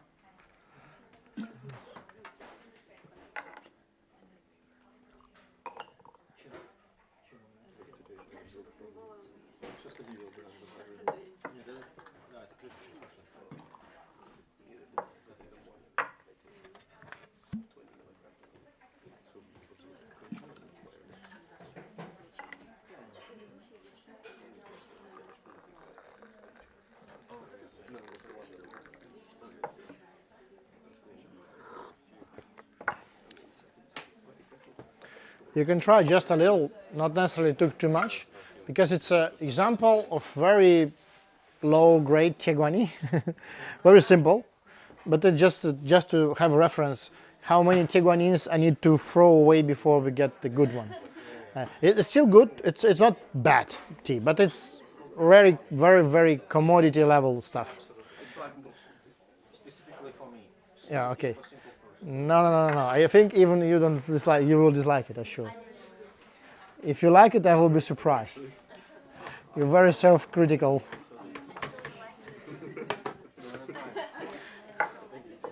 Just a little, just one drop, and we will drink the next. I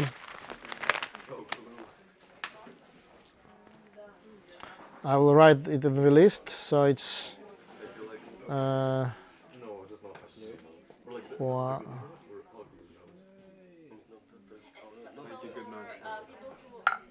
yeah, it's okay, I'm just writing down. It smells funny.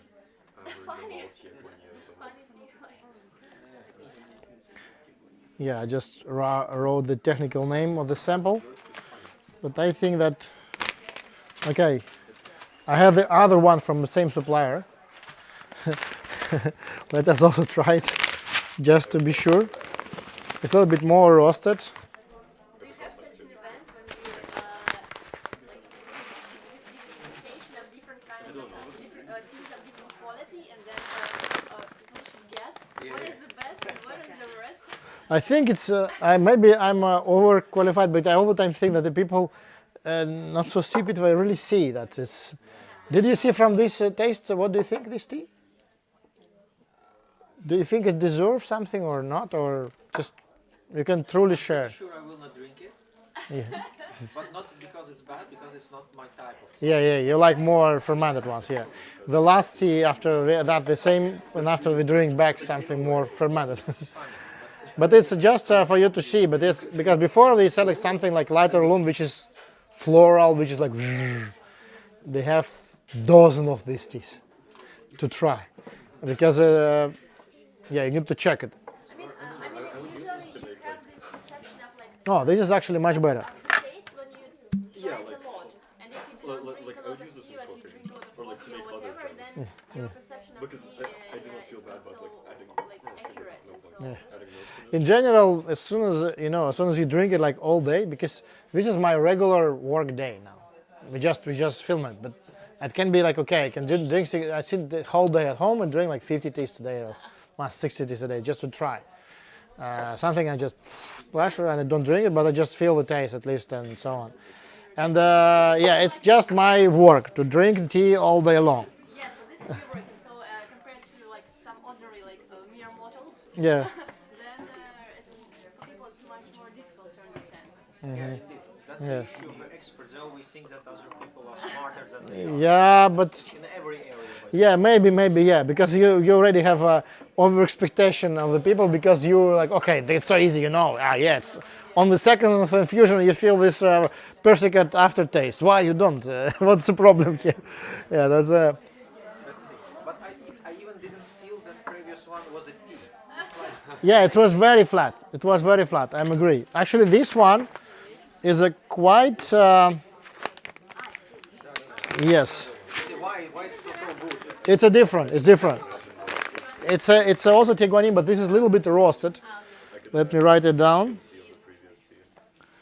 It's like a Tie Guan Yin, yes. It doesn't smell funny like previous one. It's good.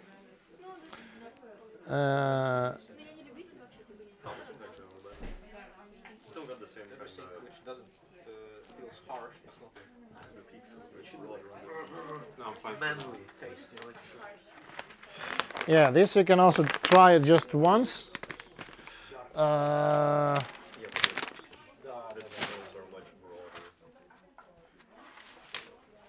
And what's more? Yeah, they have this one. This is more roasted than the previous two. It also feels roasted.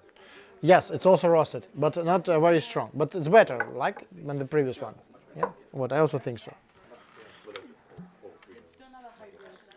It's not actually we can say it's good, but it's better than the first one. But it's still not a high grade, just if roasted properly, because you still like you feel like there's no like very good aftertaste. But it's just a good example for you to see how it's because out of 100 teas like this, you have like 5, 10, which is good. Especially if you go on this, what I just previously told the guys, we need to have European certificates, and most of European tea, like we only care about it's clean, but they don't care about the taste, because later it will be blended with some French or Dutch or German company, whatever, with some flavors, and after, so actually you don't need to perform any taste, as you say, tea without taste, right? So you need to have something which is drinkable and clean, so it means that it's fitting the regulations and it's okay, but it not necessarily need to perform any flavor or any aroma, and that's pity. So we need to try. So we need to find something which is a little bit closer to something with a taste. So this is the last tea from this supplier. We will have something better later. But this tea doesn't feel like green one. No, it's not green. It's oolong. It's both all oolong, all three. This is like a third one. I was going to try a little. Yes, and this is much more roasted. Hey, yes. Never mind the main difference of technology of oolong and green tea just in a few. Oh yeah, just a second. I will give a thermoses. Daniel, can you please give it to Daniel because we have water is finished. Hi guys, nice to see you. Yeah, we drink some oolong now, and we drink manatees actually. I don't know, it's a bit too many tea. Wow, I see. Hello from Algeria. Wow, great, great. Hello Hokusai, nice to see you. Great. We have some great how to say wide geography with YouTube. Great. So we have online and offline presence both. So so let me firstly one brew more. I think this is the best out of all three. And the fun fact that the material is the same. The only difference is the roasting and a little bit more advanced technology, maybe in terms of fermentation or withering, but still even price is quite similar. But the first tea was like nothing. But this one you can see it's much better. Maybe even we will put in assortment as a one affordable version of Tie Guan Yin something. Yes, this is quite good. Very interesting technique.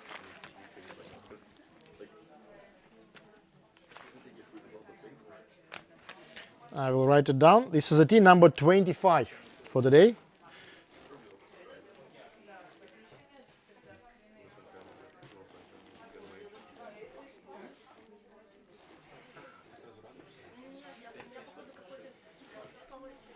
Yes.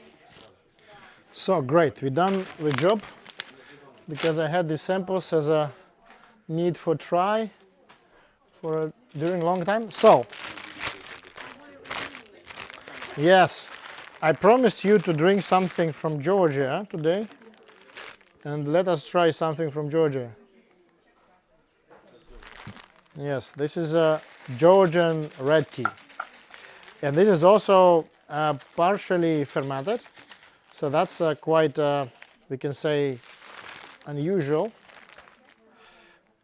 May I ask you to make a few, like for 6 seconds, like a few shots. So this is Georgian semi-fermented Gaba vacuum fermented black tea. We have it here, Gaba Desert from Georgia. I think it's that one. Maybe not the same batch, but still. We will have actually a big amount of Georgian green and red and Gaba tea a little bit later. Now we're preparing the new batch. Yes. It smells like a tea. Yeah, sure. Sure, it's wonderful. How did you find out? Looks like a tea professional already. After 5 teas, you already can describe this is tea. Great, perfect. Yes. You see, like we can make a best advertisement for our master classes later. After 5 teas, you can describe that this is a tea. You can see it's tea. It's not juice, orange juice, not orange juice at all, right? Great. I also think like this is tea. Yes. So, thanks a lot. Wonderful. Thanks a lot. Yes. So this is a Georgian black, let us say. If we call it, Indians will call it Georgian black, Chinese will call it Georgian red, and we call it also Georgian red, because we follow the Chinese technology of production. Yes. So, yep.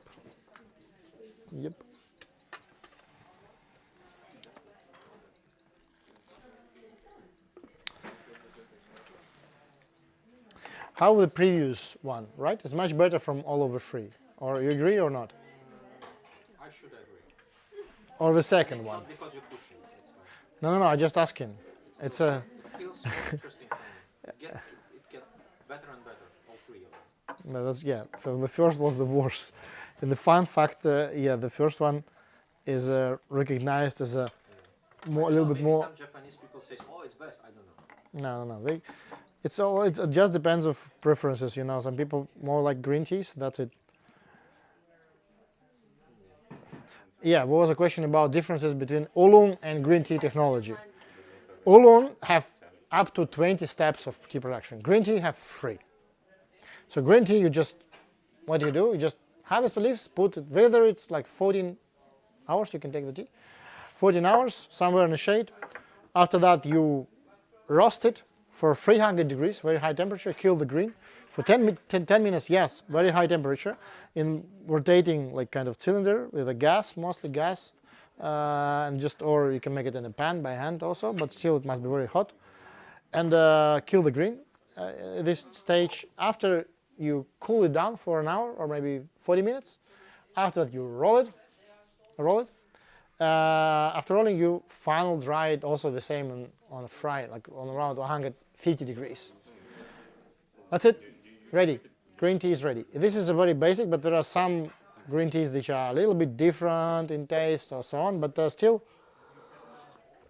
or some more advanced technologies like Taiping Hokui green tea or some Longjing green tea, are all a little bit different because there are thousands of types of green tea in China. It's the most popular tea in China, actually. Also, actually, the same in Pakistan, actually. In Morocco, also mostly drink green tea. How temperature short period of time have you? To brew the tea or to produce? I don't know. I mean, for green tea. To brew it, I think it's 85, 95, something in between. Because it depends on the type of a green. Because there are some green teas which are much more, we can say, intense. And they need to have more strong temperature. But if you talk about oolong, lighter oolong, they have withering outdoor, they have withering indoor, they have shaking and fermentation during shaking. They have also like rolling, roasting, pressing. After they have, so there are some oolongs that have different, like, okay, or shaking certain time, like longer lasting. After they have final drying, but not not fully final drying, like semi-product. After they have selling and breaking the stems. After they have baking for certain times, like raw oolongs, and sometimes even also other types of oolongs too. So this is a very, very significant difference between green and even lighter oolongs in production. But we can see actually here in the book, we can have. Green tea is not fermented at all. Even white tea is more fermented. But this is IC oolong production. This is what types, 3 types we tried before. It's me 10 years ago. You see, not so white here. It was 2013 or something. Yeah, so here's the production. You can have a look. So it's way more complex comparing to the greens. So this is Georgian tea, please. Georgian.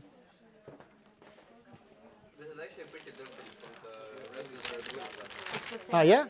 The same Georgian, yeah. In this case, The producer. it's me. We have our own factory. In Yeah. the West Coast. In Azorgeti. Yeah. Azorgeti, yes. The Georgian one is our own.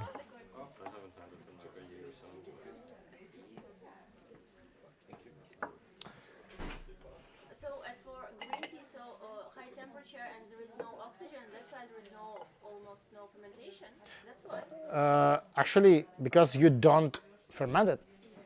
You just kill the green. It means you stop any fermentation process. You kill it by the temperature. Yes, 300 degrees and like no ferments after. But also, the thing is, you don't give it time to ferment. Even because some teas, like when I make an experiment. I made an experiment in Vietnam. We process some black tea, and I make it also like a little bit different. I make a roasting also, and after fermenting, you can also do that. It will be closer to oolong taste, because there are some techniques in oolong that you can do other way around. You can do many experiments of how do you certainly process some teas. So it's not. Oh, it's my cat. He sadly passed away last year. Yes. Because the book is old. Yes. Yeah. So actually, you can have the green tea. The white tea is more fermented than green because there was not a step of killing of green. You harvest the leaves, you put it in some shade, like 3 days, tea is ready, and it's dry. And if it's not enough, its weather conditions are not so good, you can heat it a little bit, dry it in a shelving, but also low temperature, to don't let it too fast dry. Yeah. So, yeah, a little bit of more Georgian tea, and then we will go to the next tea. So when you talk about fermentation, so every time you mean like natural fermentation is not no additions. Yes, no other ferments, but in some cases, like with pu'er, like with heicha, there's some certain types of bacteria which are just living in this place already, and they participate in fermenting, but it's different thing. No one just take from some special box, oh, there is something bacteria, we will put it here in tea. No one do that. It's just appearing naturally in certain places because of certain conditions, humidity and so on. Just a second, I will write down the type. So this is Georgian Gaba red tea. It was tea number 26. We missed a little bit, but actually not super high teas. We will now switch to some more special stuff. Let me check what we have. Yohua. Oh, wow. That's really special. That's called Yohua Dansun Oolong. Thank you very much. Welcome again. Yeah, thank you. Thank you for finding time. Yeah, welcome back.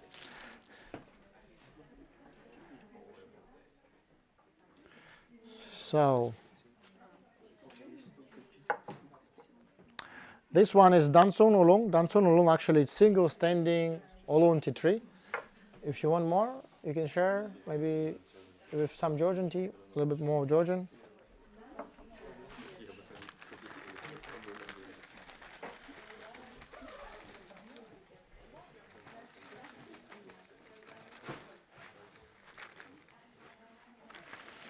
Mm-hmm.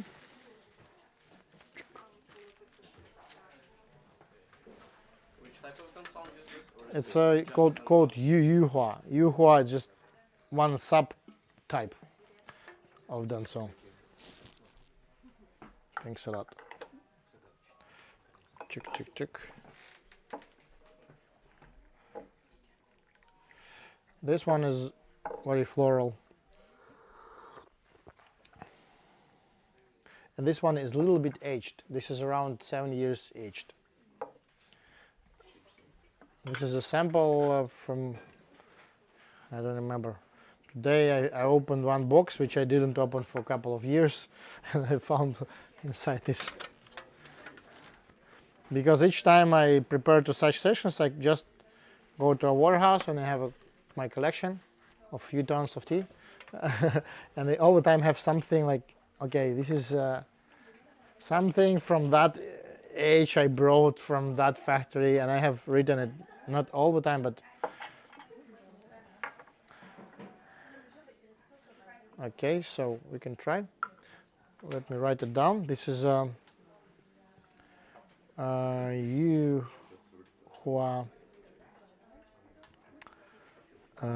Danson. How usually aging affects, for example, Oolong became a little bit more, we can say, mature in a way, but still less harsh in terms of this kind of all these greeny, like freshy notes go out for sure. So it's less tannin for sure, and more maybe smooth in general. A little bit more balsamic notes if it's fermented, if it's roasted. No balsamic, you less feel all this whole way, how we call it, for example, some rock teas, all this flavor of roasting, actually, the fire, they all disappear. And some other also, but it's a little bit personal, I think, depending on the type. It's from 2017. Yes, so.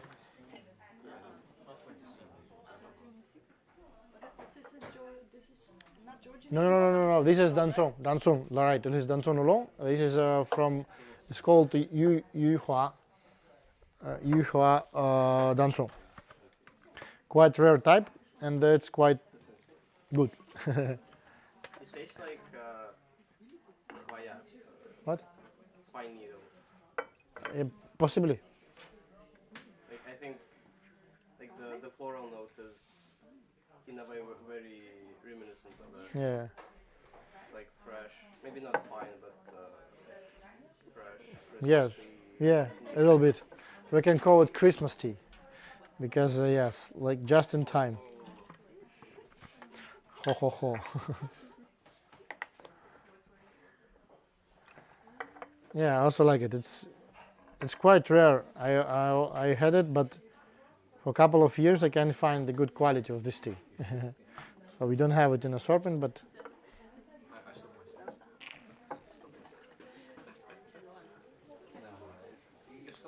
yep. Is it better than Hi. whiskey cola or not? Let's Yes, sure, sure. You can take the cups, whatever place you want, and just.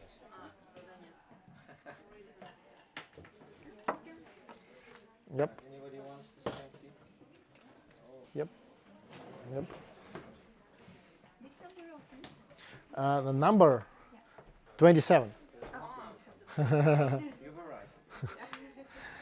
We need to have 50. Actually, we only have 2 hours left. Almost nothing. We need to speed up the quantity.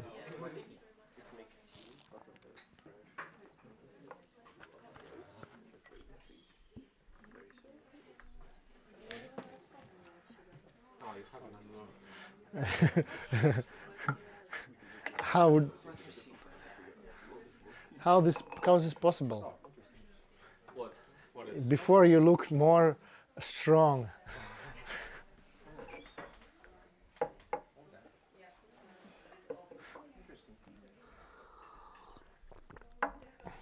Good, right?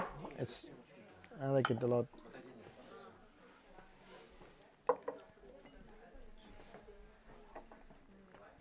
So maybe one more infusion on this, and I will go to the next tea.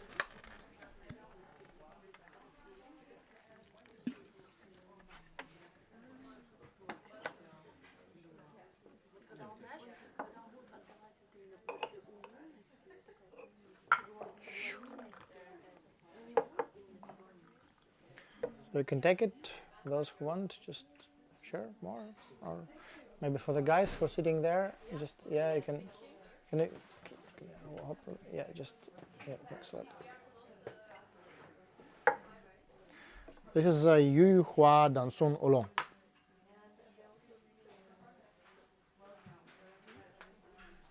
Rice. Great. So.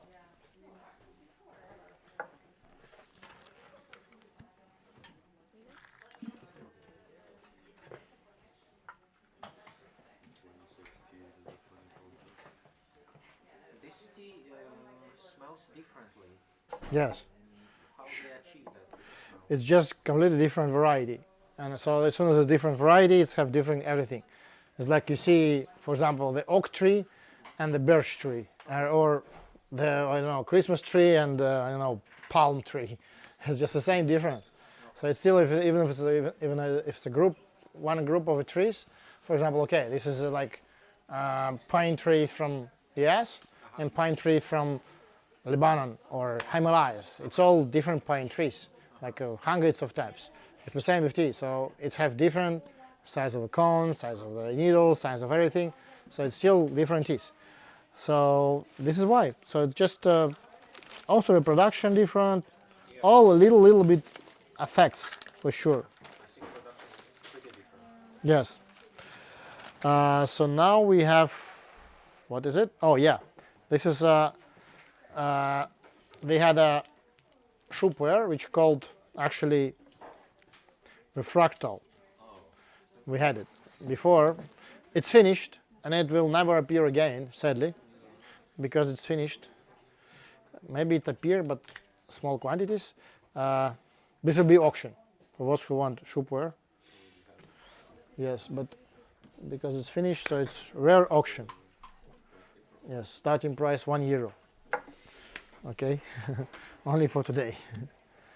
It's a fractal shoepware from 2007, so it's quite also old, almost 20 years, 15 years aged shoepware, ripeware.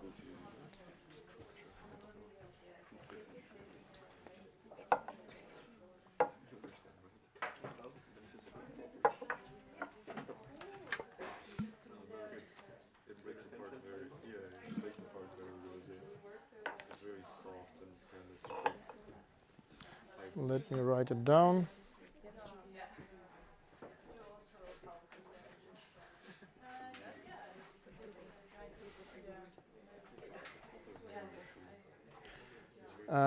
Let me see. Moychay.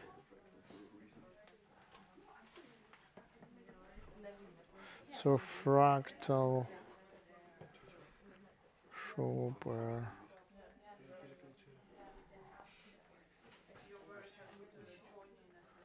Moychay. Срочно дайте мне что-нибудь сладенькое, чтобы жил. У нас еще 2 часа нужно, чтобы живой был. Yeah, so this is tea number 28. Fractal shoepware. Yes.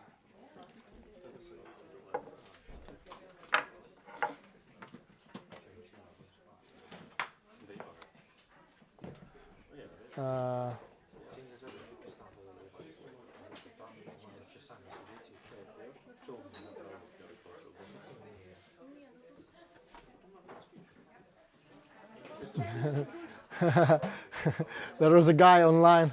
Yeah, hi Angelo. Is if no one buys, I take it for €1. Okay, but it's only we auction only for offline. But yes, maybe later we will do some online auction also.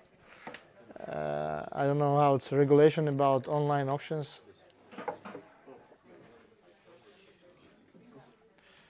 Yes, so yes, this is yeah, this must be much closer to your taste. It's dark.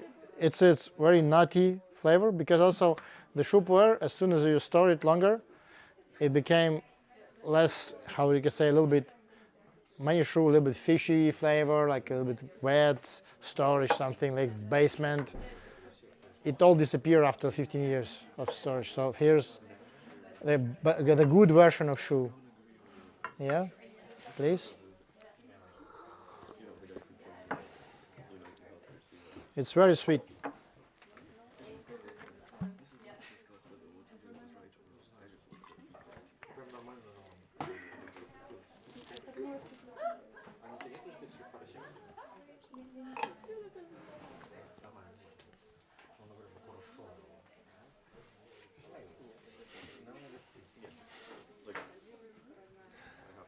Okay.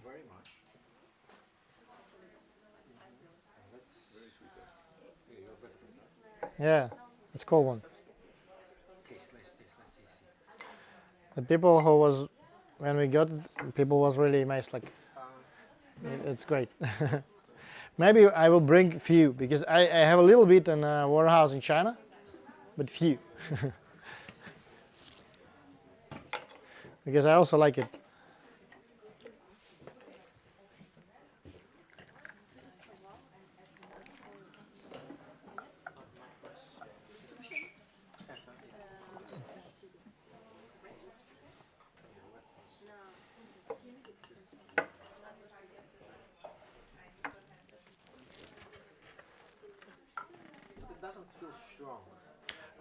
Yeah, because it's post-fermented, so there are no bitterness at all. Why? Because the shoepware actually after 60 days of fermentation, 60, and also after 15 years of storage, aging, it's all disappear. There are no bitterness at all. Actually, even some people recommend you can drink shoepware in the morning without any circumstances. Yeah, but actually it's better don't drink any tea for empty stomach, even this. But this much more aggressive work on empty stomach. For example, on empty stomach, if you drink some shampoo or green tea, it will be very intense. and it will be not good for stomach actually. But this tea, still you feel it, but not so strong, not so intense. Yes. So €1, and the step is €5. So the next step will be 6. Who wanted? 6. 6, 1, 6, 2, 6 free. You got it for free actually. You can later pay on the checkout. That's okay for you. They pack it somehow for you also. It's a good shoe, really good. You missed. You don't even try it. She likes something else. No, Ah. I like your red. Red one. Okay, we can do the red. You mentioned that we will have it in January. Maybe you'll have it. Yeah, it's okay. It's okay. Relax. No, don't be so greedy. It's okay. Yes, it's okay. Maybe I will do. A month, so not so long. We need to be just a little bit patient. Yes.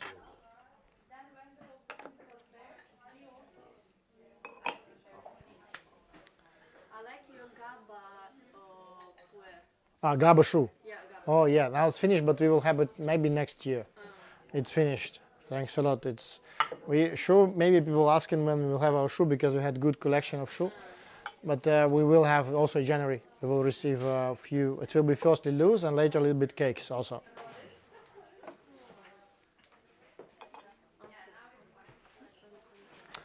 The guys who are watching me on YouTube, thank you very much. And you can share whatever questions and read the comments. You can share whatever questions online. Yes, and we still for 2 hours maybe in. Yes, wow, Greece to Yerevan, to Fyodor. Actually, the guy who watching us now, who just joined, he make a design for this tea cake, and for most of our packaging. He now living in Yerevan, in Armenia. We also have tea probably. Yes, we have tea house in Yerevan also. If you travel to Armenia somehow, there are our tea house in Georgia too. Yeah, because I'm half Georgian, so this is why. But Armenians are not Orthodox. They are more Orthodox. Armenians fully Orthodox, even before Georgians. But Georgians disagree. They call themselves Catholicos. No. The Armenian Apostle Church, which is technically a version of Orthodox. Yes, it's Orthodox. It's a very strange Orthodox church, I should say. They're the first Christians. Yeah, I know, but not that Orthodox like Russians. It's No. But this is why, because it's prayer. It's like you can be like that because as soon as you are the first one, you can. Georgian are more classic Orthodox than Maybe. you need to see that. Yeah, true. Yeah. Can I please ask them for water because they are already. If it's just to the given. So now we will drink something more. Let me check what we have. So that was the tea number 29. And let us.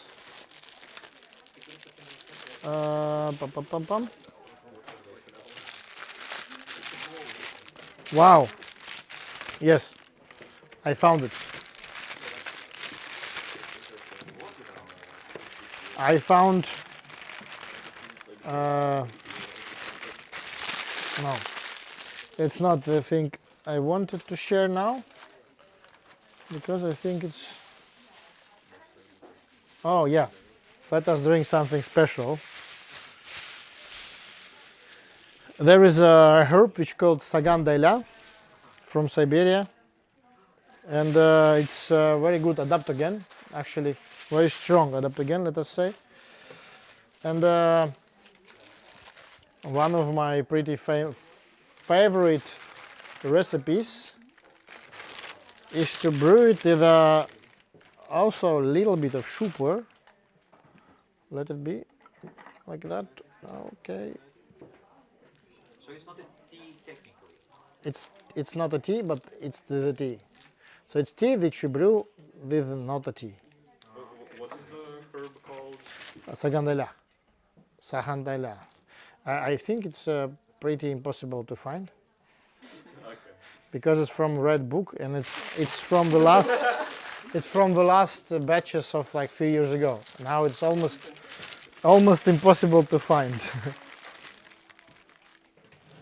how it helps with the tea? It gives a lot of compounds which are quite special. You will try. This is my personal blend. Here we have 4 types of tea and a little bit of this herb. Yeah, that's where it will be quite interesting, I hope. I am big fan of pizza quattro formaggi, so this way this Yeah, that's, yes. You're in the right place. let's see how Almost like a pizza tea. I think we find new beautiful version for.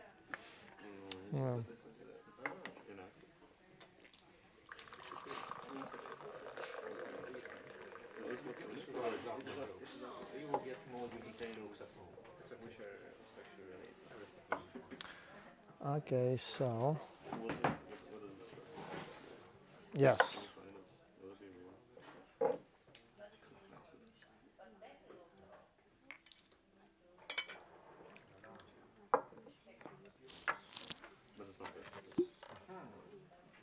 You see, very intense flavor. Yes.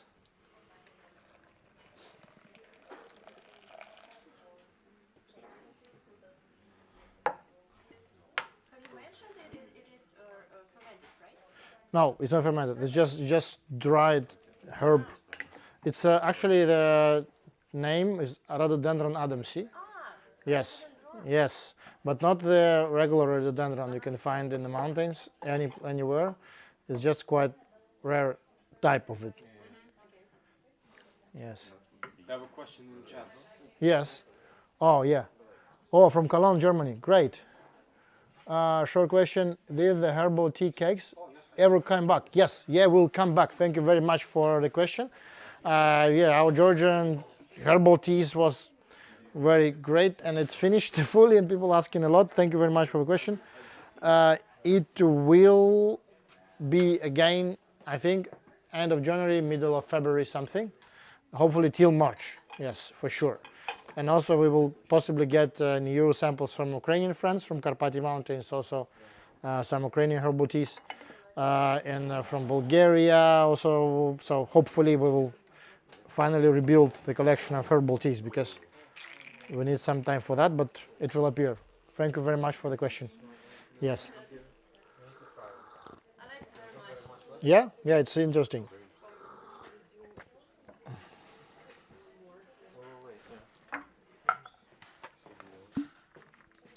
This is what we're doing with the blending of some crazy recipes.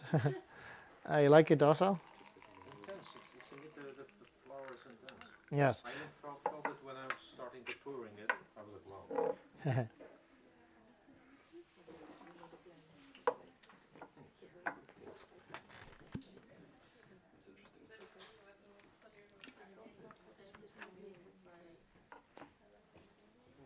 It's a bitter, but The best medicine is bitter. yeah.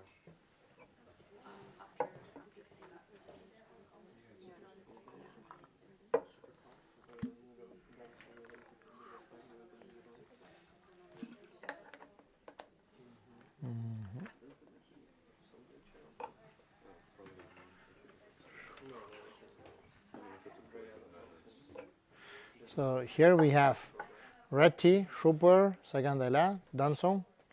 In this blend? Yeah. Yeah. All together.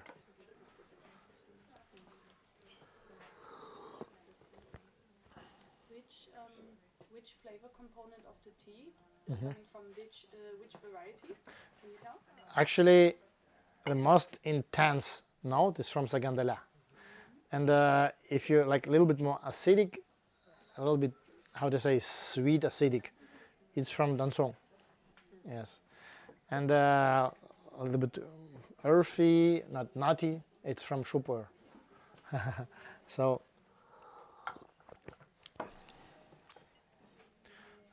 Because I quit, you often do these blends, so I feel it. What was the question? Why so bad quality streaming? It will be better.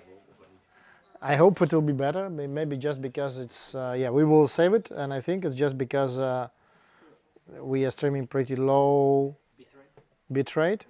What bitrate is stream? 3,500. 3,500. So it must be something like 4K or almost It's Full HD. Full HD. So it must be better. It's just yeah.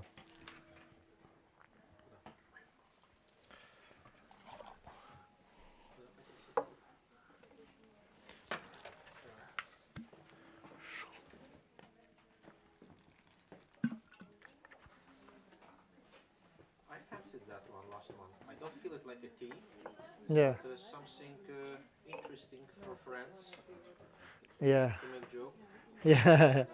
Yeah. This is also to make jokes. It's very interesting. Unusual stuff, right? Absolutely.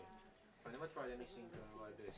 I tried some teas, not from tea, you know, like from grass, different plants. But this one is very intense. It's not harsh, and it's like I fancy it. Yeah. I also like it. I do many blends based on this Sagandala. Maybe I will do more when I possibly find it, because now the some harvesting is in China, and maybe I will possibly bring a little. If you will do some blend, maybe I will buy it. So to give it to my friends, so they will. Wow. But usually you don't drink this sagandala like alone. No, you can make it alone, because people also use it as a treatment. It's kind of strong antibacterial effects, and also when you kind of cold, you can also blend it. There are many options to use it. Very interesting profile of flavor also.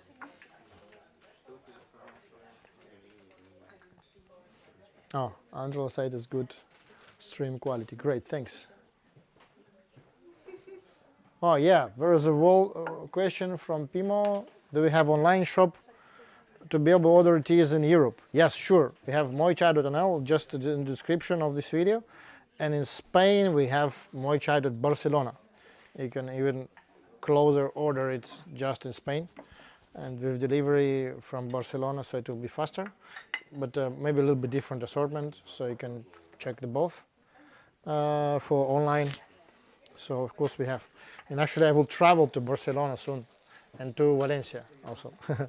So I will have tea sessions in the beginning of January there. So it will be, I will have a big tour all across Europe.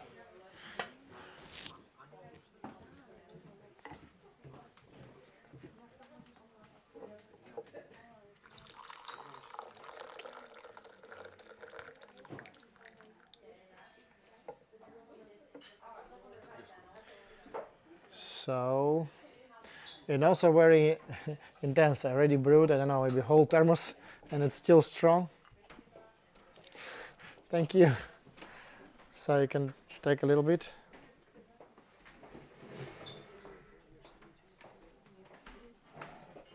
Oh, there was a question about tea resin online. You know, this is a kind of chagao. It's when they make out of puer, for a long time you just kind of boil it or fry it, and you have a kind of resin out of the tea. There are many recipes how it's done from the leaves. Actually, I don't know. I don't like it, because it's not tea. It's actually tea extract kind of. So, because there are no culture behind to make this tea resin to consume, you don't need to make proper gunfu brewing. You just can put it in a glass and just have it like instant coffee. For those who like coffee, I think don't drink instant coffee. The same for me. I don't like this tea resin just because it's not related to the culture. Yes.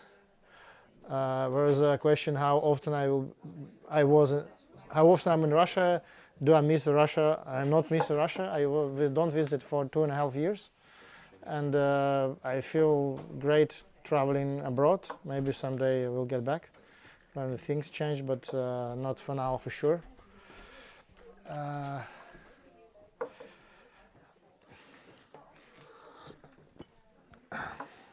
So,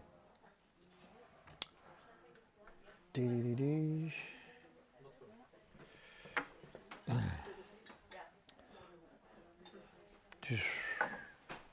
So next tea. We can still brew this, but I decided to change because it's too much. It actually was a tea number 30, I think. Let me check. The number Yeah, it was tea. No, 21, 21. Sorry. No, 21.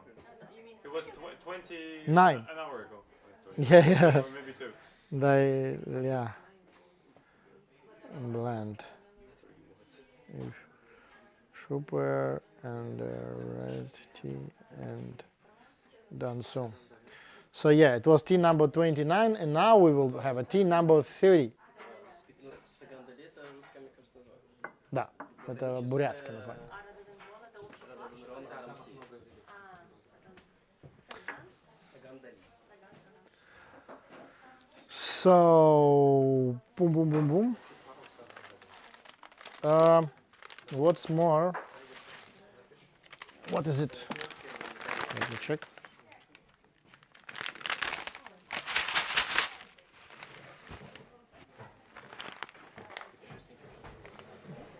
Some red tea. Oh, this is red tea from Fanxing. Actually, it's classical Denahun. Classical Denahun red. This I think you will like because it's also Assamica cultivar, and it's very classical red from the region, but it's because of technology, which is more related to something classical Chinese from north. So it has the both, and have a little bit bitterness and harshness, which is related to Indian type of production and Indian technology of tea. And the second is actually the still very fruity and sweet because of it's mostly buds. Yeah, so it must be appreciated. It's classical red tea from Fanxing. Let me drink it again because yes, it is for sure.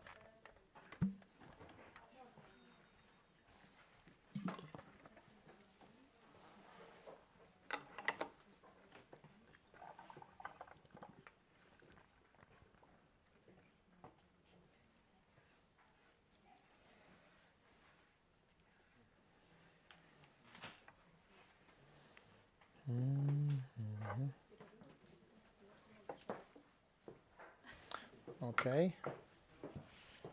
So drink in between your degustation. So you mentioned that you drink a lot of tea during the day. yes, What do you usually like to eat in between? Just to smell. protein bar. What I eaten today in between, because actually it's very strong, and if you like drink a lot of tea on empty stomach, it's just one protein bar is like stabilized, or something sweet also. Actually, because if you drink very a lot of tea, like chocolate, something, or I don't know. But in general, I can say that protein, any kind of protein is good because especially the lighter teas like shampoo, like greens, like oolongs, they are helping to digest good. Also, same with puer actually in general, and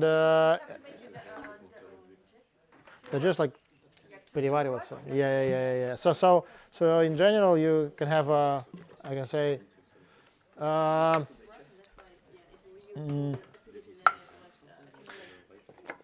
It's good to have some protein after a big amount of tea. So if you like to now drink a lot of tea, later have some fish or like salmon, something like. If you eat, I don't eat meat. I'm pescatarian myself. So, but in Tibet, for example, they consume a lot of meat because it's high mountain area. You don't have too much other foods, and they drink a lot of puer tea, a lot of heicha as a supplement, natural supplement of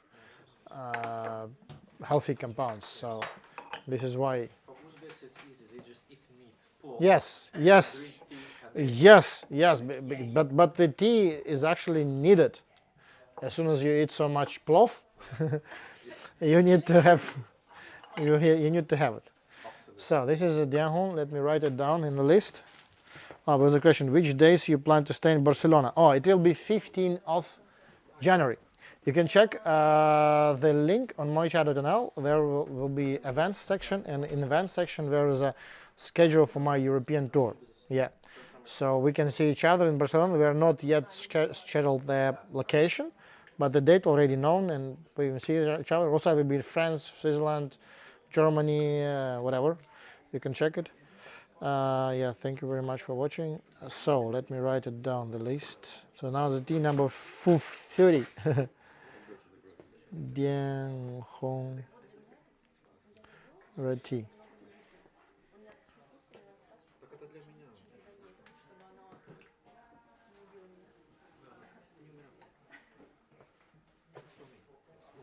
So this is for your taste, right? Good. So we can make auction of it. It's also, I also like it very much, but for me, I should, after that, I should eat something. Ah, yeah. Make myself not so acid inside. Yeah, to have something, because it's, I'm like a snake, I need more.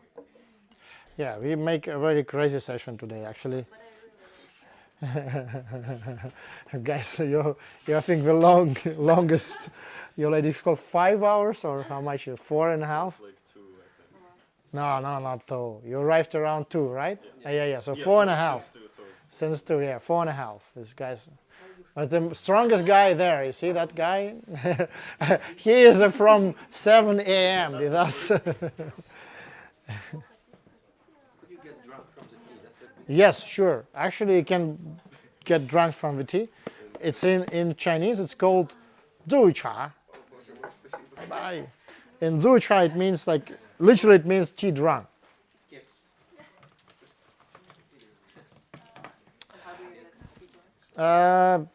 I can say that it's not very recommended to drink tea as much as you feel drunk. But today we think it, but we have it. But today is a tea day, International Tea Day. We can consider it as an important a reason to be drunk a little bit out of tea. Okay. repeat the number of the tea or the name of this tea. This is called Dianhong. Actually, we have very similar. Yes, not the same. But if you like this one, you can have it for the price of the Dianhong we have there. You can just, yeah. So if you can check how much Dianhong there, and you can take this for the same price, because same producer, just a little bit different batch. So maybe this one you prefer more. So what more we have today? Let us drink something. Oh yes, I have one good sample. This is actually a sample of aged tea. Also one new organic producer from south of Fujian. Actually, the owner of the factory was a Taiwanese guy who before produced a lot of tea for Taiwan export. And they was kind of curious about having something similar to Dundin tea from Taiwan, but it's not fully same, but something close, a little bit. Yep.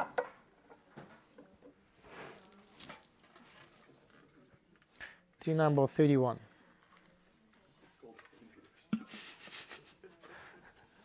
Only 1 hour and 20 minutes left. that's fine.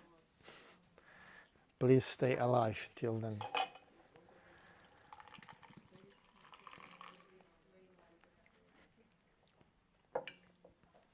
So now I make a, this is first, this is a blend of aged oolongs, different types, during 15 years. Produced during 15 years. The youngest is around 6 years old, the oldest is around 15 years old. So that's quite interesting.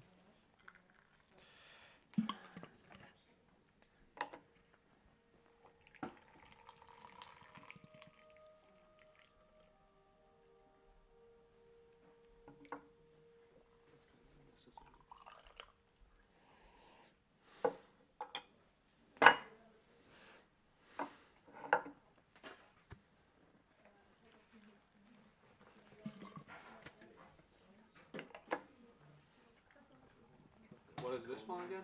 This is aged oolong. aged oolong, and it's blend of aged oolongs. Yes. Yes. Blend of aged oolongs. 15 years. Fujian.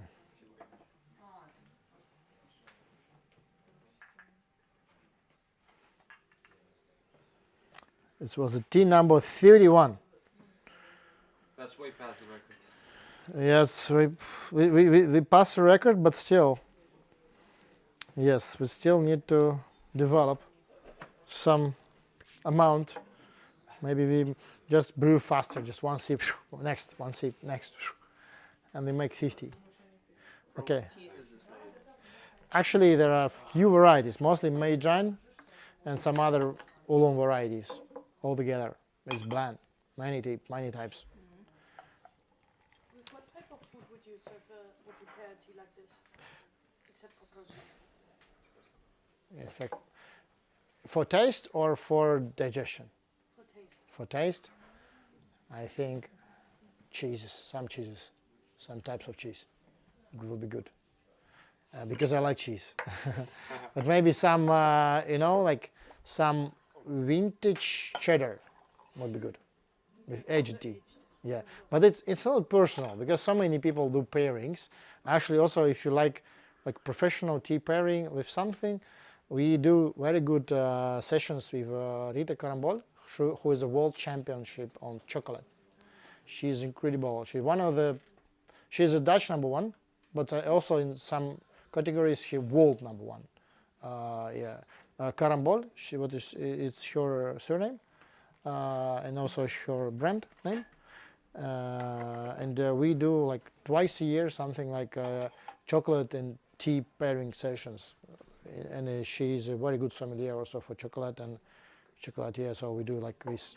Maybe later I will do something with cheese, but I don't met yet such level cheese specialist because I need someone who also produce cheese. And because with cheese a little bit more difficult, but because she do bonbons, but she also in connection with hundreds of chocolate producers all around the world. So she really, like we had this blends of some, I don't know, Singaporean Lubao chocolate made on Lubao tea with a real Lubao tea altogether. That was wonderful. So this is aged. I wrote it down. For a second, we have a break for 3 minutes. I visit some place and I take some water because water is finished. Okay. And I look back in a second.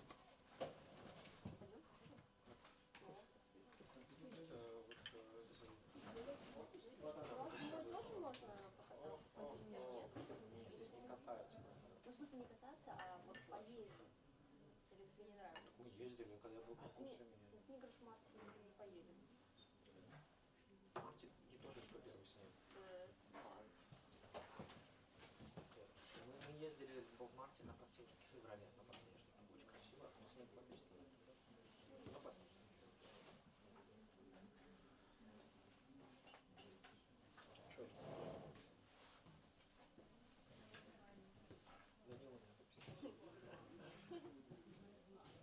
Данила. Да, он не Данила, Дэн. Дэн. Вот откуда? Ты мои друзья? Нет, твои? Это моя коллега, откуда места знает.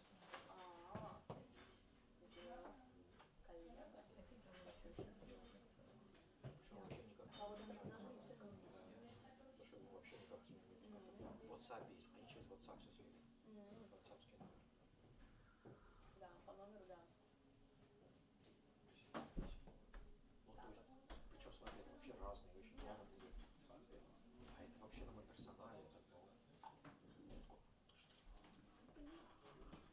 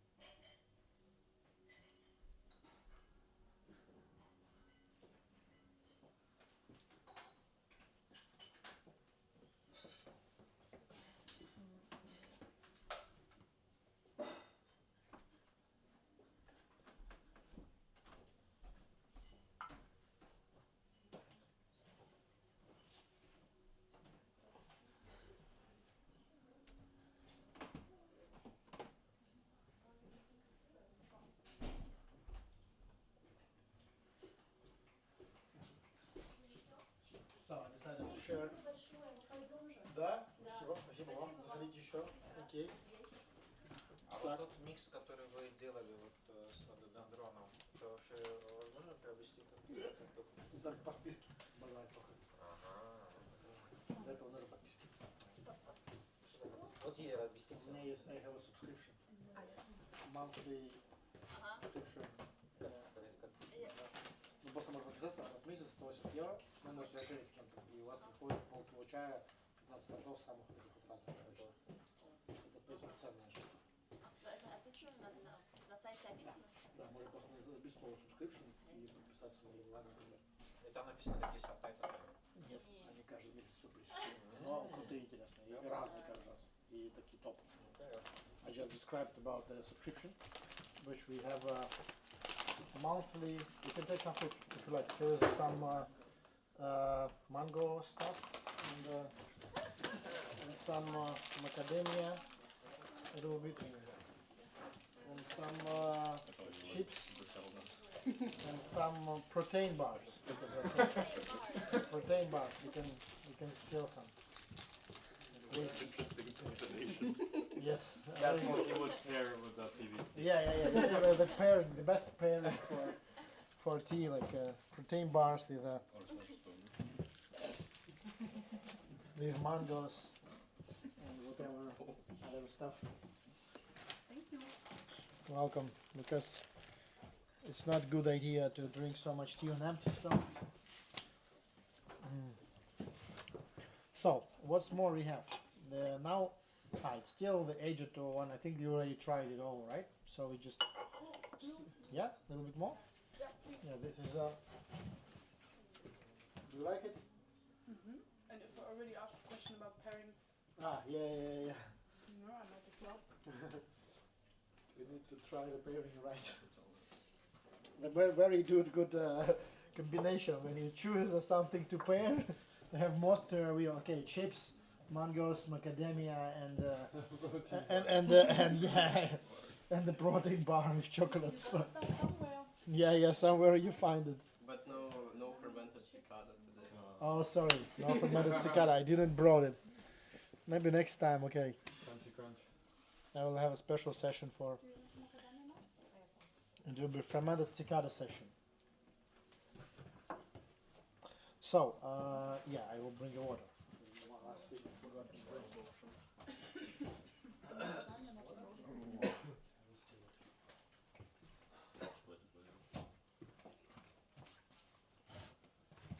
Yep. So a little bit more of this. As soon as the gas is relieved, we can just You think I need to do have it like this. Did you just do mango and chip together? really?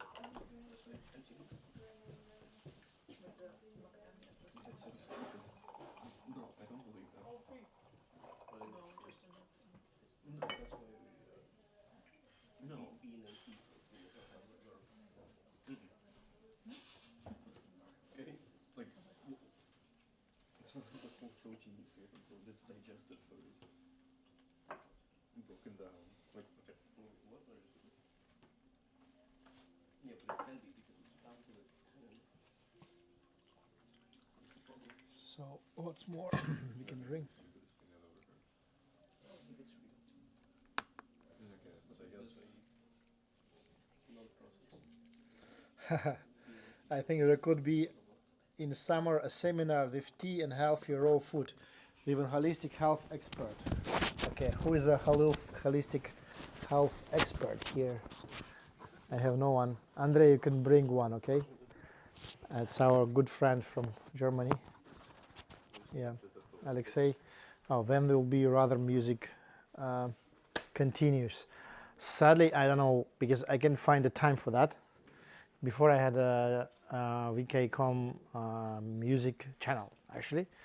But I don't have a time to run it anymore. For a couple of years already. Maybe later on a pension I will get back to that. What type of music? Mostly experimental electronics, but sometimes I play here. Like yesterday we had day before yesterday we had a birthday of Ela, manager of the club, and we play some records. But That was fun. yes, Bring you more. Ela, next year I need to play again because Which people game? need to play again Oh, again.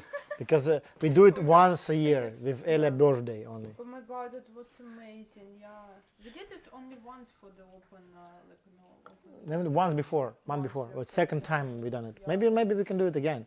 Just announce it and bring Vladimir with a flute and just play it. Oh, it Yeah. was such a Vladimir nice is here, right? celebration. He is here, right? No, not really. He came especially for my birthday. Okay. Yeah, it's my good friend from Odessa. Okay. Yeah. Okay. Maybe next time. Maybe.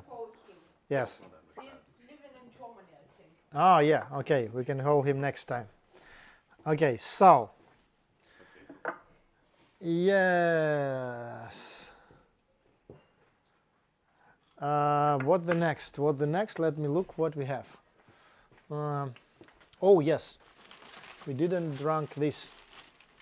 This is a very interesting tea. This is called, I think we tried it on the last session. It was, I think you took it, right? But different. It was a different batch. So you can try this one. This is actually, yeah, it's interesting. It's Shui Xian Hong Cha. Zhanpin Shui Xian is a very famous oolong. We also later try maybe two or one more of this. But Zhanpin actually one of the famous destinations in Fujian province. And they are producing the oolong. And this oolong is very interesting shape. It's just a square, as you've seen, but they're not fully pressed like puer, but it's just slightly pressed because of, yeah. And mostly it's oolong. Zhanpin Shuixian, it's classical lighter oolong. But here we ask the producer, let us do something for our order, something specific. And they made this Zhanpin Shuixian red tea, what I like a lot.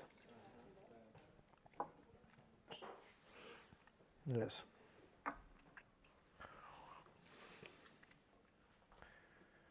We can keep it longer a little. It's very sweet.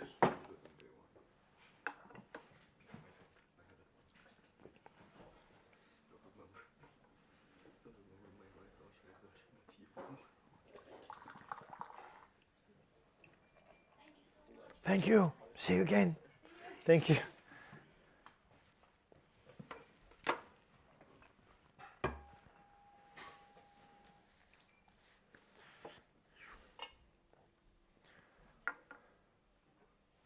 So, please. This is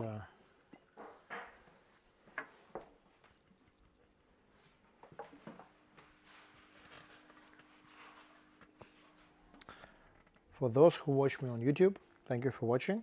And we now sit in Amsterdam, Moychay Amsterdam Tea House, because yesterday was a tea day, and we today International Tea Day.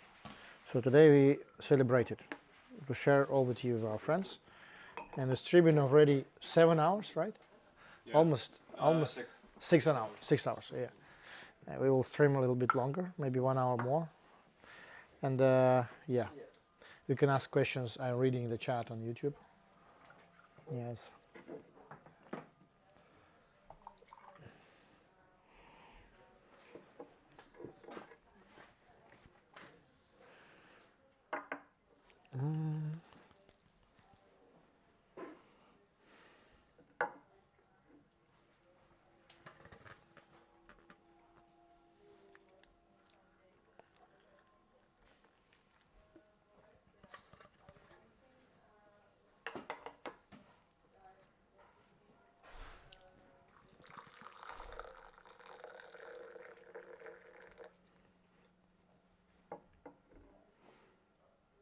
Okay.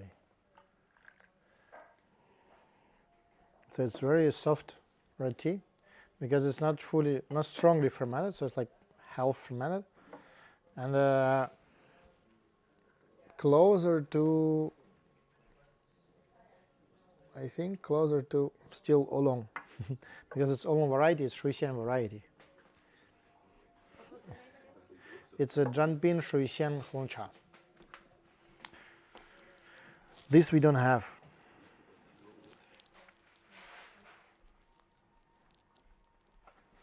Maybe next year I will produce.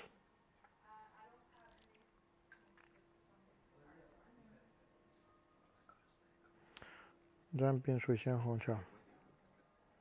This was tea number 32.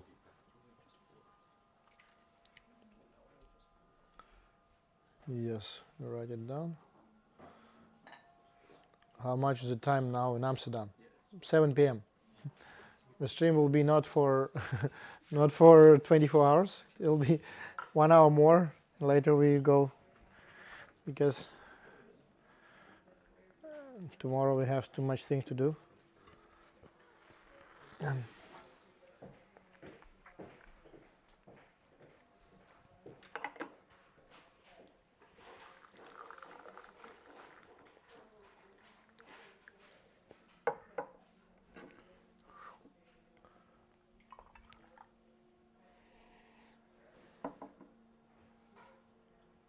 Okay. So, and now for compassion, we brew also Zhanpin, also Shuixian, but not Hongcha. It will be classical oolong. Zhanpin Shuixian oolong.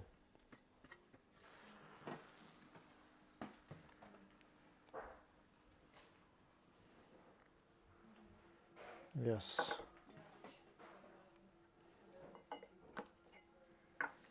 Yep. And this one we actually have in the shop. If someone like it.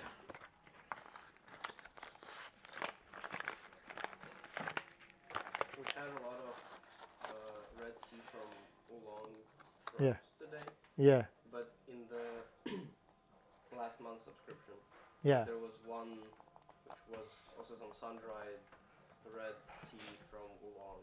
Ah, you like it? Like, it is very, very interesting. Yeah.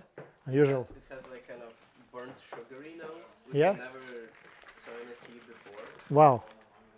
Interesting. I will check it out. You can write me down Telegram or whatever. Just I really appreciate any feedback because there are many teas which is I possibly can order later or something which was like my older collections or whatever.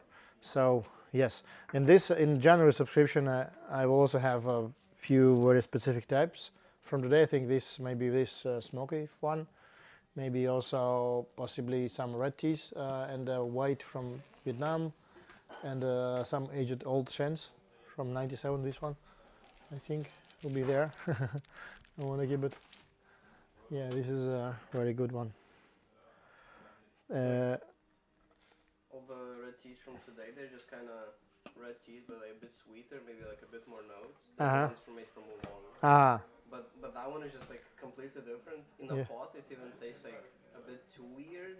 Wow. But in a gay wine with a bit colder water, it like kind of wow. brings it together well. But it's like, yeah, I never tasted that note in a tea before. Well, because I think it was aged.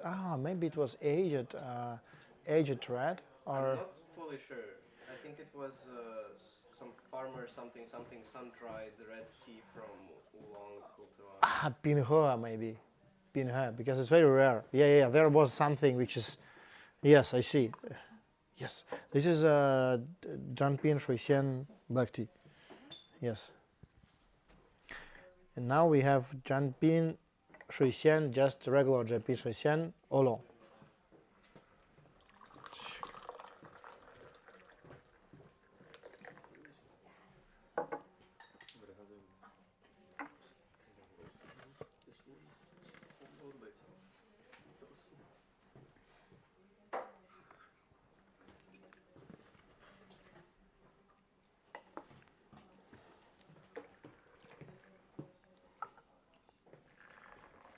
Yes, I think this we can.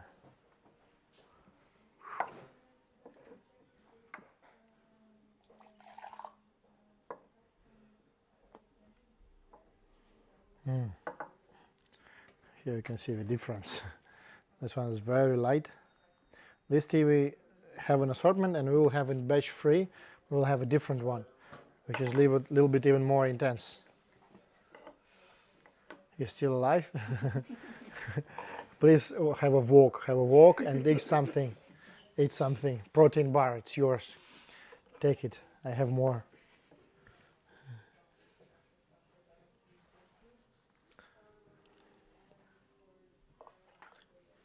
So this is a Jianping Shuixian Oolong. Let me write it down. It's tea number 33 for the day. Wow. We are never breaking the record again. Yeah. No, we will break for sure. I just was, how to say, in the beginning, I was quite slow in amounts of tea. I just was very relaxed because it's too many time and still, I was like, oh wow, it's already 4 hours. I just didn't get it out because for me it's very regular. I just do it, my job at home, the same. I just sit, but now I just share with you, but I do it myself also like 8-10 hours easy, 15 hours. Our record was 21 hours, non-stop all. Just take some food like once in the 4 hours and just, that's okay.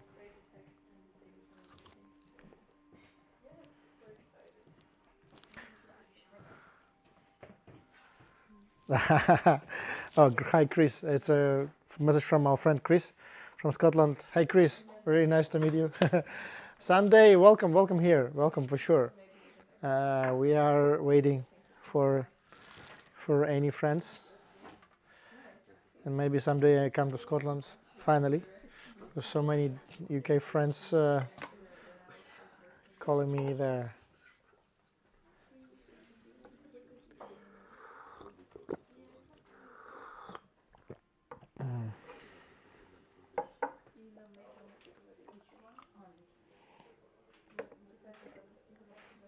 Mm-hmm.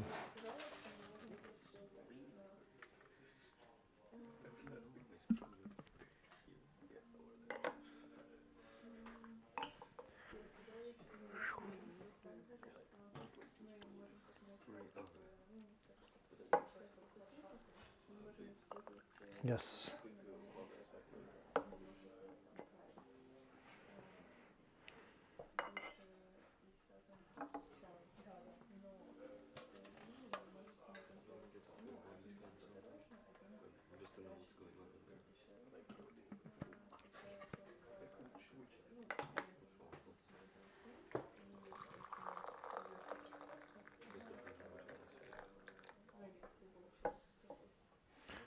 Cool, right? I like it's very like flowers. I don't know, for me it's. But also it's like very smooth and Yeah. Like a little bit creamy yeah, because there are no bitterness at all. It's like very smooth. This one we have actually, if you like. This we have, and we will have when it's batch 2 and in batch 3, I think. Yeah, it's second. It was only 20 kilo, but the third will be also in January, a little bit even more advanced because this is spring, and then it's autumn, a little bit more intense aroma for autumn time. Yeah, it's good. I also like it a lot. I think I have Shijichun, which tastes similar, but is like not nearly as like smooth and creamy. Yes. Very punchy. Situation a little bit more punching, just because I think it's because of technology. Because this one, it's preferably also stored in the fridge, which is why also we make this packaging, like we also seal it. So this tea is very important. If it's just you store it like that, it will very fast disappear with flavor. Same with Tie Guan Yin also is very light Tie Guan Yin because very light oolong. There are no proper fixation, so it's very, how to say, it's very vulnerable in case of long storage. So you can store like 7-8 months, like matcha also, like very vulnerable to store longer time. So this is only pity thing about this tea, but it's good. It's fresh. It's this one is made, I think it was spring last year, but the autumn version will be in January. It will be even better, I think. You mentioned there will be Tie Guan Yin in like January. They will be before Hei Chai in tablets. Well, we will have it again. Wow, it's a very long time ago. We will have maybe next year. A question? Yeah, you said there will be Tie Guan Yin in Yes. January. Yeah. Also in January we'll have up to 60 types of new tea. But when is the Tie Guan It will be one from southern Fujian, like Tulou region, and one will be Anxing. Will be 2 or 3 types. One is from Guizhou also.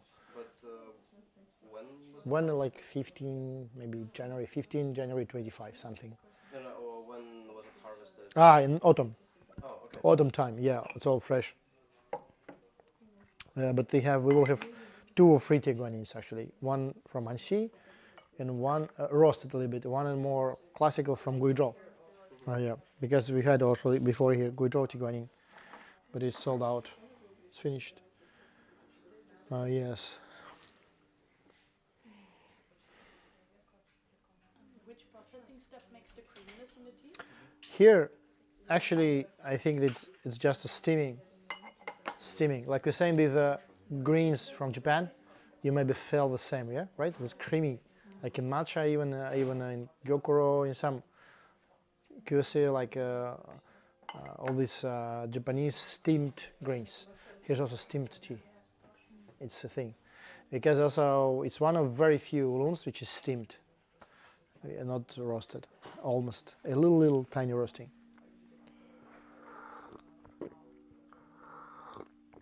But also its variety specification. Shuxian in general is very sweet tea and creamy. But on top of that, when you have a technology, it gives it.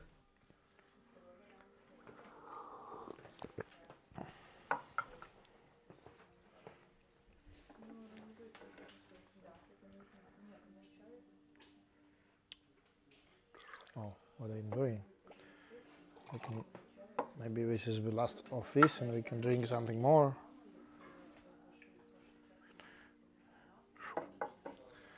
It will be, what it will be?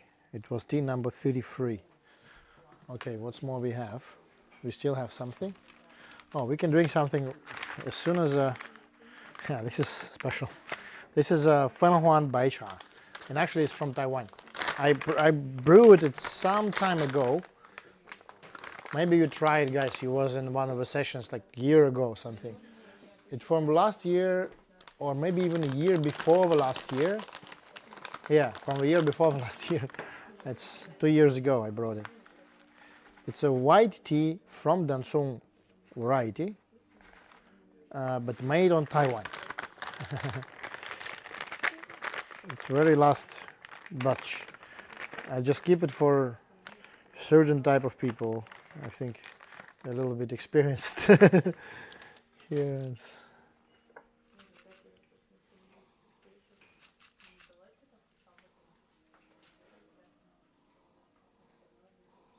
Mm-hmm.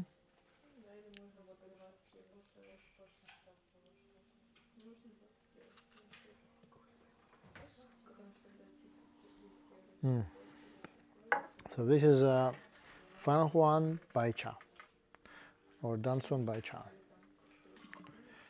from Pinlin in Taiwan. So it's a most pure combination for.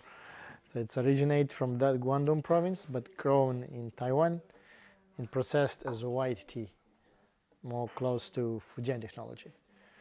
So 3 provinces altogether.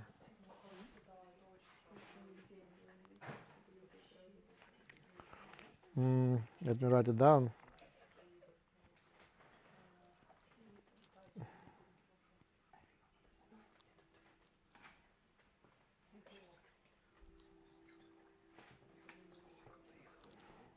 Yes.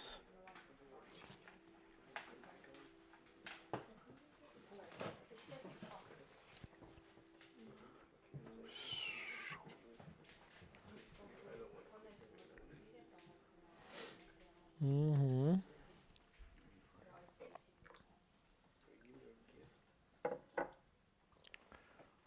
Oh. You want more Shouxian, or we go for the next, right? Maybe we can go next. Okay, cool. It's a lot of tea. I can imagine. But it's a tea day, so Sacrifices must be made. yes, they must, how to say, they must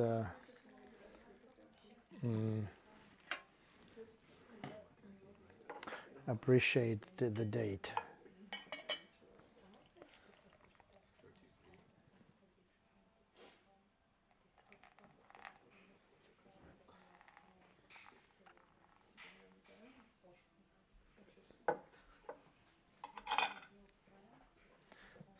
Let me also try it.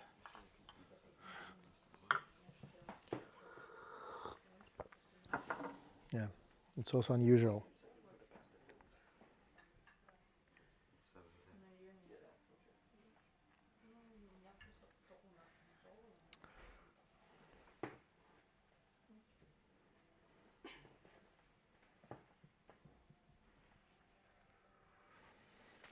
So, I wrote it down. It's tea number 34 today. So for those who are watching me on YouTube, thank you very much for watching. We now in our tea house in Amsterdam, in Rozengracht. Welcome to visit. Yes, all the links are in the description.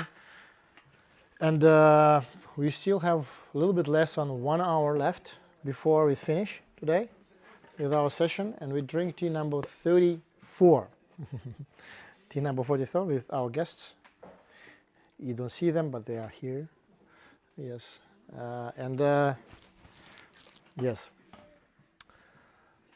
And this is Fan Huan Dansong white tea, grown in Taiwan. Something rare.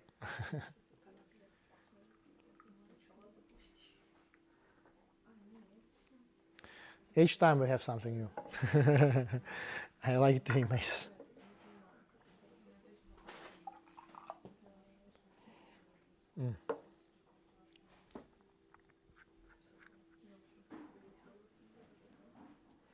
What's more? Yep. Oh, sorry, I had a call. Oh.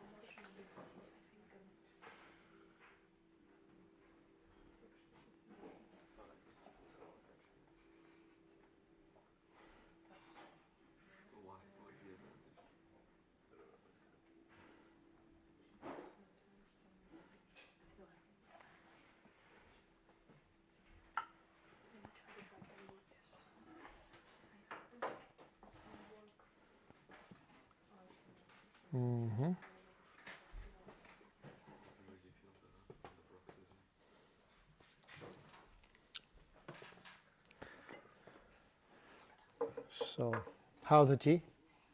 Unusual, right? It's,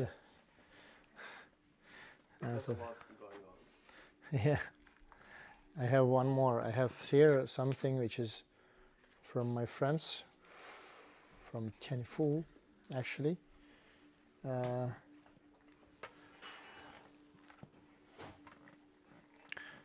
It's from north of Fujian.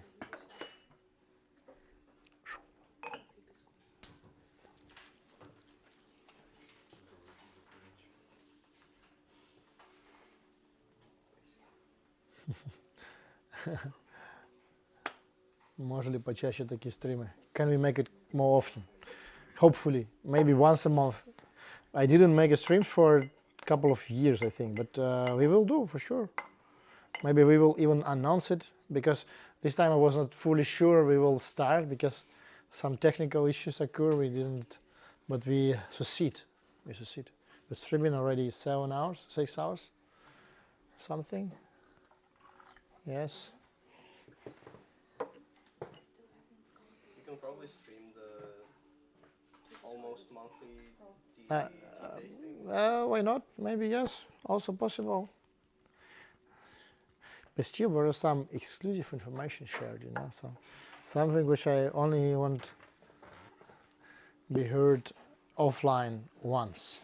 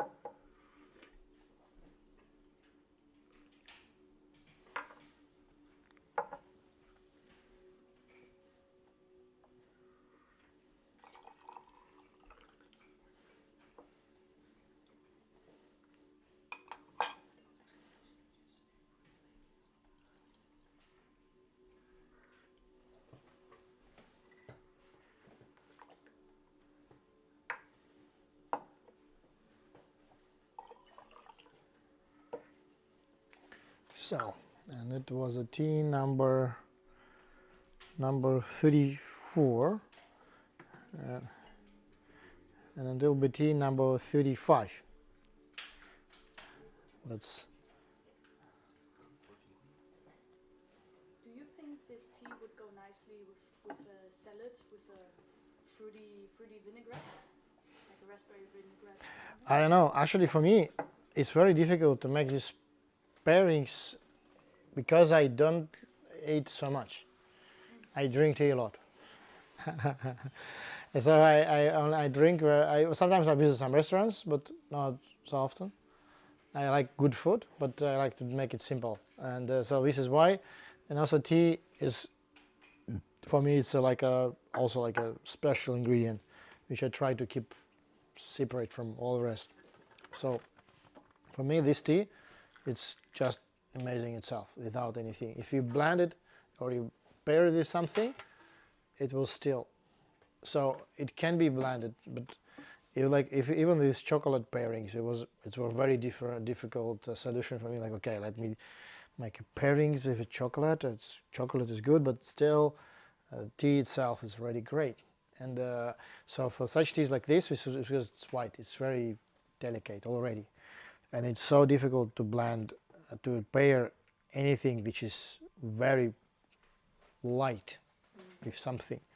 So here I think maybe salad, but if salad, it might be something super neutral, like green apples, like olive oil, something very subtle, not intense, because it's very easy to fully kill it. So we're blending white teas, we're pairing the white teas, I think, with something from this range, like very, very, very subtle taste, like almost disappearing, like not salty, not something, like very, very, very delicate. Like because and also you need to brew tea more stronger than here, because still it will cover up immediately.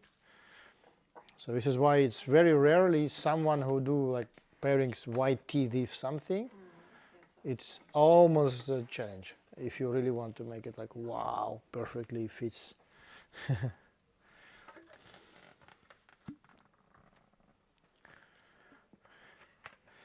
But I myself, I'm not a big fan of white pairings. I still think shampoo, oolongs, shoopware, rats, they are more relevant. So, what's more? Okay, I have one more. Lao Zong Hong Cha. Wow, that's interesting. It's a black tea from old bushes. So it's old bushes black tea. Yeah, welcome. Wow, great. You can sit closer, like occupy just these chairs. Yes, welcome.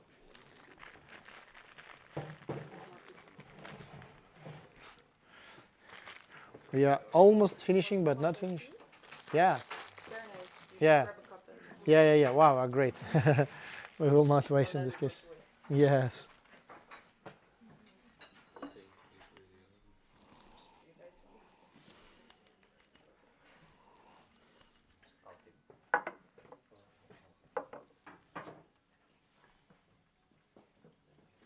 So now we drink old bushes Tanyang Gunfu Hong Cha.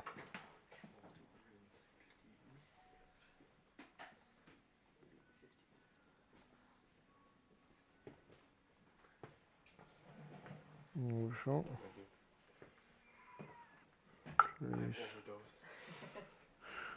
You drink from 7 a.m. Yeah. Me neither. I can drink like more 12 hours easy. So, welcome. It's good that you came here. We have streaming for 8 hours for tea, because yesterday was a tea session, International Tea Day. But today is a continuation of International Tea Day. So we drink tea together, and we share it with everyone came today here. And now we drink tea number 35 already. It's called Tanyang Gungfu. It's a little bit drunk, tea drunk. Yes, yes. The guy sitting from 2 p.m. It's almost 6 hours already. Hope you will stay alive.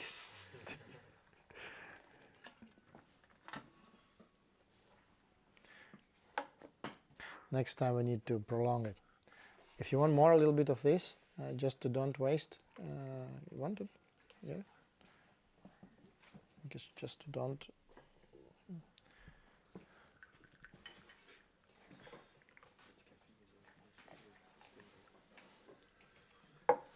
So this tea called Lao Gushu, old ancient tree black tea. Very rare stuff also. It's one collector packaging actually. We had only 2 teas of this range today, not 3. Almost. Yeah, it's a red tea from Tanyang. Tanyang is a place in Fujian County of Fujian Province. It's a border, almost a border with Zhejiang Province, and they produce Tanyang Gunfu. We just drink today also Tanyang Gunfu black tea, but it's our pretty regular one, but this is like a premium one. We don't have it now for sale, but we will maybe have it later. But this price range adds 0 to this, like around €60 for 50 grams something. Yeah.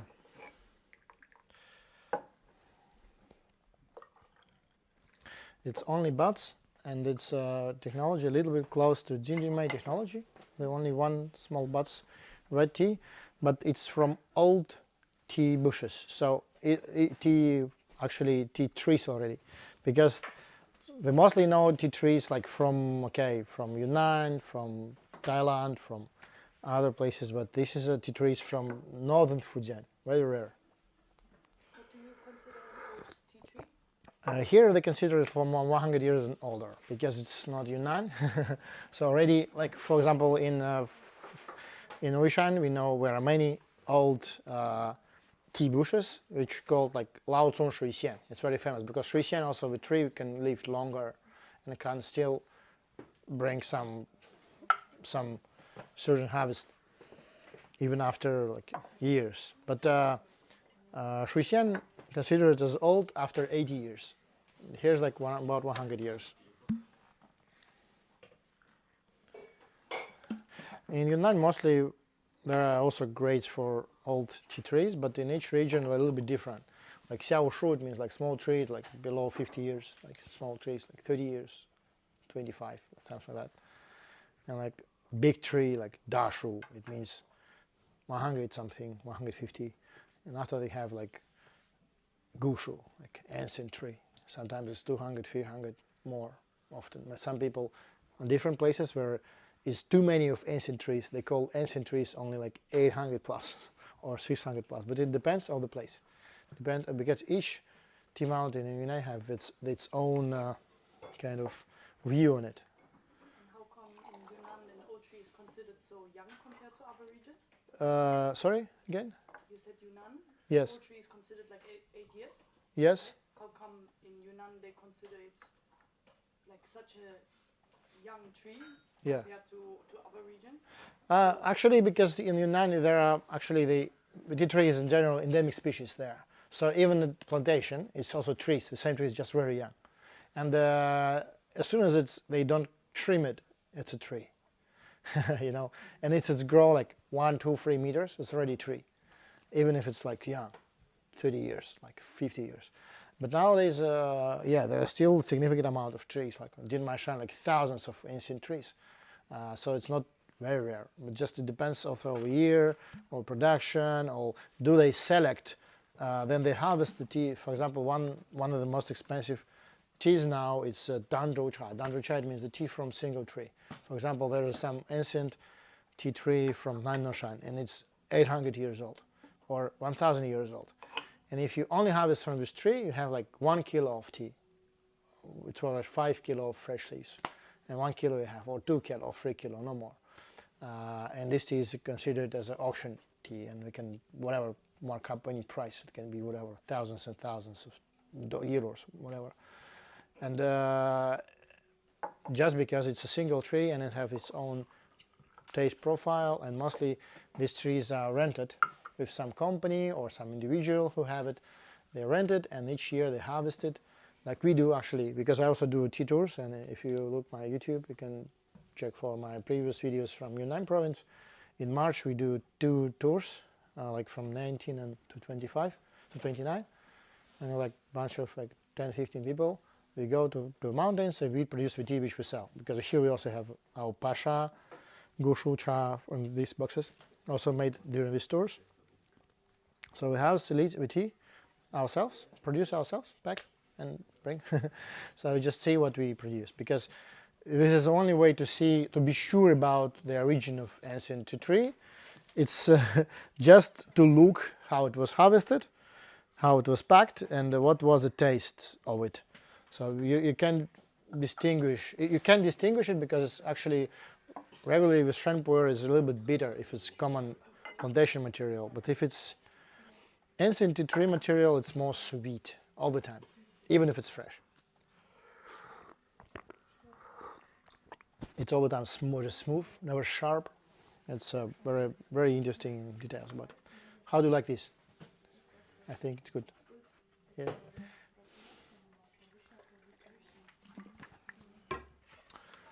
I have.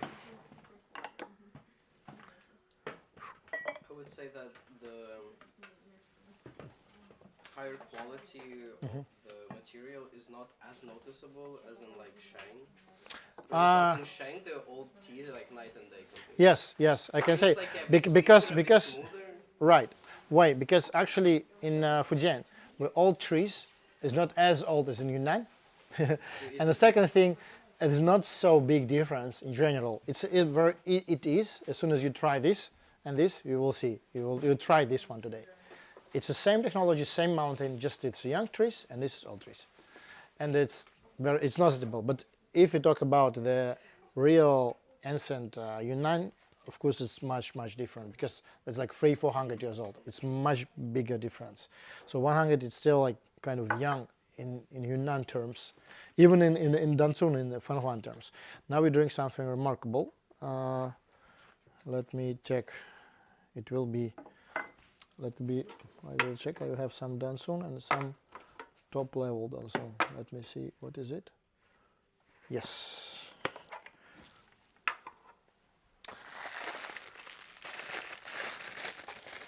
So this is called Xinzhenxiang. Xinzhenxiang Danzun oolong. It's from also like a trees, not super old, also like same like 150 something, but also the single standing trees.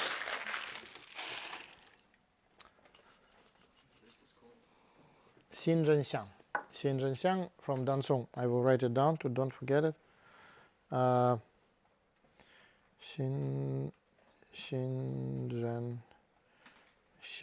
Danzong tea. It's tea number 36 for today. Wow, great. I like it. We at least need to try 40 today, because we still have half an hour.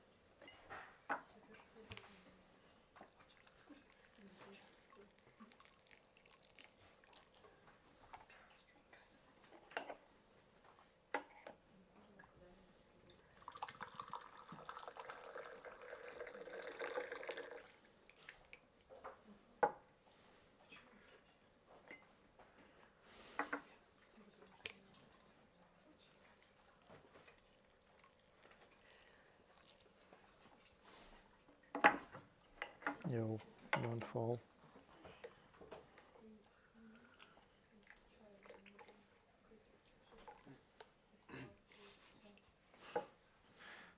Very good aroma, right? It's like, yeah, it's great.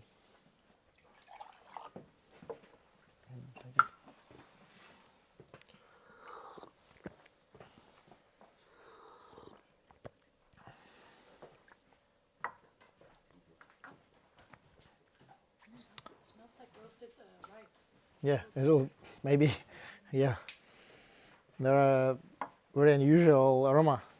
And this one, for me, is a little bit, I don't know, contradictable tea because it's interesting, but for me, it's a little bit, I don't know. I wait for more aroma from this because it's a little bit flat, right? Yes, I think this is a very expensive one, and this is interesting. I want to share why because it's example of the tea which is for a certain reason it's very appreciated by Chinese. I don't know why. I tried again. I still didn't get it. I don't buy it for the shop because it's very expensive. It's like we were zero in most of our teas, and I know I didn't understand why because just people like yes certain teas they are just people like certain flavors in them, and it's a good material. I know like I've seen how it's produced and so on, and I just thought why do they sell it for such a price? And it's yeah sometimes it's just you can just observe it. That's it.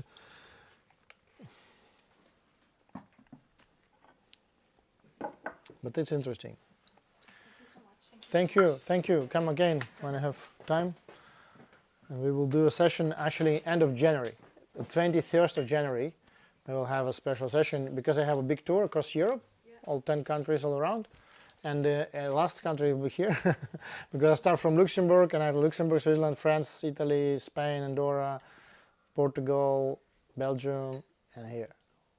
So it will be 21st of January. Welcome. Yeah.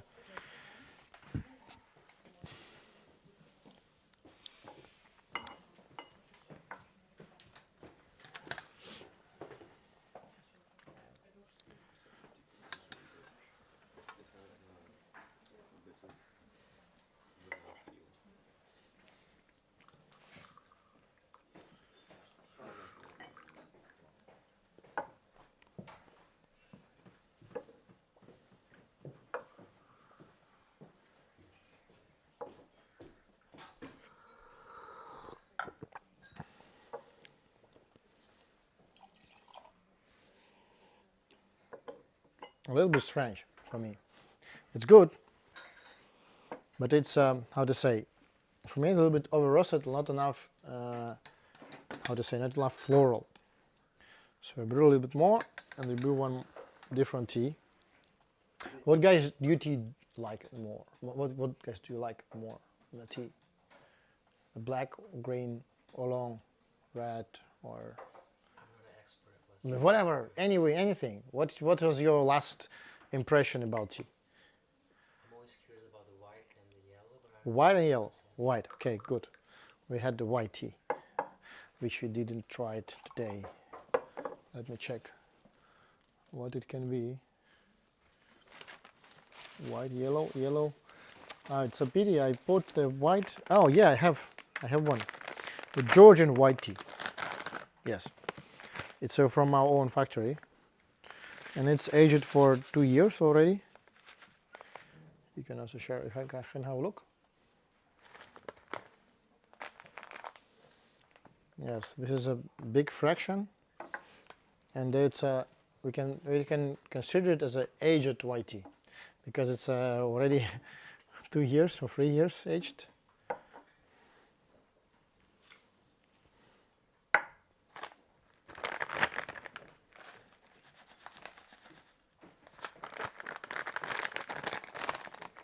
The Cong we ate is like very roasted and it's really strong the bitter-ish note. Yeah, but I still think it's good. It's not bad tea, but it's a little bit too much.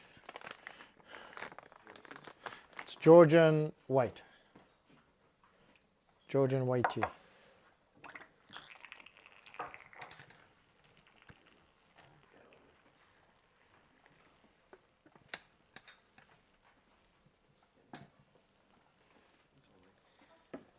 Oh,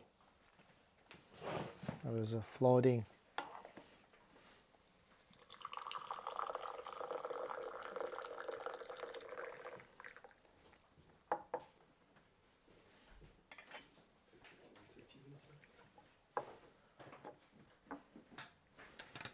Do then songs even have like a official-ish classification to lighter and darker ones? We can say it's only in terms of roasting. So like people do roast or bake it stronger or less. So actually you can have the same tea, which is very light, and you just bake it a little bit, and it became dark. So Just like without baking, then songs are like pretty light and like in general, no, because actually you can make whatever tea from any cultivar. So there are no standard. I mean like from the technology that's usually used. Like So for example, for this type, you regularly make it not baked, right? Or this type are more baked. Or actually, no, it's just still any technologist do what he want. And classically, there. So this is Georgian white tea. We don't have it now, but we have from whites, we have very good dragon claw. It's Vietnamese, very good white buds, and Zia, purple bud, and Thailand white, very good, and Dutch white. We have very good ranges of white teas, very interesting geographies. We have it, you can ask there, but I don't have it here. But this one, I think we sold out, the Georgian one. Because our mission here to have the most rare and unusual teas possible to find.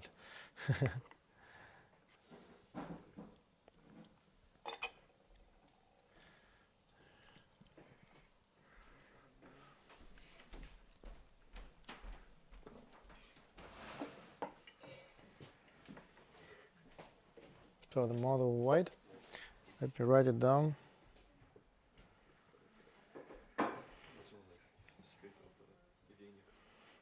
Georgian aged white tea.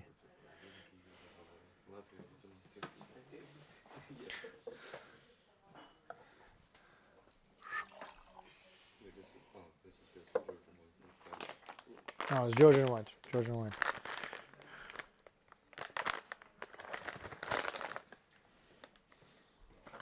once there was the Georgian white Gaba, which is Wow.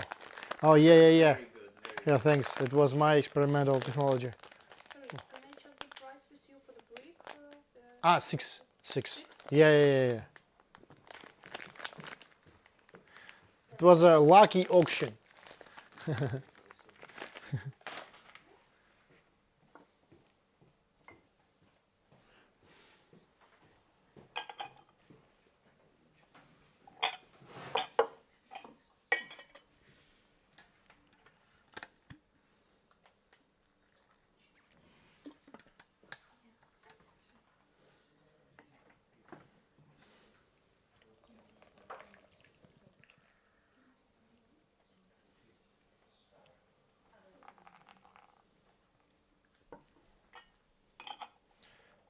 Okay, so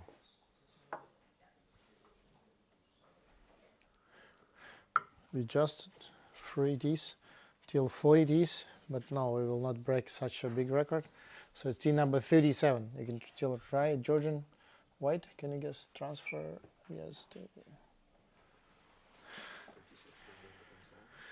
It's 37. Tea number 37. How do you like it? The white? Yeah? It's a little bit aged because the white teas, can be, if it's very fresh, it's very fruity, floral, almost like disappearing taste. And the color also very light, like almost like a white wine, something like. And this one, but this one is interesting because it's a little bit aged and it's a little bit mature leaves, bigger leaves, because it's stored for a while. So it's 3 years aged already, a little bit.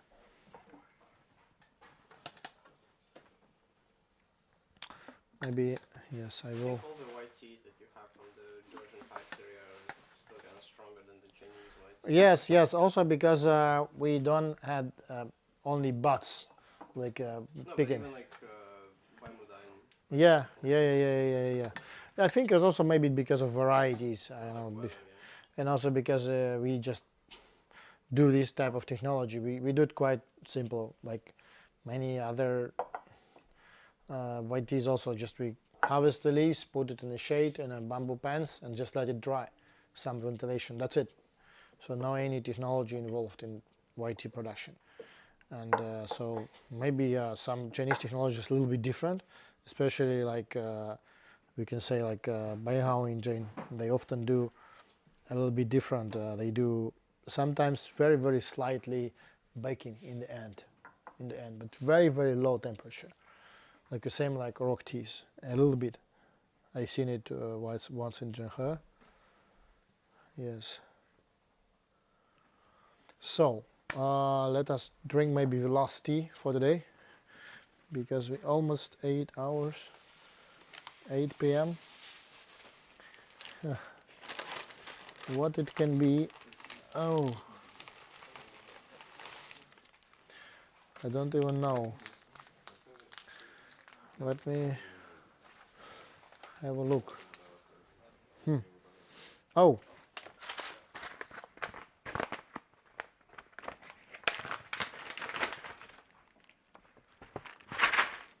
still red. This Vietnamese white. Hong. We almost tried all of the teas. Yes, but not fully all. Sounds like a challenge. Yes, yes. We still have one. We will try it. If we don't like it, we try one more. Okay? Because I want to finish with something we all like. Okay? This is one Taiwanese tea, because we today didn't try. No, it's still preserved, I think, because it was not super sealed. Actually, it's a very good Alishan Jinshuan Chun Oolong. But it's from maybe 3 years ago, maybe even 4. I have this small sample. So let me try. I'm also curious about it.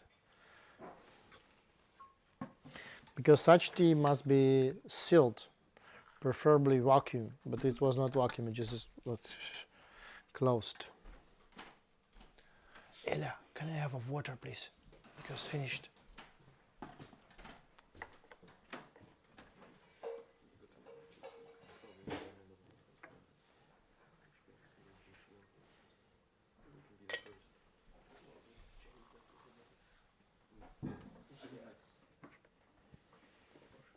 Boom.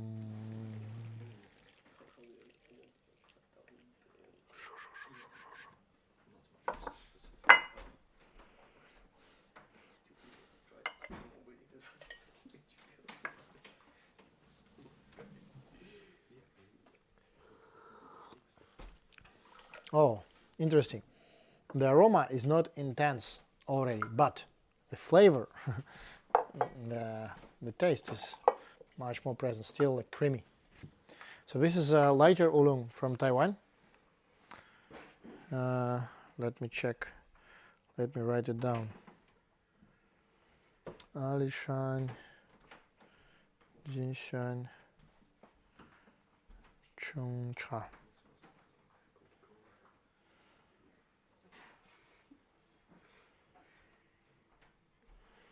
It's from 2019.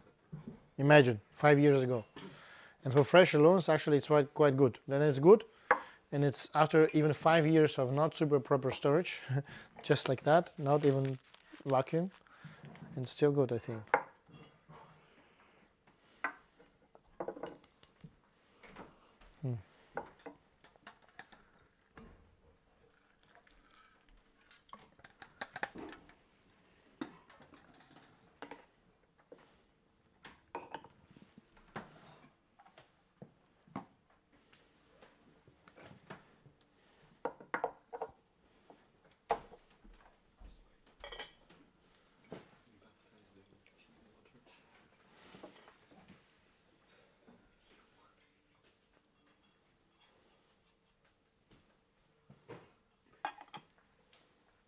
Okay, so it's tea number 38.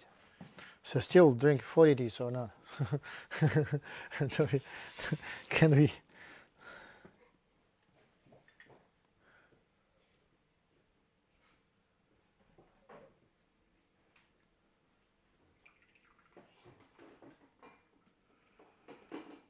So.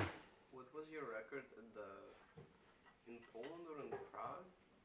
You told there were a lot of people.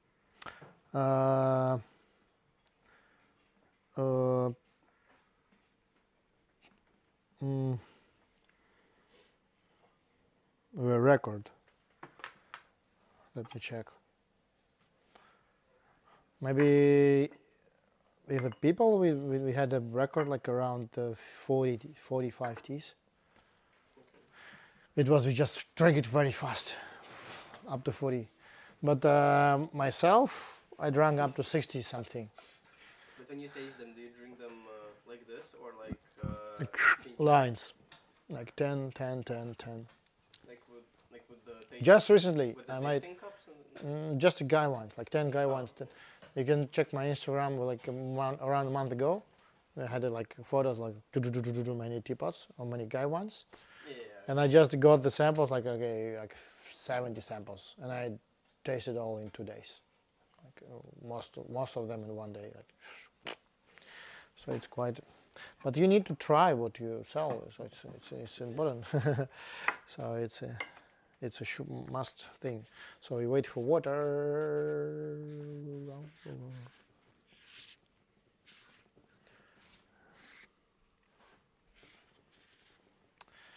But also the pincha is not like as bad because you don't actually drink so much tea. There's a bit here. Yeah. Well, great. Thanks a lot. Half an hour, 1 minute.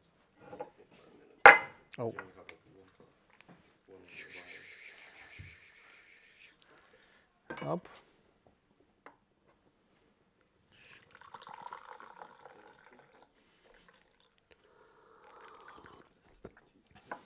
Yeah. So this is a little bit of oolong, and we will brew something else because I think it's good, but we can finish with something better. I think we need to finish with something radically better than this.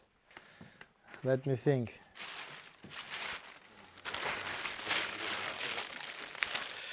Okay.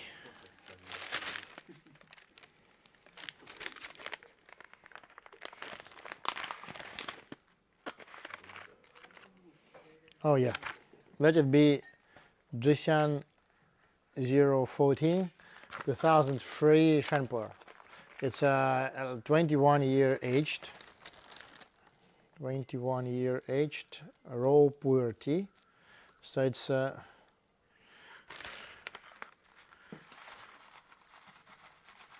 Christian, it's older than you for 1 year. The tea? This one, yes.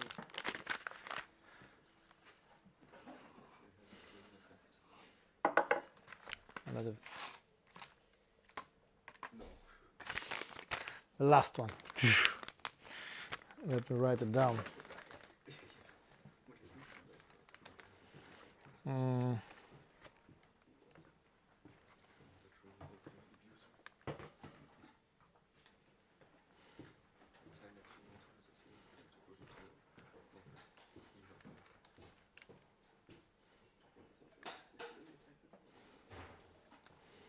Yes. Tea number 39. I like it a lot. I like the approach. So it's aged Shanpur from 2003. Raw puer tea, actually, it's yeah. Some of you don't know. It's just a tea from old trees from Yunnan province, very south of China. And this tea is considered as one of the oldest tea on the planet because it's a place of origin of the tea. So this is why we're shaping our meeting today with this tea. And I think that the aging of the tea also a very interesting fact that many teas, as more you age them, they became better in taste and flavor, more special and unique, and they slowly developing very unusual taste profiles during aging. So we're saying this like with wine, with other aged products, the tea also, the good aged teas. Now it's already auction pieces, like in Sotheby's auction you can find some old poor tea and so on. And because it's, if it's really good, it's something. Please, welcome.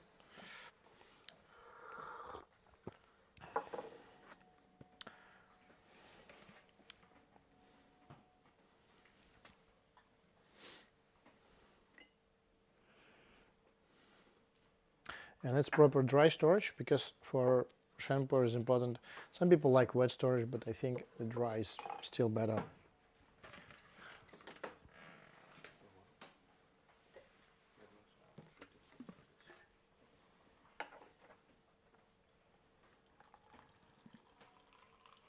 Wet storage kind of brings like all of the shanks kind of to the same point.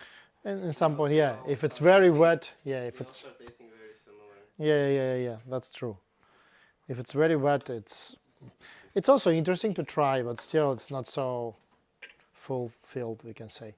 I need the pitcher, guys, or I will overbrew the tea, because it's very good tea to waste. We don't want to waste it. Otherwise, we'll have to drink another one. Otherwise, yeah, it will be not the perfect one. We still need to have a perfect one. So guys, thank you for watching. Actually, I still see like 11 people watching now. It's great. Thank you very much. We had very cozy atmosphere. I think during 7 hours there was way more people, because maybe some people constantly changing. Let's thank you very much for comments and for questions, and we will do it again. Please thumbs up, subscribe to the channel if you don't yet subscribe. In the description there are some more my links and stuff. Watch our other videos, and yeah, I think it's the last tea for today, and then possibly I can have a last question. Yes, where's my old baskets for tea? Alexei asking. Okay, some days we will appear, maybe.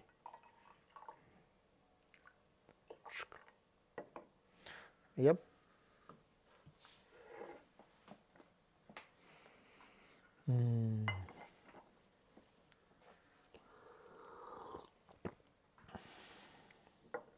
I think it's a good one. It's also a little bit felt like very old white in a way, but still not.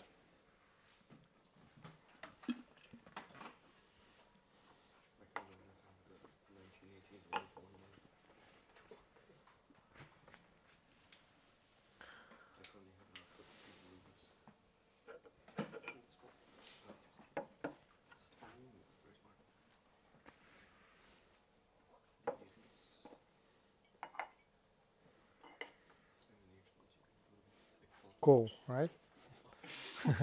It's okay, it's okay.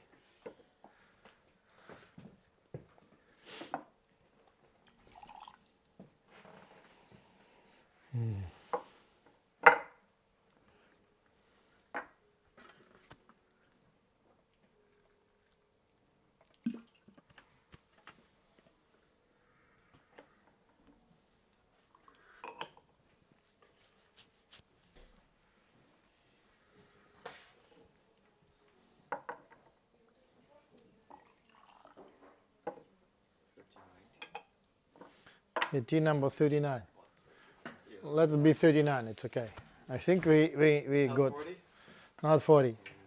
Next time we need to do at least. It's the last tea. It was the last tea. Elia, you need to try. This one is aged Shen, very good, from 2003. Yeah, 4 is dead. Oh yeah. Daniel, it's very good Shen. You need to try. It's from 2003. You can steal it. Yeah, just take it. It's aged Shen, very good one.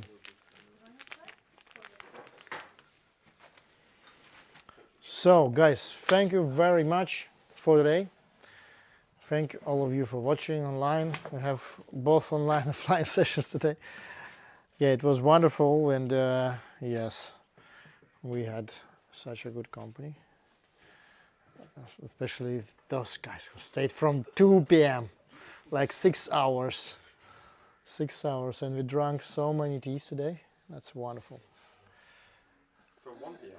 From 1 p.m. Actually, we came from 2. But yeah. But we start from 1 p.m. and we start streaming a little bit later, right? We start streaming a little bit later. 20 minutes. Yeah, 20 minutes. So we have 7 hours and 40 minutes, or no, 6 hours and 40 minutes. Almost 7 hours of streaming. Not too much actually. Next time we need to not only break the record of amount of teas, but also break the time, because we regularly open at 11. Every month we have to break the record. Yes. Every month we need to break the record. But if someone help me, assist me, it can be eternal. It can be 24 hours. So someone arrive now and continue. Please leave a comment below if you want to brew a tea in Amsterdam in the night. There's some strangers coming alone. There's some strangers coming. But no, not alone. You can stream, you can text the messages and stream online. So it's okay. Maybe in the US it will be like a morning already. Yeah, so that's great. So thank you very much, guys. Thank you for coming today, and appreciate your time, and congratulations with International Tea Day. And I think the only way to spend the tea day is to spend it full of tea. So for the rest of the year it will be enough. No. Joking. It must be not enough, or we will go bankrupt. So, okay, thank you very much. And bye-bye to my online visitors and subscribers.